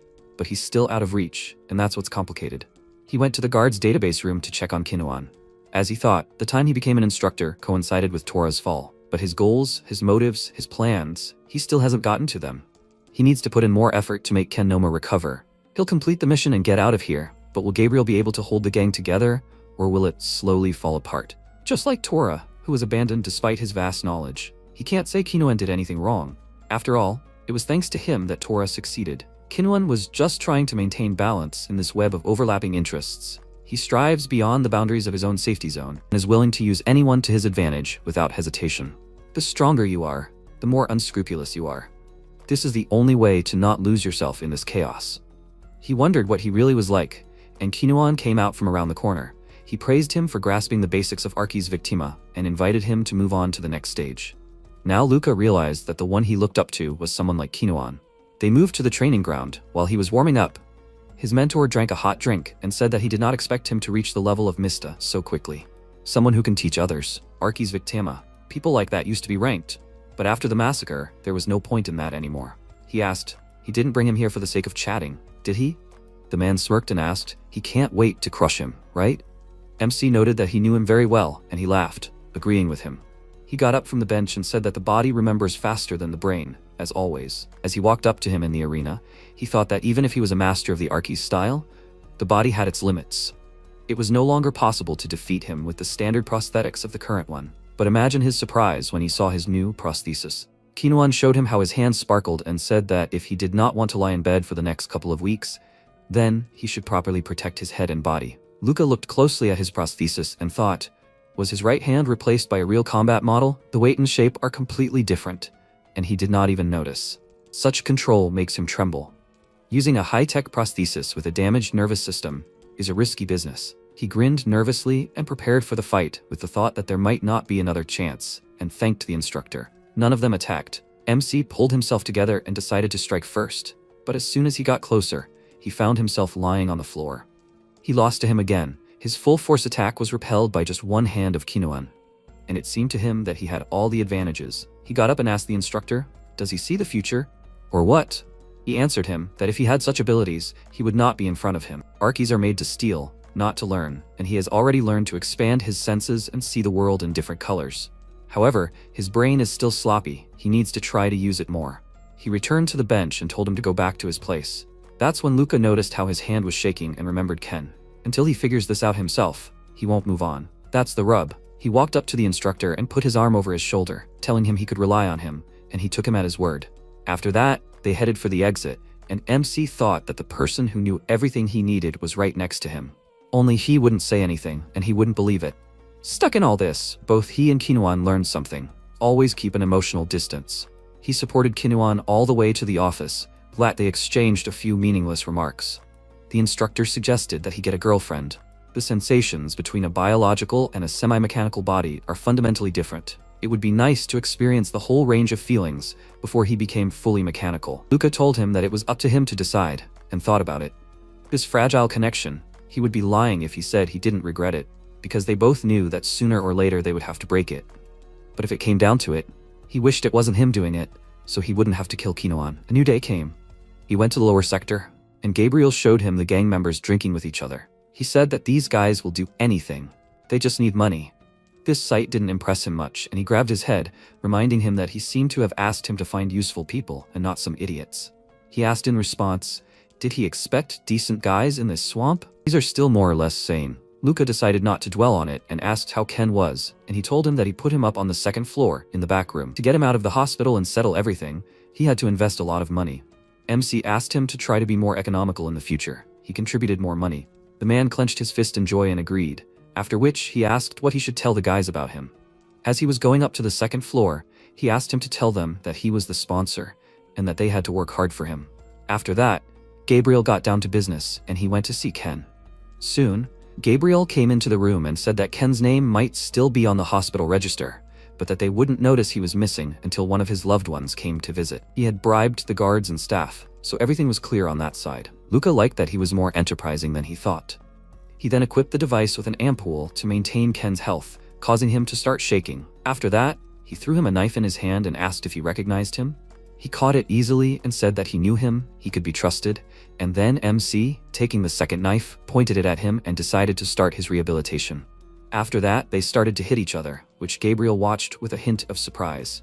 Sparks appeared from each blow of the knife on the knife, and Ken's consciousness cleared up. At one point, he laughed, and Luca mentally noted that before the injuries, he was a very skilled man. He once again swung his hand and Ken blocked the blow, but lost his balance and fell onto the bed, after which, he noted with a smile that his consciousness cleared up. Was this his doing? He told him that it was not exactly like that. He just mixed a couple of medicines for him. Ken thoughtfully noted that he did not know that he was omniscient in pharmacology, and MC wanted to talk about who was behind Tora. Why did he come to the lower sector, and why did he support him? Before answering the question, he asked him for at least a cigarette or a drink, but MC did not think that was a good idea. The man smiled and advised him to relax. He just had the bearing of a hardened soldier. There seemed to be a guy there. Tora called him Noel. Luca thought Kinuan had a twisted sense of taste, and Ken continued. This all seemed strange to him. Tora is a decent guy. He is not at all the type to usually manage fighting arenas. He thinks that this happened because of that guy. Also, some of the rental income was definitely leaking to another company. But before they continue, he would like to ask him for a favor. MC asked if this was because of Aleph. From his question, the man understood that he knew about everything and said that he cannot sleep peacefully until he gets revenge on him for doing this to him. Luca said that Aleph is his ally, and Ken asked him to just not interfere with him. He does not need his immediate help. He began to get angry and reminded him that he is now under the protection of the Gabriel gang. If he is going to get revenge on Aleph, then he should do it after he leaves here. Ken asked him not to threaten him. Unlike Aleph, he keeps his word. He is not such a rat. Of course, MC did not believe him and thought that the traitor would not say otherwise. Who can be trusted, who cannot, is determined only by time. He glanced at Gabriel, but when Ken started talking about Torah log, he looked back at it. Aleph must have the log, and Ken suggested that he start with a company whose name begins with B. Among them there were probably some that lined Noel's pockets. Suddenly a loud scream was heard. Gabriel ran out of the room and looked out onto the first floor, worriedly exclaiming, "What is that noise?" Downstairs was a girl named Grace. She pinned Orgo, nicknamed Baldy, to the floor and asked, "Does La Vie en Rose mean nothing to them?" She looked at Gabriel and said that he trained his guys rather poorly. He was outraged by the mess she had made there, and exclaimed, "What does she want? Why is she barging into someone else's base so unceremoniously?" Luca was thinking that La Vie en Rose was even more unpredictable than he thought. Does she really need Gabriel that much? He went downstairs and asked, "Did he tell him not to be late, right?" He exclaimed in response that it was too sudden. He was also a busy man. He approached the girl, and when she wanted to say something, he hit her in the shoulder and said that even if he didn't come, this was no reason to barge into someone else's shelter without warning. And in general, such reproaches only worsen relationships, don't they? She put her hand on the place of the blow and admitted that it was her mistake. After which they went to La Vie en Rose, and MC told the bald and snub-nosed man that he and Gabriel would step back, and they would hold the defense. For the record, no drinking while working. They obeyed the order. After which they went out into the streets of the city, and Gabriel told him that La Vie en Rose is a gang founded by girls from the lower sector for self-defense. Most of the members of this gang are either from here themselves, or they simply have nowhere to go. Of course, only a woman can lead women. Luca asked if she really liked him that much. Had they even met? He told him that they had crossed paths a couple of times at work. He was offered a small job in the form of security at one of their stores. And he is a pretty scary guy, courageous and all that. He smiled smugly, and MC thought that if he did nothing, Martina would either kill him or take him under her control. And this is a problem. Aleph will give him up completely, as soon as their interests diverge. Gabriel is irreplaceable in this regard. Grace turned to them and said that they were there. A tall building appeared in front of them, a pavilion of a clear sea. They went inside, and while they were going up to the second floor, the girl called out to Gabriel, and he asked with displeasure, "Did she want to fight him already?" She stopped at the door and warned him not to even think about refusing the diva this time either. Only then would he have a chance to leave here alive. After that, they went inside, and a tart aroma immediately hit Luca's nose. He thought, what is the purpose of such a strong perfume? He heard footsteps and the crack of a gun from the side, after which he knocked out the girl who attacked him, and realized that the perfume was there to dull the senses. He ordered no one to move. If they even moved a finger, they would be finished. They were surrounded by several guys with guns. Gabriel raised his hands, and when one of them wanted to shoot, MC grabbed the girl's gun and shot him in the head. The gang members were about to do something, but their boss's voice was heard, ordering everyone to stop. Martina came out of the shadows, covering her face with a fan, and having assessed the situation, asked who allowed them to be rude to her guests. She looked at Grace with displeasure, and she said that she did it, and apologized to her for her amateur performance. Gabriel was indignant and exclaimed, "She invited them herself, and now she also attacked?" Luca asked him to calm down and said that they came to talk anyway. He thought that she was shifting the blame to others, even when what she did was obvious. He could continue to insist, but he was on a mission. It would be unreasonable. The diva apologized to them. Her subordinates overdid it. She turned her attention to MC and asked what his name was. He told her his name, and she came closer, noticing that he was not from the lower sector. Why was he interfering in other people's affairs? He answered her that he had his reasons, but they did not concern her, and she said that he apparently did not know the lower sector well. They are La Vie en Rose. She immediately warned him that his status as an aristocrat does not guarantee his safety here, to which he laughed and asked, "Did a bunch of sewer rats think that they mean something?" His words angered the diva, and then her subordinate came up to her and whispered something in her ear, after which she folded her fan and sighed heavily. She thought for a second, then told the guests to follow her. They moved to a more convenient place for conversation, and she said that she only had one request. Gabriel will become her lover, which means he should join them, La Vie en Rose. MC thought that, of course, he understands that it is normal to speak about feelings directly now. But why did such a woman suddenly become interested in him? Gabriel asked. Why so suddenly? He only works for himself. She asked, doesn't he work for this young man now? Luca said that he is more like his sponsor, to which Gabriel exclaimed that he is not his boss. Martina was starting to lose her patience, and then the men went away to talk. MC whispered, why doesn't he date her for a while? He would be safer staying in touch. He refused, and he asked what the problem was. When would he ever get another hottie with his face? He refused again and explained that she was older than him. He didn't understand what the problem was, even if she was slightly older than him, but the thing was that she was older than his late grandmother. Luca remained silent. not knowing what to say to that. And after a short pause, he remarked that she looked great. Gabriel got nervous and said that he couldn't. He'd rather kill him right away. Realizing that he couldn't persuade him, he sighed tiredly and said that Gabriel had created his own gang. He couldn't join La Vie en Rose. The guy was very happy, but the diva's face darkened. She told Luca that he really didn't seem to understand how things worked here. He told her that maybe he didn't understand, but Aleph, the owner of the arena, was a professional at it. They had already agreed on good neighborliness with him, and with his support, Gabriel's gang could do business calmly. The diva said threateningly that she never lets go of the man she wants, and he confidently told her that in that case, she would have to learn a new experience. At her age, you have to appreciate the first times, right? Let her enjoy it. Martina decided to change her strategy and called out to Gabriel, saying that she could give him much more than he thought. She looked at him with a pitiful look and asked him to be with her, and he nervously clenched his teeth and looked away. The MC exchanged glances with her subordinate, and seeing no reaction from Gabriel, she gave in and fell back onto the couch with a heavy sigh, saying that there was nothing she could do. She suggested that they talk about business. So, they founded a gang? The guys were a little taken aback by such a sudden change of topic, and Martina said that she did not plan to feud with such a capable and brave guy. Gabriel indignantly asked, wasn't she the one who said that she loved him? She gave up so easily?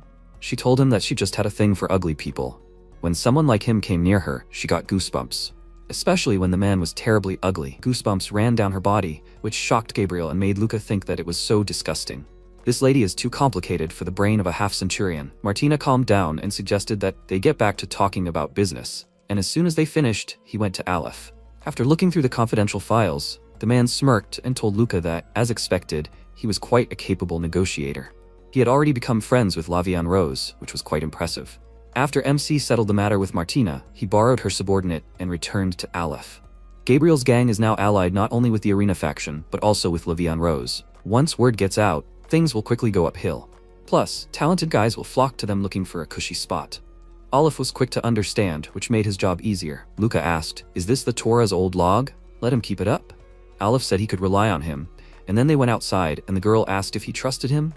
He sarcastically asked if her other eye was also blind. Does he look like a trusting person? She said that was why she was asking. She trusted a diva, for example. He said he wouldn't get his hopes up if he were her. She had a mind of her own and was quite unpredictable. He remembered what Martina had said about her. She was a retired Imperial Guard cadet. She had to quit halfway through, but she had an impressive track record. He glanced at Grace and thought that it looked like Martina was trying to figure out who he really was. But he didn't care. Grace was 1,000,000 times more useful than the trash Gabriel had collected. She also patrolled the La Vie en Rose areas from time to time, so it was a double bargain for him. She asked if he came from a military family. He wondered why she thought that way, and she said that he was clearly stronger than her. She didn't expect to lose to a teenager so easily. He pointed out that she thought too highly of herself, considering that she hadn't even finished the guard's training. She told him that she hadn't been expelled for lack of skills. She had been at the top of the ranks at the time. He wondered why she had been expelled then, but she refused to say, citing that they weren't that close. He noted that she was right and said that her service was over for today. She offered to escort him to the base, and he laughed, asking who was escorting who here. She bowed her head and asked him for forgiveness, after which she left and he went into the nearest alley and opened the reports. Ken told him to look for a company starting with the letter B. The money that was invested in this company definitely belonged to the sponsor, Noel. More precisely, Kinuan under this fictitious name. He found out that all these shops had long since closed down, and he thought that with his current data, he would have no way to track it down.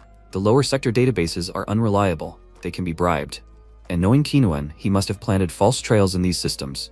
So he needed a more reliable secret database, something like a high-ranking Imperial network.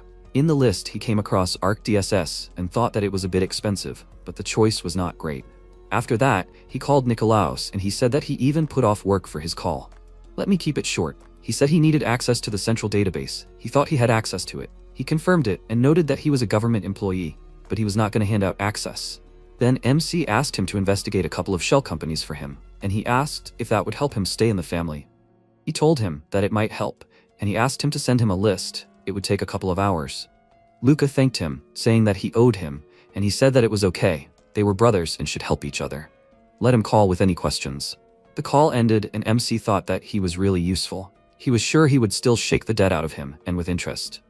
The only question was how soon that moment would come, but he would deal with problems as they came. After that, he went upstairs and thought about Aleph, Ken, forming a gang, and La Vie en Rose. He hadn't slept for almost 3 days, dealing with all the things. His brain was no longer working. He returned to his house, collapsed on his bed, and decided that even if Hemelas called him right now, he would hang up. His eyes slowly began to close, and he hoped that no one would call him.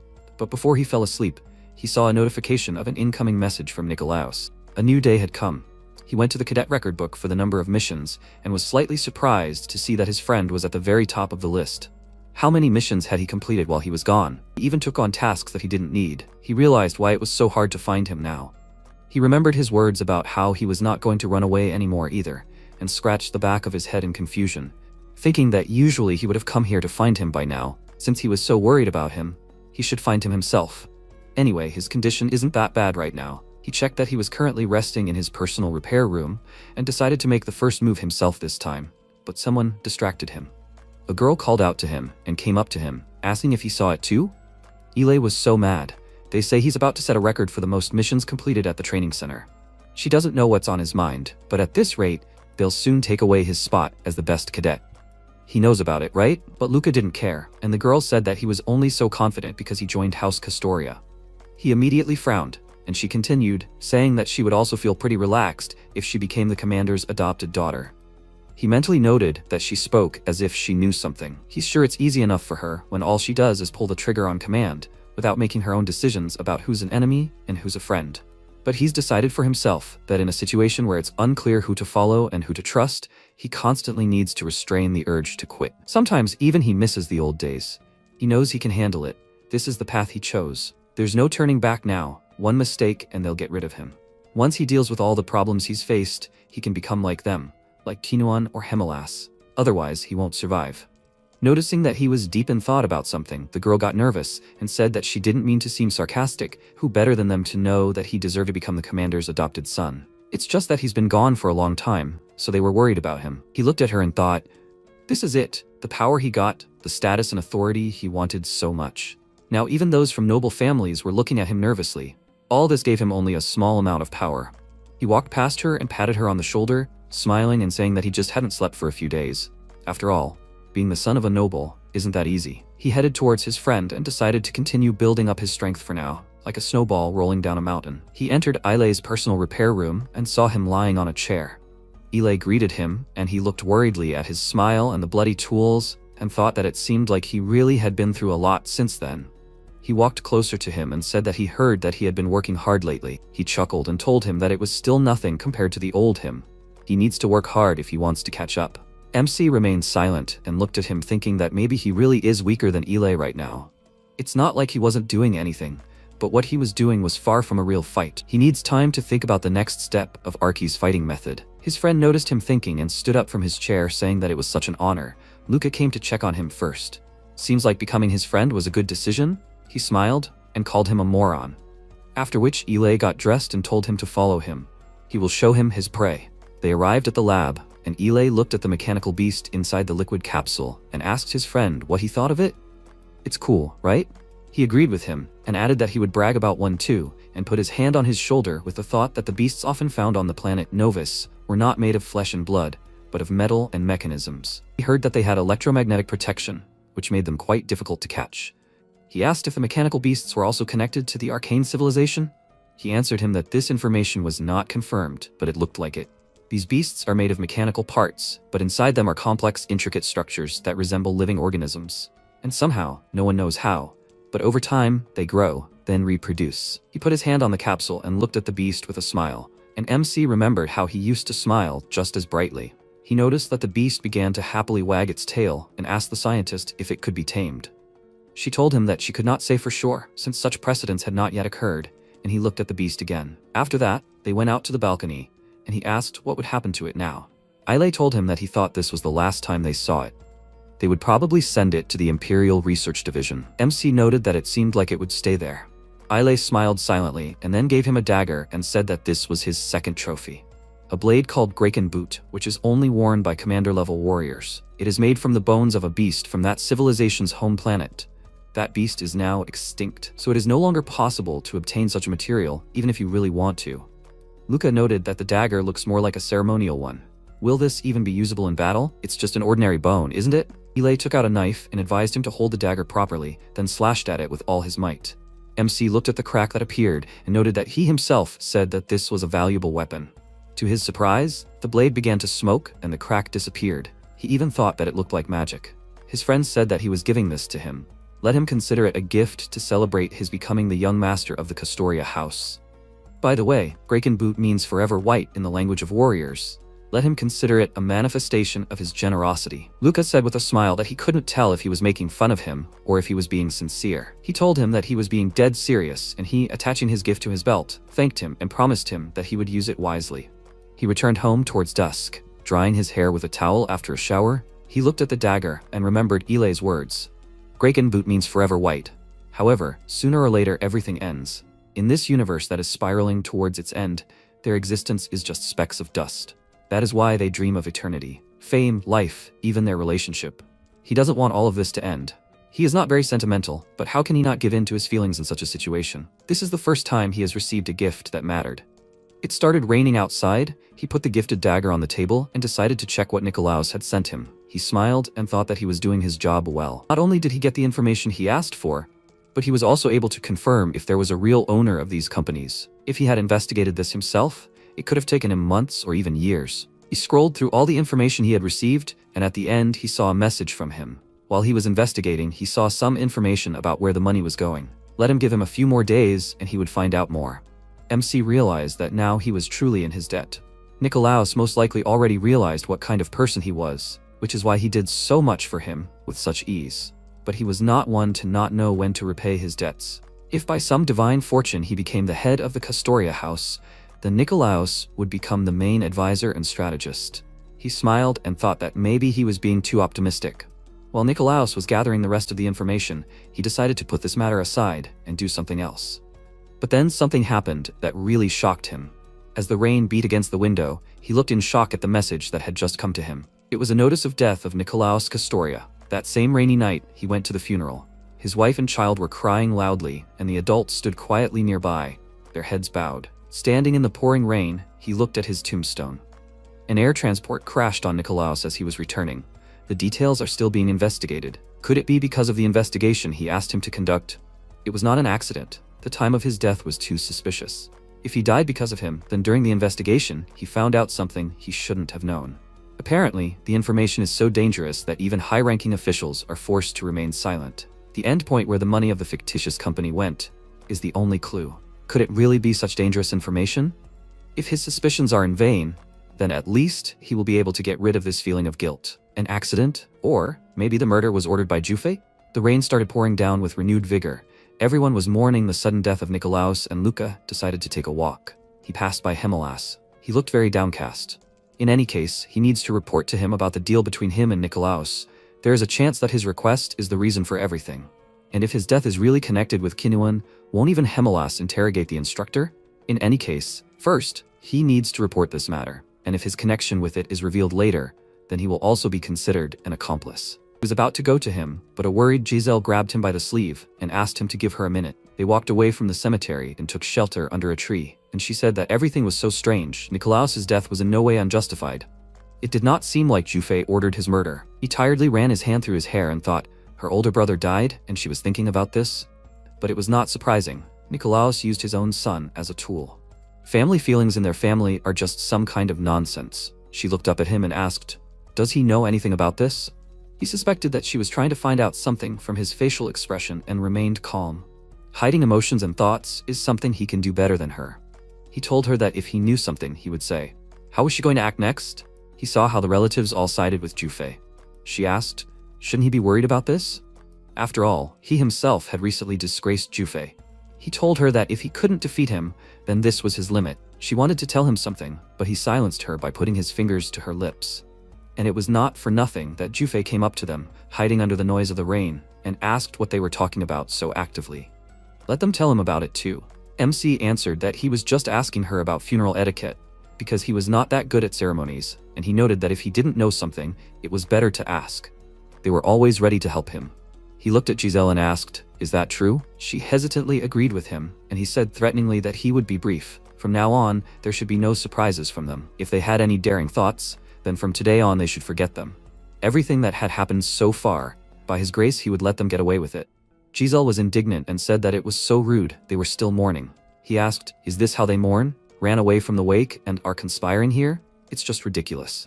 She didn't find anything to answer him, and Luca said that then he would say a few words. Unlike Nikolaus, Jufei, is a military man like him. If he wins, it will be due to the difference in skill, so let him remember it well. Juf was very angry with his words. Meanwhile, they were being watched from a dark room of a nearby building. Before everything escalated into a conflict, a man approached them and told young Master Lukehouse that the head of the family was calling him. Jufei did not detain him, since his father had business with him. But at the end, he said that he would not forget today. MC entered the dark room where Hemelas was waiting for him. He advised him not to tease Jufei too much, and he said that he just got a little angry. Did he call him out of fear of a fight? He turned around and told him that that was not the reason. Noticing that the door was ajar, he asked him to lock it properly. He closed the door, muffling the sounds of the rain, and Hemelas's voice immediately rang out in his ear, asking why his son had died. Luca was very nervous. He hadn't felt him approaching at all. When had he even managed to approach him? He looked into his sad eyes. He didn't know how much he knew, but if he lied, he would die. He told him everything without hiding anything, about how he found a survivor of the Tora gang, got the information, followed the money flows of the fictitious companies listed in the journal, and after he entrusted the investigation to Nikolaus, this happened. Hemelas fell silent, thinking about all this, and MC thought that, of course, he was not himself right now. As ruthless a military man as he was, his son had died, and the eldest with whom he spent the most time, and the suspicious guy was to blame for everything. He recalled the moments spent with the instructor and said that there is no exact evidence yet that Kinuan is the sponsor, only circumstantial evidence. Hemelas turned to him and said that if he believed that, then Kinuan was the sponsor, and he noted that he trusted him more than he trusted himself. He told him that he had no reason to doubt the abilities of a skilled subordinate and son. After his words, Luca did not know whether to thank him for this trust or to be afraid. He said that he would continue to carry out the task without changing direction, and Hemelas warned him that if he investigated further, he would be attacked by the one who killed Nikolaus. MC reminded him that, unlike his brother, he was a military man, and the man emphasized that he was a simple military man. Therefore, this may be beyond his strength. The enemy saw the access records to the database of the Imperial official Nikolaus. Luca was surprised and asked, did the enemy of the Empire take root inside the official circles? And even among high positions? Hemelas said that there was nothing strange in this. Such things happened regularly in the long history of the Empire. Each time they cut out the rotten parts, but there is no end in sight. MC clenched his fist in rage and thought, are not the poor from the outer regions, but those who have achieved everything, rebelling against the Empire? Hemelas asked his dead son for forgiveness for his next words, and said that his death meant that they were pretty close to the goal. According to the materials he left, they will find the destination of Kinuan's money. With this information, they will cut out the rotten part inside the Empire. Luca said that he considers himself a debtor to his brother Nikolaus, and now, it seems, there was a way to pay. So Nikolaus's funeral ended, and everyone returned to their business. Hemelas did not interrogate Kinuan, and decided to finish the case that his son was doing. He decided to just wait for the right moment, keeping silent, and he returned to the lair, that is, to the gang's office, to complete the task.